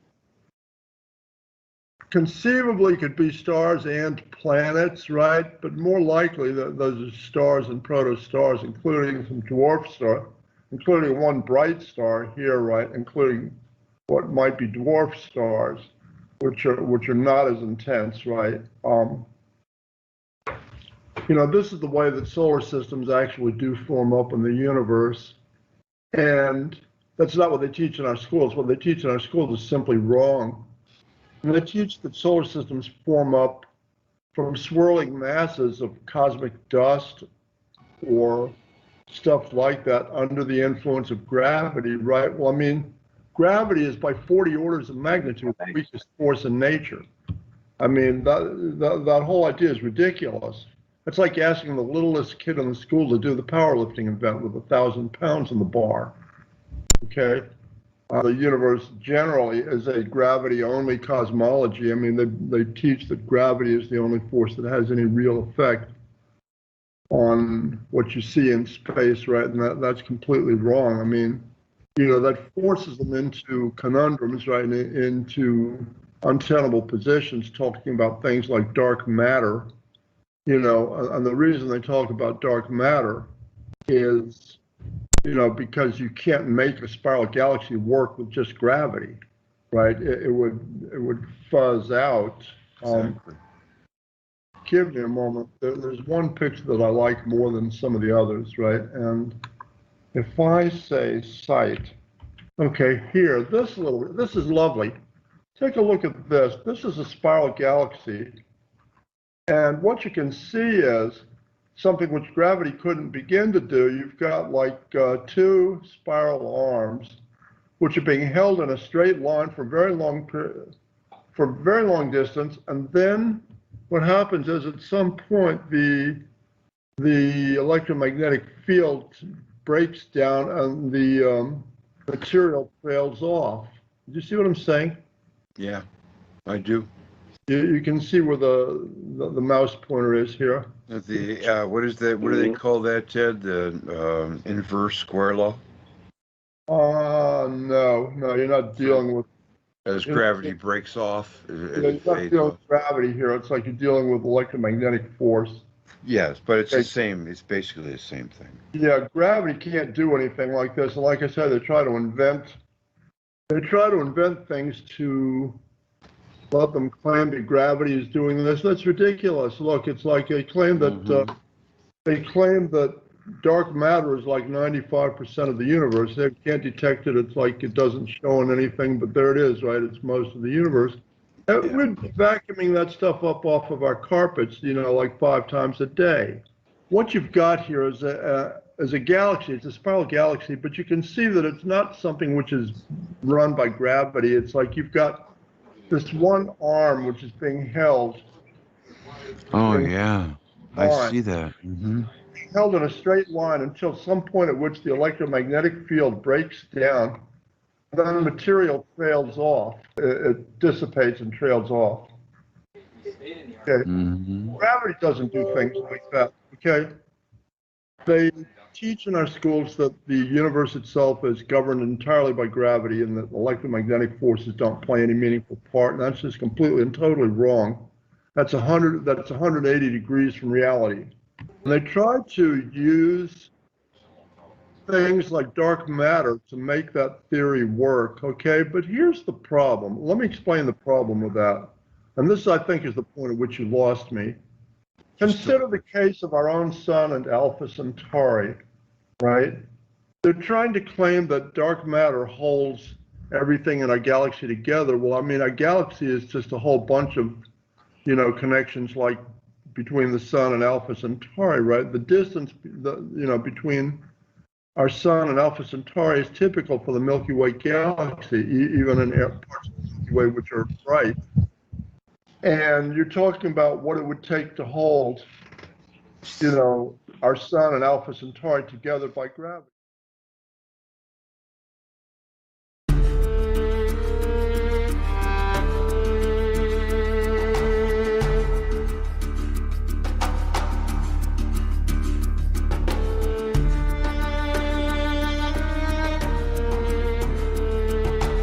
In 2011 and 2012, Troy McLaughlin and Theodore Holden were discussing the possibility of writing a book on human origins, taking into account the Mars images and what is known as the Purple Dawn of Creation from Troy's Saturn Death Cult and from the works of Eduardo Cardona.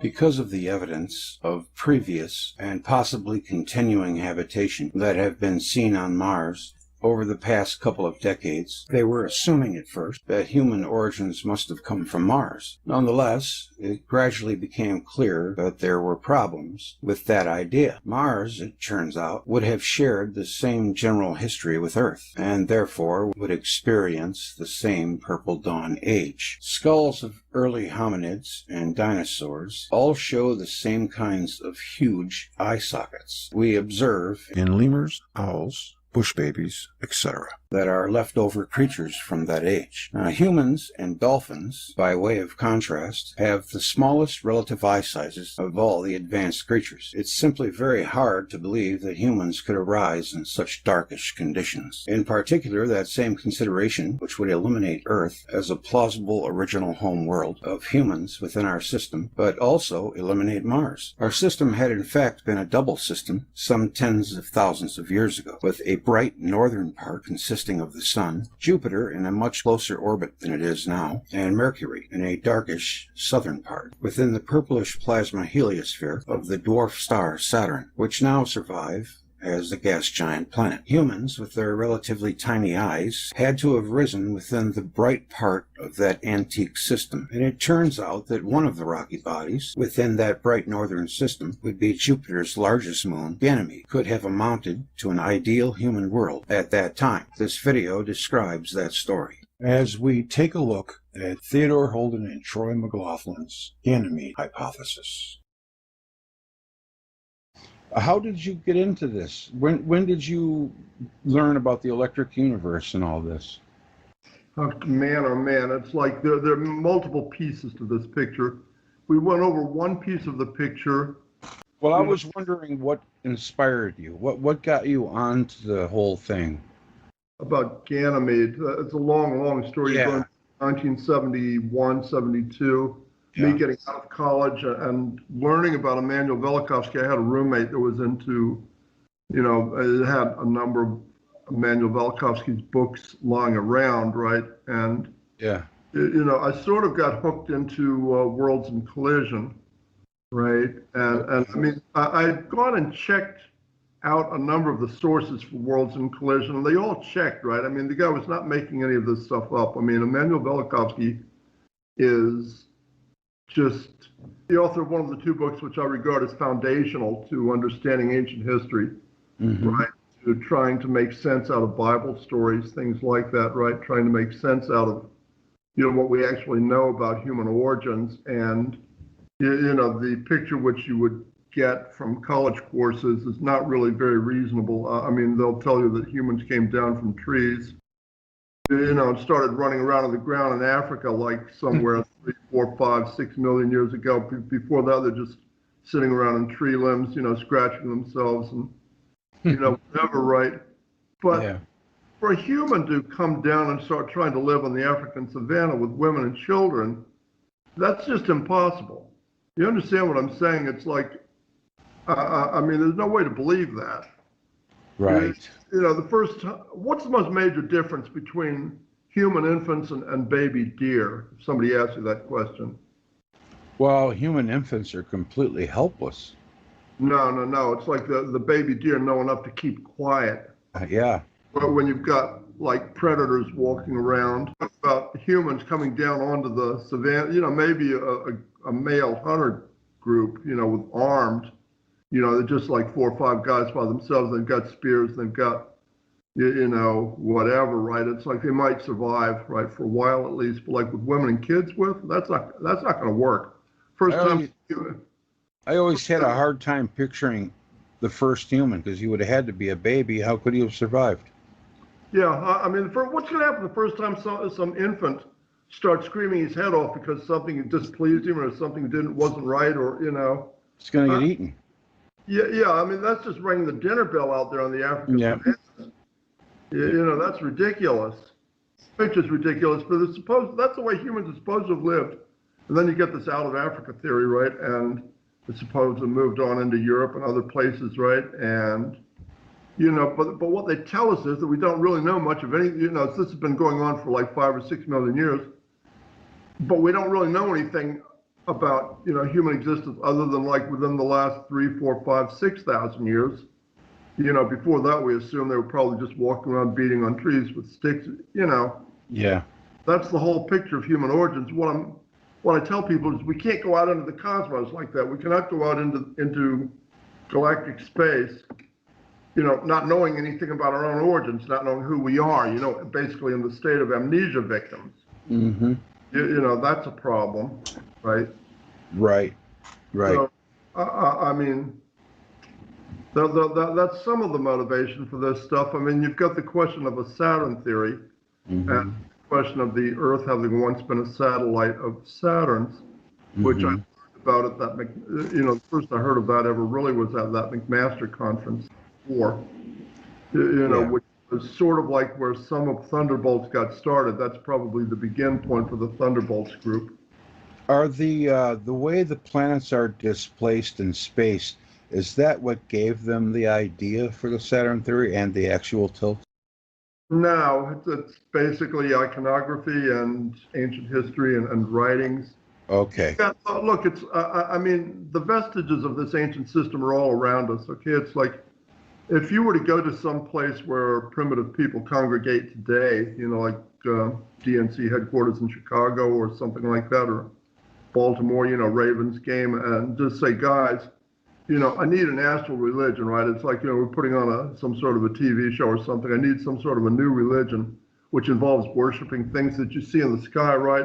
$100 a piece. It's like, I'll be back in a couple hours, to see what you come up, right? It's like, they would end up worshiping the sun and the moon, wouldn't they? I would think so.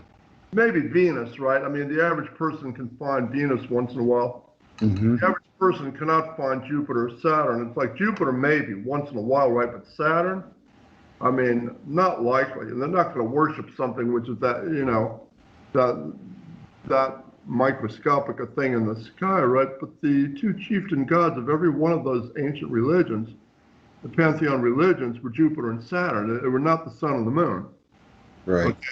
I mean, Yahweh is like basically the same word as Jove, right? Even Israelite religion, if you go back far enough, involves worship of Jupiter and Saturn. Mm-hmm. You know, worst cases, I mean, so you've got this question of the ancient pantheon religions. You can read through Plato's writings and understand that Plato understood well enough the difference between God with a capital G and these pantheon gods and goddesses, right? And, you know, the pantheon gods and goddesses were all connected to cosmic objects, right? I mean, the name connections between, you know, the Greek and Roman gods and the bodies within our solar system are primordial. They're older than we can trace. Yeah. Oh, that makes sense. Okay, the Greeks used the word Kronos for Saturn, right? Elohim, right? They claim that there's a dual, two traditions that you can discern in the Old Testament, you know, in the Torah, the Bible, right? Which is like a Yahwist and an Elohist tradition, right? Yahweh, like I say, is the same word as Jove, which is, you know, with Jupiter. You know, El was universally a word for Saturn in the ancient Near East, and you can convince yourself of that by doing Google searches on El, Saturn, and Babylon, and you have to include the term Babylon to weed out the hits for the old GM Saturn dealerships, where, you know, the car that they were making. Yeah. 10 years ago or so. At any rate. So that's how they came about. Yeah. It took all the way to Velikovsky to figure that out, or did someone have the theory before? Velikovsky had partially figured it out. Okay, it really took David Talbot is really the guy that completely figured all of that out. And in 1980. It begins around 75, 76, somewhere around there. You started reading about Saturn. You know, they constructed the Ponce journal back along about 72, 73. Right. And started reading those stories. Plato referred to antediluvians as children of Kronos, right? Mm-hmm. And both Hesiod and Ovid and a number of other, you know, Greek and Roman writers just claimed that you had a golden age when supposedly Kronos or Saturn was the king of heaven, followed by a silver age. And Troy has sort of upset my thinking on this a little bit, right? Troy puts the flood after the silver age, I think. I would have to get back to you on that, but somewhere in the same area you've got the flood. But you've got a golden age when Saturn or Kronos was the king of heaven, followed by a silver age when Jupiter or Zeus was the king of heaven, right? Now the word Jupiter comes from Sanskrit, right? Dios Pitar, sky father. And Mircea Eliade and other supposed experts on mythology, you know, will claim that, you know, what that means is, you know, that the ancients were worshiping the sky father and earth mother, right? Gaia and Dios Pitar, Jupiter. But it does, you know, nobody's going to worship the sky, right? The sky we see every day. People don't worship things which are common, right? It doesn't mean our father, the sky, means our father in the sky. You understand what I mean? Which is going to be Jupiter. It's going to be the dwarf star. Yes. Okay. Now, Jupiter and Saturn are both, at one time, had been dwarf stars. Yes. You know, why are they no longer dwarf stars? When a dwarf star is captured by a main sequence star like our sun, the dwarf star dies out, right, and becomes a gas giant. These stars, both main sequence and dwarf stars, are powered by Birkeland currents. Stars are not thermonuclear engines. That's another thing they teach in school, which is wrong. Okay.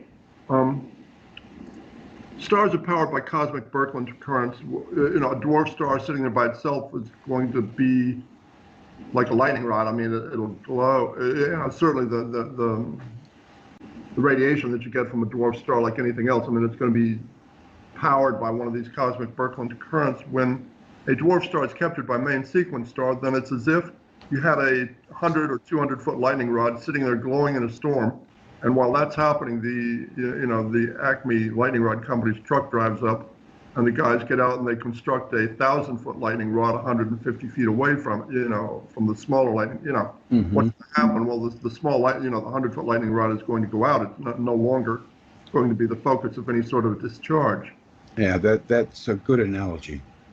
Does that make sense? Absolutely. Yes, it does. I mean, Jupiter and Saturn, within the memory of the human race, had been dwarf stars. Okay, particularly Saturn. Right now, like I say, you've got a description of this purple age and of the Saturnian age in Troy's other book, which is called Saturn Death Cult. Okay, the website is called SaturnDeathCult.com. And Troy actually read through a number of these, at least 2 or 3 of these books of Eduardo Cardona's, right? And that's very difficult to do. I mean, these books of Eduardo's were like, one of those is like a 400 or 500 page science journal article. Didn't you have some kind of an affiliation with him? With Eduardo? Yeah, were you a fact checker or something for him? No. Oh, okay. The guy that I really was working with to any great extent was Charles Ginenthal, and that gets into this other branch of the Velikovsky family. At any rate, that's how I got, where I got started being interested in this sort of thing. I mean, it goes back to associations with the Thunderbolts group and the people involved in the Thunderbolts group. And they had me talk at those conferences several times about gravity. Did we talk about gravity in the last section? Well, I've heard you talk about it, but no, we haven't. We just talked about Mars. Yeah. Okay. Yeah, gravity with your weightlifters and you. I mean, it makes perfect sense.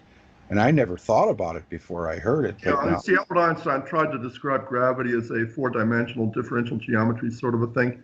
You cannot start with that and believe that gravity on the surface of our own planet ever could have changed terribly much within the last, say, 50 or 100,000 years. Yet it's a very easy demonstration that it has, and that a large dinosaur would simply be crushed by his own weight in our present world. Okay. Yeah. That is that's the situation with this square cubed problem that you heard me talk about. Weight is proportional to volume, which is a cubed figure, width times breadth times height. Yes. And strength is proportional to cross-section of bones and muscles, which is more like pi r squared. Okay, if you double your dimensions, if you go to sleep at night and you're 6 feet tall, you wake up in the morning, you're 12 feet tall, and everything just got expanded by a factor of 2. That factor of 2 gets cubed for volume, width, breadth, height, 2, 4, age. It could be 8 times heavier. It's only going to be 4 times stronger. You'll have cut your weight ratio in half. And there's a limit to how many times you could ever cut your power to weight ratio in half and still be able to stand up and walk. And for the strongest human athletes that we know anything at all about, the limit is right around 20,000 pounds. For somebody like Magnuson or Bill Kazmaier, somewhere right around 20,000 pounds, it would become the same level of effort just to stand up as it is to do one of those 1,000-pound squats or deadlifts at the normal weight of 350 or whatever. Okay. Yeah, that's a game changer. I mean, that should slap somebody in the face right there. It did, right? And it's like, there was a huge controversy over that. Like 30 years ago, I was the only person on the planet saying anything like that. Nowadays, I think most people agree. They've done the math. It's like they've listened to the arguments, and I think most people agree with me that you couldn't have large dinosaurs walking around in today's world. The controversy now is like, do you or don't you want to believe in an expanding Earth theory of any sort? And the answer to my way of thinking is no. I have no use for Earth expanding fairies. And even with what they found out down there at that, the deepest place under South America where the ground is actually coming up and expanding. I hadn't heard about that. Give me a second. Oh, okay. Yeah. Geez, what was that? I just saw it not that long ago. What's that one what's the place called where it's really deep down under South America? The Mariana Trench. I don't really know. Okay. There's 2 reasons why anybody would ever talk about an Earth, expanding Earth theories, right? One would have to do with dinosaurs. The other would have to do with the tectonic plates of the ancient supercontinent, Pangaea. Right. Okay. The tectonic plates of Pangaea wouldn't fit on a planet. that they appear as if they would require a planet of greater curvature, a smaller planet, right? But there's another way of explaining that, right? In other words, you've got the Earth sitting there underneath the dwarf star with its pole pointed straight out the dwarf star. It's going to get pulled into an egg shape, right? It's not going to be spherical the way it is now. Okay, it's like Pangaea was simply sitting there at the high point of the egg. Okay, and that would explain the greater curvature. Now, as far as dinosaurs go, like I say, you couldn't have it. It's like, if you put a sauropod dinosaur next to Bill Kazmar at equal sizes, then what you're seeing is one creature at the top of the food chain, the other pretty near the bottom, right? In other words, Kazmar's body is 90% bone and muscle, right? And that's trained as well as you ever could have muscle trained. And the Brachiosaur's body is mostly gut and digestive system for processing leaves and grass, right? And I mean, if Kazmar couldn't make it 20,000 pounds in our present world, then a Brachiosaur sure as hell couldn't. Yeah, I heard they had 3 hearts in their neck just to pump the blood. No, it's ridiculous. You've got 2 problems with dinosaurs and with large dinosaurs, sauropods on their necks, right? And you've got 2 kinds of sauropod dinosaurs. You've got like brachiosaurids, which, according to the bones, apparently held their necks upwards, and then you've got the diplodocids, which would have held their necks outwards, or at least that's what the bones indicate. Okay.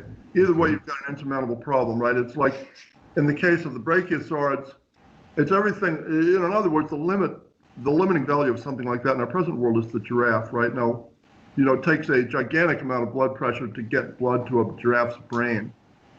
Okay, and the giraffe has this very, very tight skin, which acts like a pressure suit, like for a fighter pilot. Right. And basically, I mean, a giraffe's blood pressure would blow our vascular system apart. While, then he's trying to get blood to a brain which is 20 feet high. I mean, what is some sauropod going to do to try to get blood to a brain which is 60 feet high?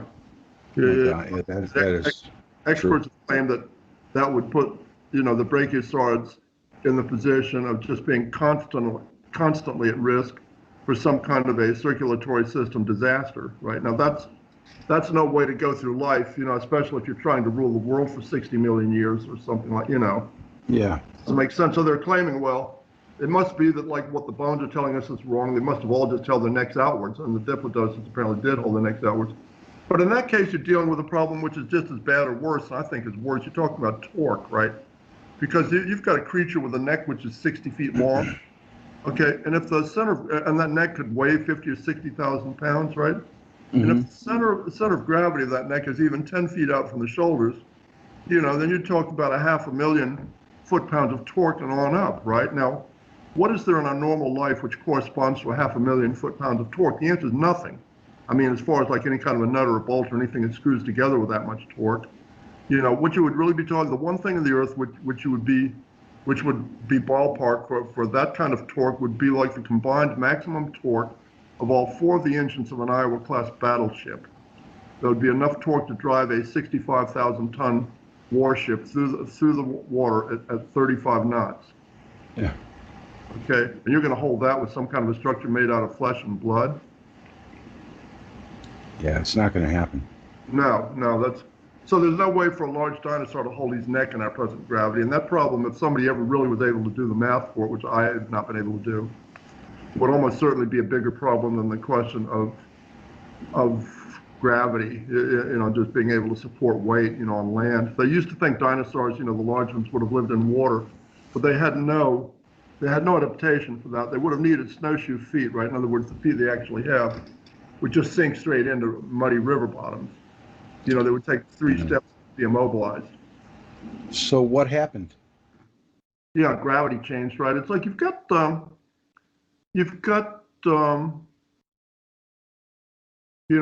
like pictographs, right? Like, what's the word I want? Not pictographs, but like petroglyphs. Okay.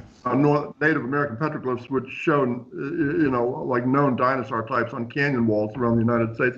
And some of these used to be more common than they are. You've still got the one glyph, which is, and by the way, did I ever get as far as showing my screen here? No, I was waiting for that. Yeah. I liked that last time. I just heard that they had found some dinosaur remains with flesh still intact, and they said it dated to 4,000 years old. And of course, it's being poo-pooed by mainstream. What I've read is that they've done they've done blind radiocarbon testing on dinosaur remains and gotten dates between 20 and 40,000 years. Yeah, yeah. Okay. I mean, nothing more than 65,000 years old is going to radiocarbon date at all. It's like beyond that point, like radiocarbon would essentially all be gone. They've been finding like soft tissue in dinosaur remains. Can you see my screen now? Absolutely can. Yes, it's right there. They've been finding soft tissue for dinosaur remains since 2006, right? This Mary Schweitzer. Yep. Mary Schweitzer at the University or NC State University, right? And she caught grief for that at first, right? It was like they had a Tyrannosaur. They had a leg bone which they had to break in half, saw in half, to get back to, it was out in some remote place, and the only way they had in or out of that place was a helicopter, which is not one of these giant military helicopters. And they couldn't carry but about half of that, right? And so they saw this leg bone in half, and they started, investigated, and like lo and behold, right, soft tissue. Nobody had ever done it before. Everybody just assumed, that it couldn't possibly be soft tissue in dinosaur remains. But I mean, it's been turning up since then, more and more cases of and this is like collagen and hemoglobin and collagen and God knows, it's all kinds of stuff shouldn't be there, proteins. It's not going to be there after even 1 million years, much less 65 million years. Give me a second. It's like, okay. You've got the screen here where I had several things to show you. I've got the picture of Jupiter and the sun sitting there, and it's like this ocean world that you see would be Ganymede 50,000 years ago. That's one of Troy's. Very familiar with it. Right. Right. Give me a second. If I go to search the web here, and I'll just type in Agawa Rock. Agawa Rock. Let me show you what turns up. If I go to images, right? But this picture here, can you see this? Yeah, my eyes went immediately to that one. Okay.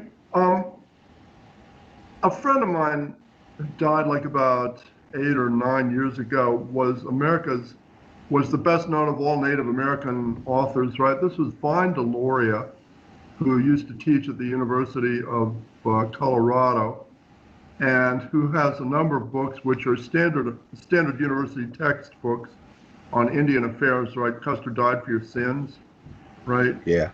And a number of other books like that. And he's got the one book which is about catastrophism, and that book is called Red Earth, White Lies. Why did he write that, right? I mean, he was attempting to refute these standard theories as to what happened to the large animals in North America 12,000 years ago. They lost about 40 species of what you call megafauna, including the mammoths, including mastodons, including, you had a 2,500-pound bear, this California short-faced bear. You had an American super lion, like 5 feet tall at the shoulders, Wow. Yeah. 1,500 pounds, right? I mean, you wouldn't want to meet him. No. The standard theories blame the extinction of all these creatures on the ancestors of the present-day Native Americans, right? Well, that's ridiculous. In order to exterminate a species of large animals like that off of an entire continent like the Americas, you would have to have two things. You'd have to have firepower and mobility in quantities beyond anything that Native American ancestors ever even dreamed of. Okay, the first instance there ever was, to my knowledge, of the human race ever having, firepower and mobility and those kinds of quantities would have been Genghis Khan's army. Okay, you never had anything like that. At any rate, so the book is largely a refutation of what they call the overkill hypothesis or the blitzkrieg overkill hypothesis. There's a little section of that book which deals with dinosaurs in Native American traditions, oral traditions, and Vine said that that he had been conducting a study of Native oral traditions all the way, from north to south in the Americas, all the way from Alaska down to Tierra del Fuego, right? And talking to every storyteller and every medicine man in any of these tribes. And he said if there was anything that flummoxed him, at first it was the extent to which every one of these tribes had oral traditions which spoke of Indian ancestors having to deal with dinosaurs on a fairly regular basis, right? Now, the stegosaur they called Mishi-Pishu, which means water panther. Okay, and that's what you're seeing here. The glyph that you see here shows this water panther, which they describe as having red fur, a cat-like face, a saw blade back, and a spiked tail, which are used as a weapon. Now, that's a stegosaur. And you'll notice that the creature has these legs directly underneath him. They're not splayed like any sort of a lizard or reptile. Okay, reptiles don't walk with their legs underneath their bodies. Reptiles walk with their legs out to one side. That's the reason why they can't breathe and run at the same time, right? Yeah. Well, they have a harder time walking on land, moving on land than we do. Now, you know, everybody in the world is going to say, well, the creature has horns, right? And the stegosaur never had horns. There's an explanation for that. You know, Indians, I mean, touch-up artists would touch these things up every 10 or 20 years or so, every couple of decades. And somewhere long ages, you know, centuries after the creature itself had died out, you know, some touch-up artists simply figured that a creature that big needed horns. You know. Yeah. So the horns are just an add-on, right? But the saw blade back, right? The dorsal spikes are something that you don't see. Now, Lewis and Clark said that these glyphs were common at the time that they made this expedition of theirs. And they said that their native guides were in mortal terror at the sight of these things. You know, the glyph meant, like, you know, caution, one of these things lives here, right? Now, what I believe to be the case, the stegosaur wasn't by any means one of your large dinosaurs, right? But he was big enough that the change in gravity was going to create a problem for him. So he tried to move into water to deal with all the extra weight and everything, you know, after gravity changed. But he didn't have any real adaptation for living in water. So he didn't, you know, bull sharks got him or something else in the Mississippi River got him, right? You know, so he didn't really survive in water. He didn't have any real adaptation for living in water, right? But he tried, right? That I believe is the story of the stegosaur. Again, that's called Mishi-Pishu. Means water panther. The name is similar to the word Mississippi. The Mishi, apparently, the Mishi part of that means water. Water, okay. Right. So we were talking about, like, you know, just a whole host of things which, you know, like led me to Ganymede, right? And we talked about one of those things the last time, right? We talked about Mars images. And you've got this overwhelming body of knowledge now coming in from those probes that you have on Mars. And all of these images, I mean, it's thousands and thousands, and I've been looking at those kinds of images since the early 90s. And they show, like, unmistakable evidence of, you know, previous major civilization on Mars, right? I mean, you've got, like, complex structures, buildings. You've got the remains of cities and urban infrastructure, which you saw, right? You've got, you know, mechanical debris, junk and debris strewn across the sands everywhere. Some of it, you know, easy enough to figure out what it was. You know, other parts nondescript, right? So that Troy McLaughlin and I, somewhere around 2011, right, or the early part of 2012, we're looking at the possibility of co-authoring a book on human origins, right, which would assume an origin from Mars, would assume that modern humans came here from Mars, right? Right. But by the same token, Troy also had posted a number of articles about this purple dawn in the Thunderbolts, in the Thunderbolts forum, and the question, like, where do we even start with some of that stuff, right? It's like, if I go up here and just say SaturnDeathCall.com,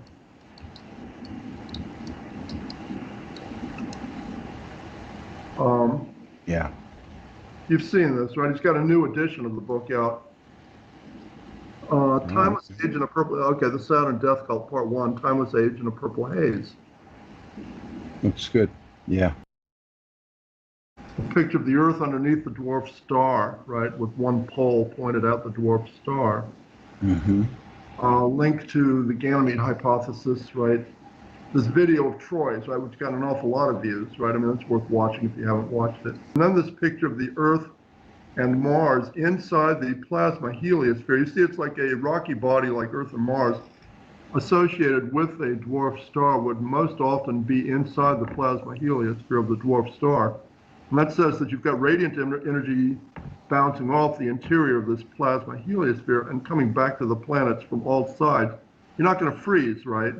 Yeah. You know, you've got enough radiant energy, but it's like, you know, the whole middle part of the light spectrum is just going to be missing, right?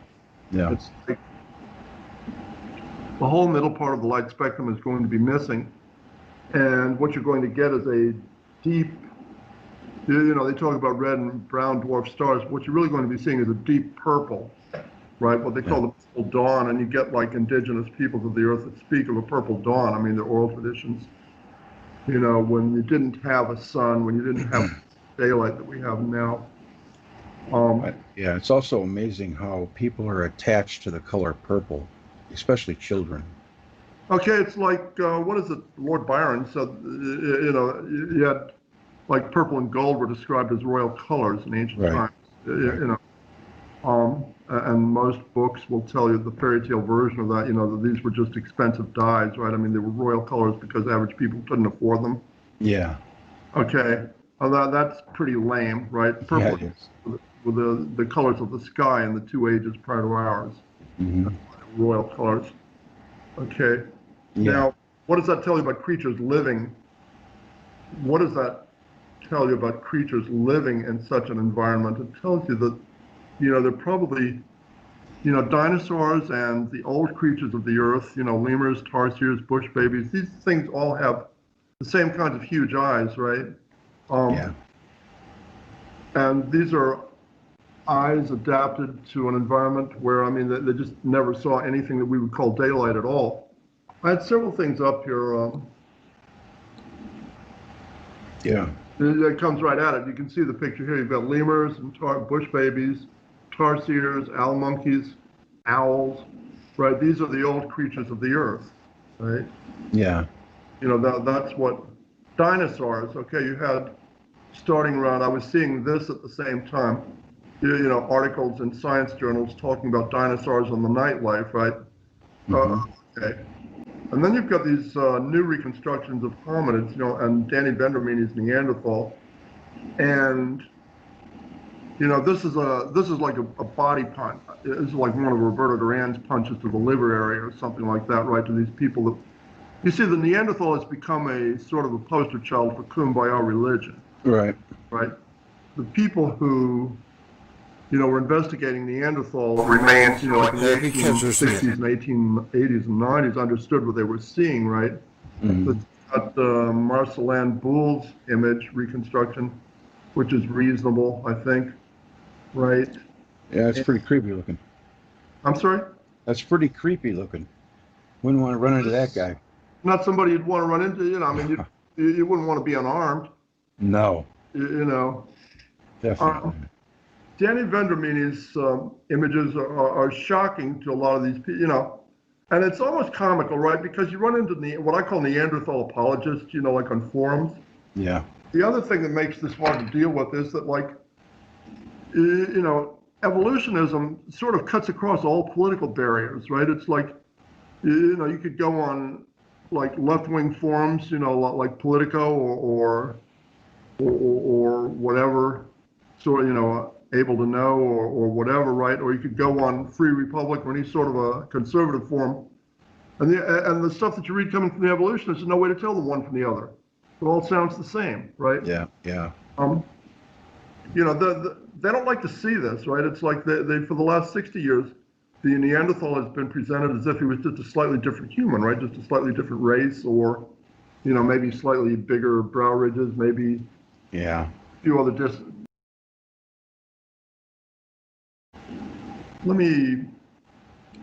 Now, what about the people saying that we have like 2.5% of Neanderthal in our blood and all that? Is that true, do you think? Or I don't think it matters. Where do we even start with that one? It may or may not be true, right? Troy doesn't believe that's even real. You know, he thinks that those samples may have been contaminated, right? I don't think it really matters. It's like you've got all kinds of problems with that. Supposedly, humans of Asian or European descent have, you know, like some small number of genes which are shared with Neanderthals, of some small number of Neanderthal genes. people of African descent don't have that, but nonetheless, that's still ridiculous. That says that even if that's true, that means those genes don't do anything, right? They're just sort of genetic baggage, garbage, right? I mean, there's very little genetic variation amongst modern humans, okay? It's like some say that within the entire human race there's less genetic variation than there is in a typical group of 40 African monkeys of the same species. Right, there's a bottleneck. Yeah, if, you've got this Svante Pabo over at the Max Planck Institute, who's supposedly the guy that's put this Neanderthal genome together. And he wants to claim that these genes, which are shared with Neanderthals, indicate crossbreeding, okay? That doesn't, and there's several reasons why that doesn't work. It's like, I don't buy that. Oh, no, there's no reason to buy it. Look, they're assuming that the Neanderthal looked just sort of like a slightly different human, right? And that's the problem. See, it's like these images of Danny Vendermenes, basically are consistent with everything we actually know about the Neanderthal hominids, right? It's like, what do we actually know about the Neanderthal? It's like, human needles are common, right? Whereas nobody's early human needles, Cro-Magnon needles are common. Nobody's ever found the first Neanderthal needle because a creature with a 6-inch long Ice Age fur coat does not require needles. Yeah. The Neanderthal's rib cage was, conical. Yes. As are the rib cages of the great apes, right? And this is to make room for this gigantic upper body musculature, which is the musculature that you need to haul a 200 or 400 pound body up into a tree. Yeah. Boreal creature. Now, the Neanderthal was not a boreal, right? Nonetheless, he was a descendant of creatures which were. Our rib cages are cylindrical, right? Yeah, that's how we can throw. Yeah. Humans have the kinds of shoulders that you need for throwing things or using something like an atlatl. Monkeys and apes don't. The Neanderthal wouldn't have. Okay, this comes, the motion to throw something or to use an atlatl is the same motion that you use in swimming. Okay, humans are basically aquatic mammals. Yeah, that's always intrigued me. Well, that's another funny thing, right? It's like Elaine Morgan and the aquatic ape theory. I mean, this is the best theory of human adaptation that's ever come down the road. It's never gotten any traction in academia for two reasons, right? It's like there's no fossil evidence of it. There's no fossil remains of an aquatic ape which have ever turned up on Earth, right? And there's never been a body of water on this planet which would be safe for humans to live in on a full-time basis, okay? You only need to spend 10 minutes in the ancient sea monster section of the Smithsonian Museum to comprehend why humans don't live in water, certainly why they didn't 50,000 years ago. Yeah. So this theory of Elaine Morgan's is perfectly good. It just needs a different kind of a world to happen on, right? What's going to happen? I mean, like, you've got a question of whether or not humans are descended from hominids, and then you've got a question of whether or not humans have ever interbred with hominids, right? You've got two separate questions. As far as descent goes, for any hominid to have ever evolved into a human, he would have had to lose everything he needed to live, right? He would have had to lose his fur while you had ice ages going on. He would have had to lose almost all of his night vision while trying to make it as a land prey animal, surrounded by creatures, predators, which could see perfectly well in the dark. You understand what I'm saying? Of course, yes. It doesn't work, right? He's going to have to lose almost all of his sense of smell. The human sense of smell is almost worthless from the standpoint of a land prey animal, whereas an aquatic mammal doesn't really require much of a sense of smell. Okay, but if Bambi had our sense of smell, and deer would become extinct within 1 month, right? I mean, it wouldn't take very long. It would just be an effortlessly free meal for every predator that ever laid eyes on them. Yeah, cats, man, can really smell too. When I open my little can of food for my little cat, it doesn't matter what part of the house she's in, she smells it instantly. Right, now see, the main nervous system connection for humans is from eyes to brain, right? Yeah. Whereas the main nervous system connection for a dog is from nose to brain, right? Now, a dog, some of them have decent eyesight, right, but not all, right? And probably most dogs would miserably fail a simple maze test, which a rat could pass. Okay, now that same dog, later in the day, you could tell him to go track some deer that you've shot with a bow and arrow or something, and has run off into unfindability, right? And that dog would go and find the deer, ignoring the scent of other deer, once you put him on the scent of the deer that you shot, then he will be able to track that deer down and show you where he was. And he'll be thinking to himself, like, these humans must really be retarded not to be able to do that. Yeah. This is after he failed the maze test. Right? You understand what I'm saying? They do have amazing noses. Yeah. Now, the Neanderthal was viewed as a primitive human rather than as an advanced ape because of the size of his brain, right? In other words, the Neanderthal brain's a little bit bigger than ours, right? But the Neanderthal brain was dominated by the areas of the brain associated with motion and vision, and particularly vision. And that combined with the eyes, these huge dark world eyes, says that what you're really seeing is that the Neanderthal brain is like the neurological equivalent of the circuitry for a military night vision system of some sort. Mm-hmm. Okay? You've got a creature whose whole, his whole thing is it's basically a weapon, right? I mean, he was not able to use throwing spears, javelins, or ladders. They were using, he was able to make spear points and bind spear points to, it was not stupid, right? I mean, it was a reasonably intelligent creature. He was able to use fire, right? He was able to bind spear points to staffs, but he was using little short thrusting spears and going out there and killing mammoths and other large animals, orcs, and, creatures you want to have to take on with just a spear in your hands. No doubt. I wouldn't want to. I know that. It took a lot of guts. Right. Yeah, up to a mammoth. Okay. So we were in a perpetual twilight, pretty much. These are the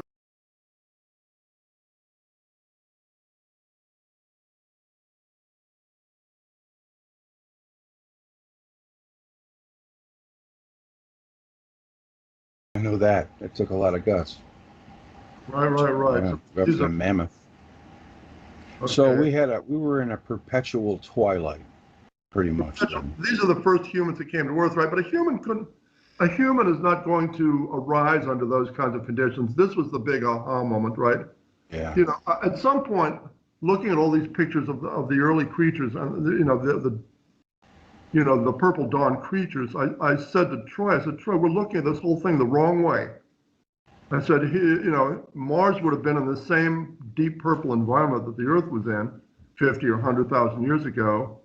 And if you can't expect humans to either evolve or to be created in conditions which are hostile to them, right? Mm-hmm. I said, you've got this double solar system. This is the other thing which had become obvious, right? You had like a divided solar system 50,000 years ago.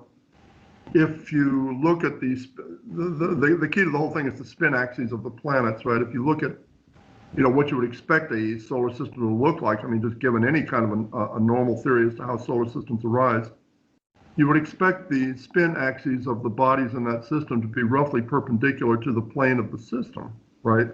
Yeah, this is true. Okay, you would expect the axis tilts to be all fairly close to zero. And in the case of Mercury and Jupiter and the Sun, you have, those bodies really do sort of look like that. All those axis tilts are less than 10 degrees, right? You've got two bodies in our system, which are Venus and Uranus, which are oddballs, which have oddball axis tilts. I mean, Venus is upside down. You can say that its axis tilt's 180 degrees, or it spins the wrong way. It spins retrograde. And then Uranus is laid over at a 90-degree angle or close to that 85 something, right? And each one of those two bodies has its own separate little story. But the other four main bodies, Neptune, Saturn, Mars, and Earth, all have this roughly 26-degree axis tilt, between 24 and 28. And that's a big anomaly, right? I mean, if you want to believe anything resembling a standard theory of the history of our solar system, there's no way to explain that. I mean, what that really tells you is that those four bodies were captured as a group, right? Right. You ask yourself, what is it about being captured as a group which is going to produce, like four bodies having the same axis tilt? And what it really says is that these four bodies were not an orbiting system at the point at which they were captured by the sun. They were an electromagnetically aligned system, like a shish kebab or something like that, with the poles pointed upwards towards the dwarf star. And they would, in other words, what Troy and I believe happened ultimately is that the Saturn the Neptune, Saturn, Mars, Earth system, flew into the plane of the Sun, Jupiter, Mercury system from the south at a rough 26-degree angle. And as the individual bodies peeled out and began to orbit the way they do now, just ordinary gyroscopic force caused them to keep that 26-degree approach angle in the form of axis tilts. Mm-hmm. That's why you have this rough 26 degrees. If you go back 50 or 60,000 years ago, you've got a double solar system. You've got a very bright cosmos to the north, right? You've got the Sun and Jupiter and Mercury. And the other thing that you will have under those conditions is that you would anticipate Jupiter to be up closer to the main sequence star than it is now, which is the normal situation in our galaxy. I mean, you read about hot Jupiters, right? And gas giant planets orbiting closer than Saturn and Jupiter orbit now, right? John Cook basically said that he had done the math, and he ended up believing that, that Jupiter would have been like a little bit closer to the Sun than the Earth is now, well within the habitable zone of the Sun. And that says that these 4 large moons of Jupiter's, particularly Ganymede, the largest of them, would have been getting, warmth and radiant energy both from the Sun and from the dwarf star. What was, it's not like the dwarf star died out immediately, like just flicking a light switch off, after it was captured, right? I mean, this is an ongoing process. But, I mean, as we see it now, it's definitely a gas giant planet. It's not a dwarf star any longer. Right. That video of Troy's goes into the history of Jupiter. I mean, that's worth watching. Apparently, if you were to make the heliosphere of something like Jupiter visible, it would appear in our sky bigger than the moon, right? Yes. I saw that. Very good. That got a lot of attention. That video got a lot of attention from the Thunderbolts group, right? And we've got the one person in the Thunderbolts group who basically likes the Ganymede hypothesis, Don Scott, right? You've got a couple of other people in the group that don't care for it. So it's a mixed bag. Yeah. But you understand what I'm saying? It's like you've got, a double solar system. You've got like one very bright part, and then you've got like a very dark part, which consists of the, like I say, Saturn and Mars and Earth. And and in that dark part, the hominids were native to that dark part. Humans were not. There's no way to believe that humans would have arisen. If you can have humans arise within something like this, then the humans are going to arise in the bright part of this whole thing. That's what I told Troy. It's somewhere along about 2012. I said, we're looking at this whole thing the wrong way. It's like humans must have arisen, like on some kind of a thing, like in this bright part of this double system, like in the Sun, Jupiter, Mercury system. Maybe some kind of a planet that got blown up or doesn't exist any longer or something. Troy knew a bit more about Jupiter than I did at the time. It's like he, at that point, went into an investigation of Ganymede, what all is involved in Ganymede. And very cautiously, right? He said that, like, if at any point this had ever started to look like trying to pound a square peg into a round hole, or something didn't fit, he was going to drop it, right? But it never did. He said the more he looked at this, the more obvious it became. The parts were fitting together just of their own volition, right? So it's like chess grandmasters describe as a game that plays itself. Okay, that gives you a home world for modern humans. Well, let me tell you a little bit about Ganymede, what you would have had 50,000 years ago. It's an ice world now, but Ganymede has water, it's got oxygen, and it's got an intrinsic magnetosphere, and the intrinsic magnetosphere is, the rocky bodies in our system now, it's like only the Earth and Ganymede have it. This is what you need to protect yourself from cosmic radiation, and particularly around a dwarf star. Dwarf stars flare occasionally. They're not as stable as the main sequence stars. Have I run that by you at all, or? No, go ahead. Talk about it. I like talking about this is like a creation evolution type thing. It's like you very often, you get into arguments over how old the Earth is. Yeah. And they used to try to put some sort of an estimate of the planet's age together from just by adding up Bible chronologies, right? I mean, I think they used to believe the Earth was somewhere around 5,000 or 6,000 years old. Right. They still do. Yeah. these are Christians who ought to know better, right? Because they're not doing Christianity any favors, by trying to tell anybody that the earth is 6,000 years old. But the hell of it is that, what Schwann came up with is not exactly Genesis, but it's closer to Genesis than it is to any kind of a book on evolutionary biology.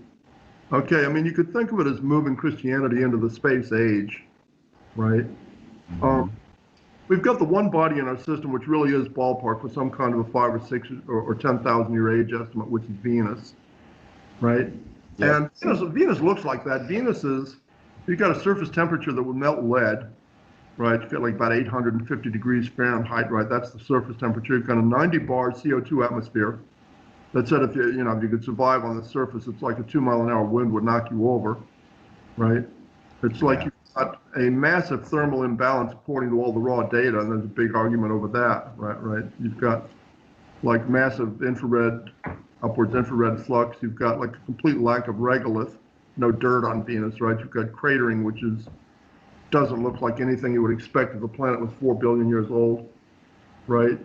Every bit of what we know about Venus says that it's a new planet, right? It's hot because it hasn't had time to cool off, right? The Earth and Mars don't look like that at all. So they've got to be a whole lot older than Venus, right? But they're not hundreds of millions of billions of years old, right?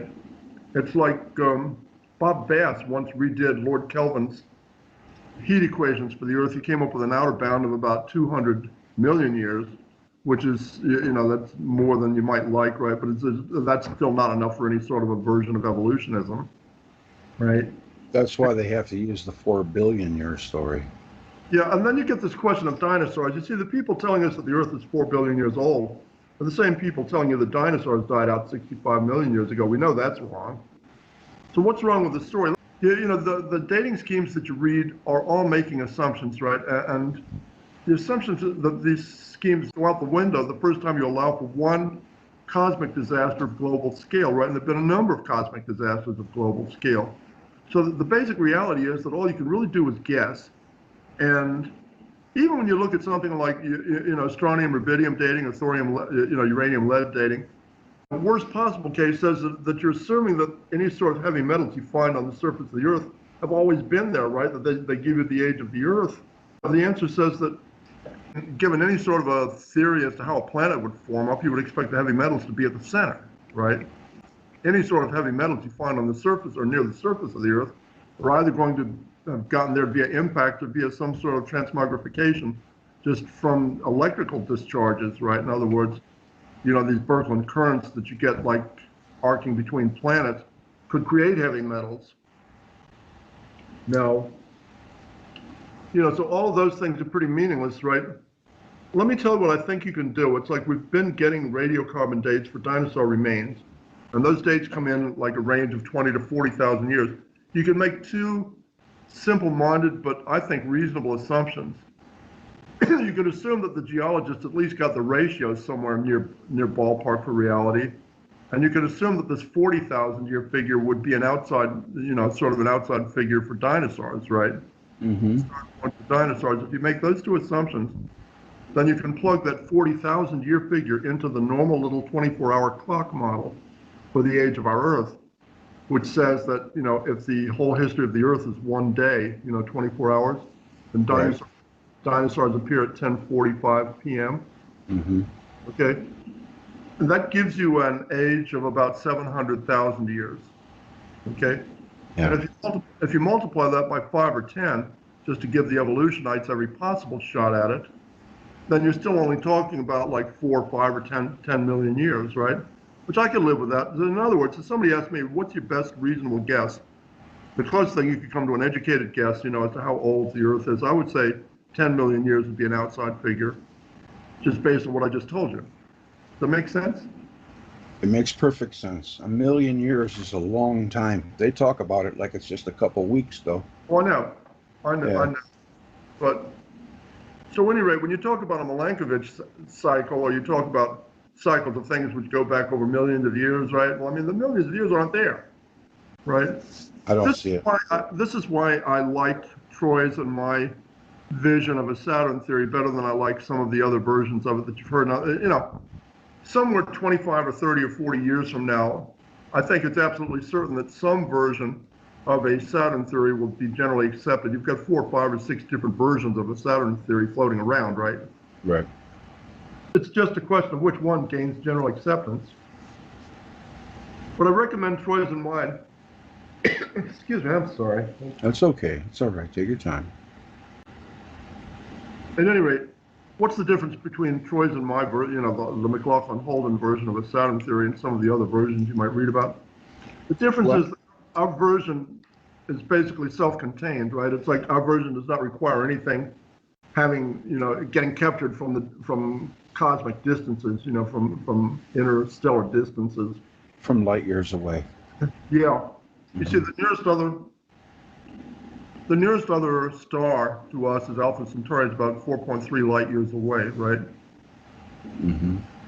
One of the versions of a Saturn theory that you'll read has Saturn wandering in from the Sagittarius dwarf galaxy. Yes, I've heard that. Let me explain the problem with that. The problem is that, suppose you had something like Saturn that wants to hit our system, starting from something even as close as Alpha Centauri, right, say 4 light years away, then there's only 2 ways it could happen.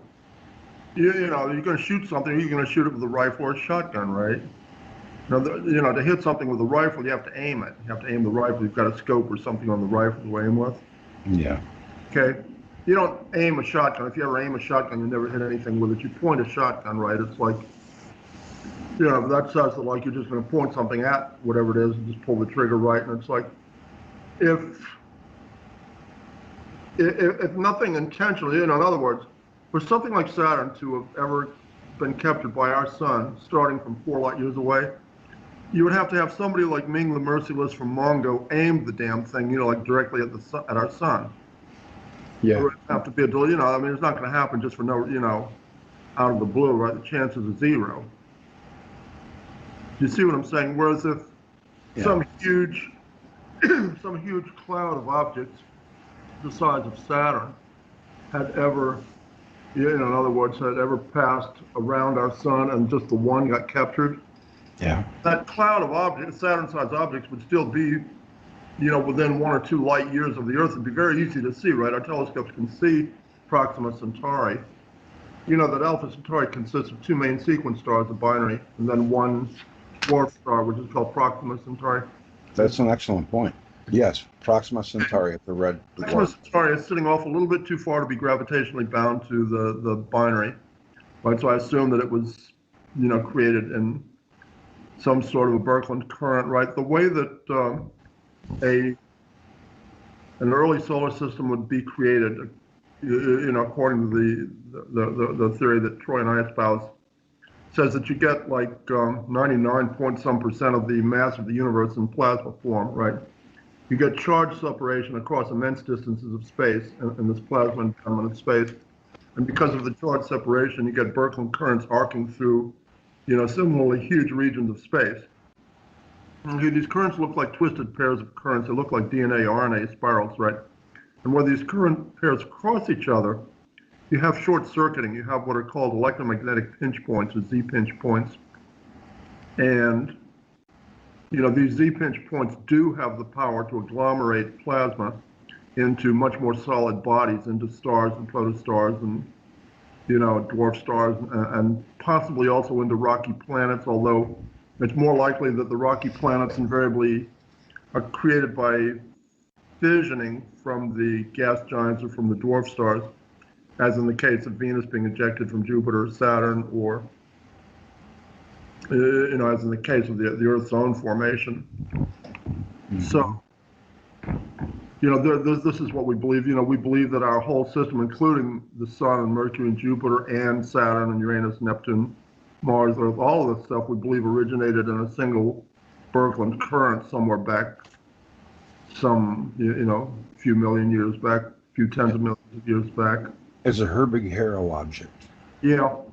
They're named after the 2 astronomers, Herbig and Haro, right? Mm-hmm. You can see these things. It's like, let me go up here, and if I just say Herbig-Haro. I did a piece on them from Wal Thornhill's website. Right. Yeah.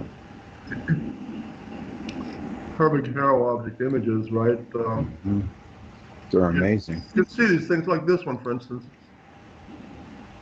You know, you can see the twisted pair of currents. You've actually got a, like a Birkeland current like that running straight through the center of our own galaxy. What do we call that? The double helix nebula? Yeah. And that's probably what powers our galaxy. Is spiral galaxies like the Milky Way appear to be, you know, like what they call homopolar motors, you know, driven by these Birkeland currents. Yes. And again, the Thunderbolts group does a better job of explaining these kinds of things than I would, right? So it's like, you know, you'd be better off to watch their videos on homopolar motors and you know, combinations of things like that, you know, Birkeland currents and galaxies, spiral galaxies. Yes. Let me tell you a little bit more about Ganymede. Okay. You've got two things that you're trying to explain with Ganymede. I mean, normally you've got like this ultra low moment of inertia, the fact that most of the mass is concentrated towards the center. And then you've got this intrinsic magnetosphere, and they try to explain, both on Earth and on Ganymede, they try to explain the intrinsic magnetospheres as being created by a dynamo effect. And that really, it doesn't work in either case. I mean, in the case of the Earth, if the Earth was being, you know, I mean, if the magnetosphere was being created by a dynamo effect of some sort, it wouldn't weaken over a period of time. I mean, it would be topped off continually. Okay, but we know that our own magnetosphere is weakening.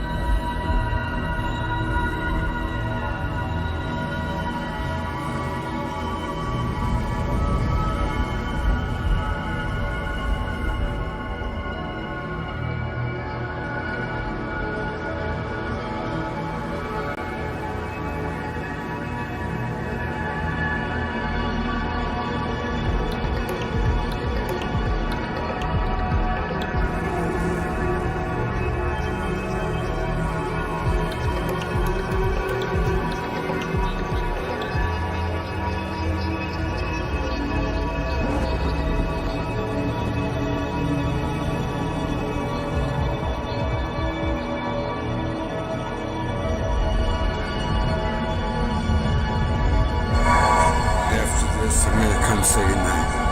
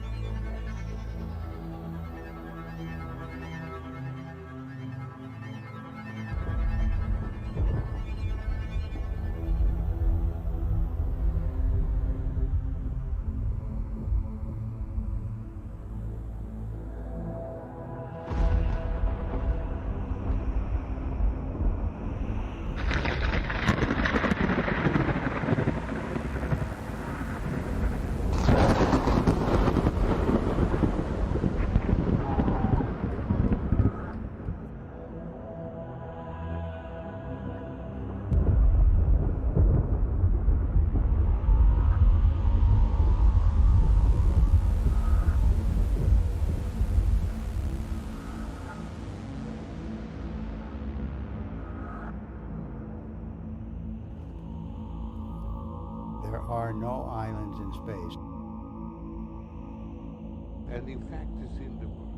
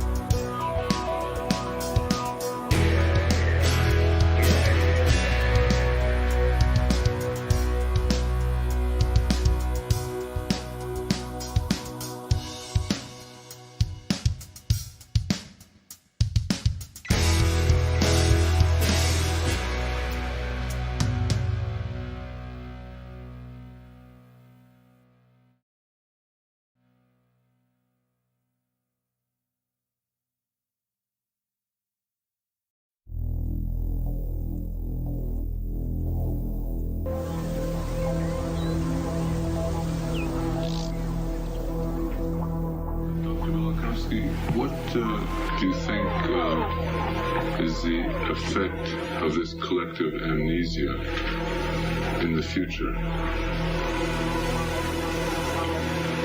The effect is very great, not only in the future, it was also in the past.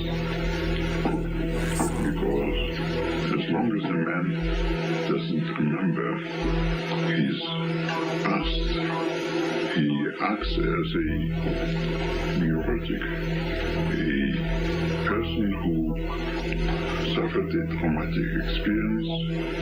Due to this traumatic experience, suffered also an amnesia, a local amnesia, so to say, not spread through all his personality, but in this case, in the human race, we have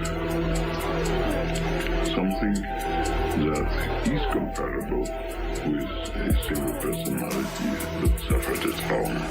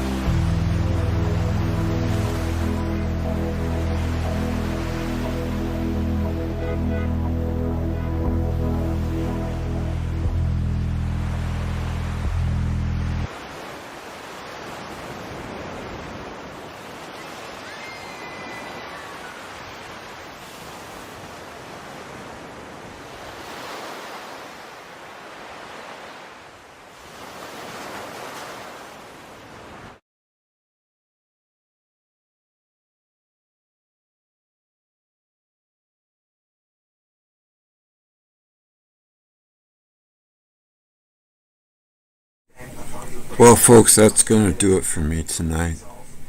I got a much more powerful mic on this thing. I got to get used to that, but I'm going to be getting my computer back by Thursday, probably. He ordered the power unit. It's going to take a couple of days to put it in, and hopefully everything will work out. And I just wanted to touch on some things you may or may not know about Saturn theory. As far as I'm concerned, I don't think there's any theory that packs more evidence than Saturn theory. That the oxygen and water and salt match on Earth, match Saturn's rings, but not the sun. As where Jupiter and the sun share the same oxygen. And I don't know about salt, but that's one big thing. Plus the actual tilts, plus the all the ancient tales about a time before the sun, and Kronos being king of the world or being the god. I mean, it does it make any sense that they'd worship a tiny little speck? It doesn't to me. I really do think that the planets are a lot closer.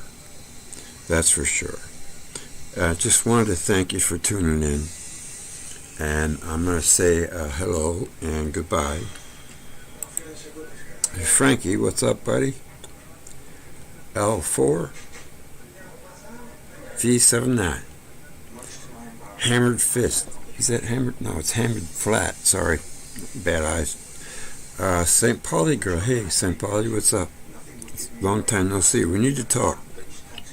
You're the one who holds the secret to my outdrive. Steven 1066. Nice to meet you. Melanie Stockfeld. Sorry. Tired. And I know Shockwave was here. I want to get a message to Andy. Someone on Discord. I haven't been able to download Discord. I did get Skype up. But by the time I get used to handling this thing, I'll have my computer back. But it's always good to know something new. But man, MX Linux isn't for people who just are used to Windows. It's complicated to me. To Ted, it's easy. I guess it just matters on what you grow up on. I wanted to say hello and good night. I'll see you guys this weekend. Nothing new to report. Everything's going good. I'm doing my hydrogen peroxide, and the tumor is still there. But other than that, hi Jess. Glad to see you. Always glad to see you, honey. She's a loyal subscriber. And like I said to Ted, my subscribers aren't no dummies. They're smart. And I mean that. So I just wanted to say goodnight. I'll see you this weekend, and hopefully I'll have my computer back. I wanted to play a little bit of music, but I'm going to say goodnight now. Okay. Take care, everybody. Greg, what was the teeth healing thing? Teeth healing. Teeth healing. With who? Me? Is it with me? I don't know kind of quite what you mean.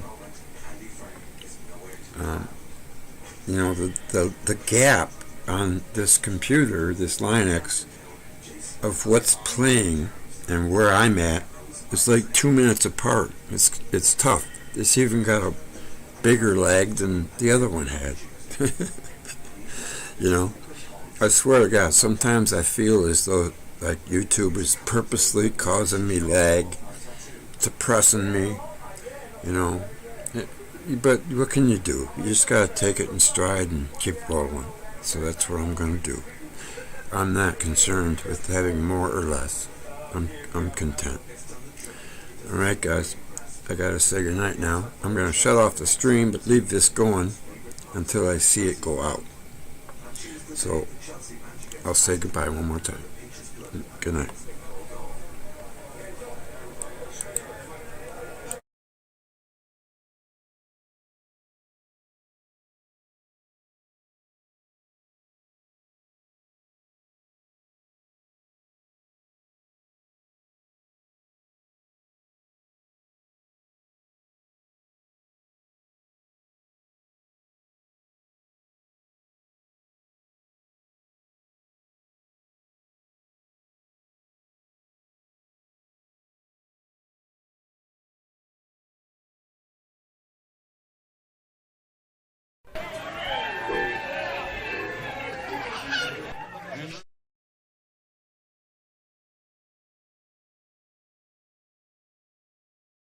Peter wrote from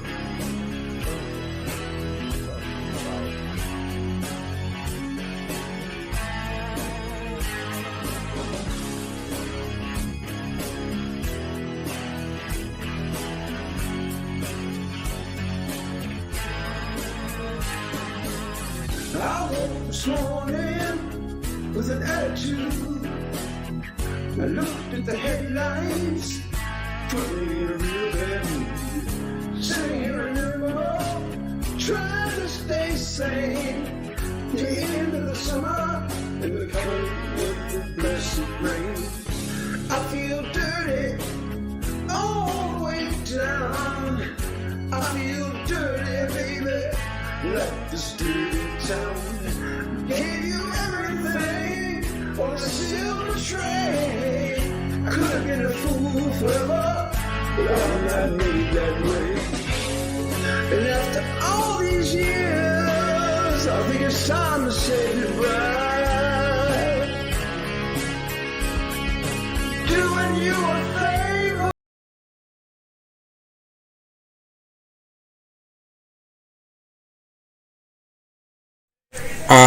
Greg J. signing off.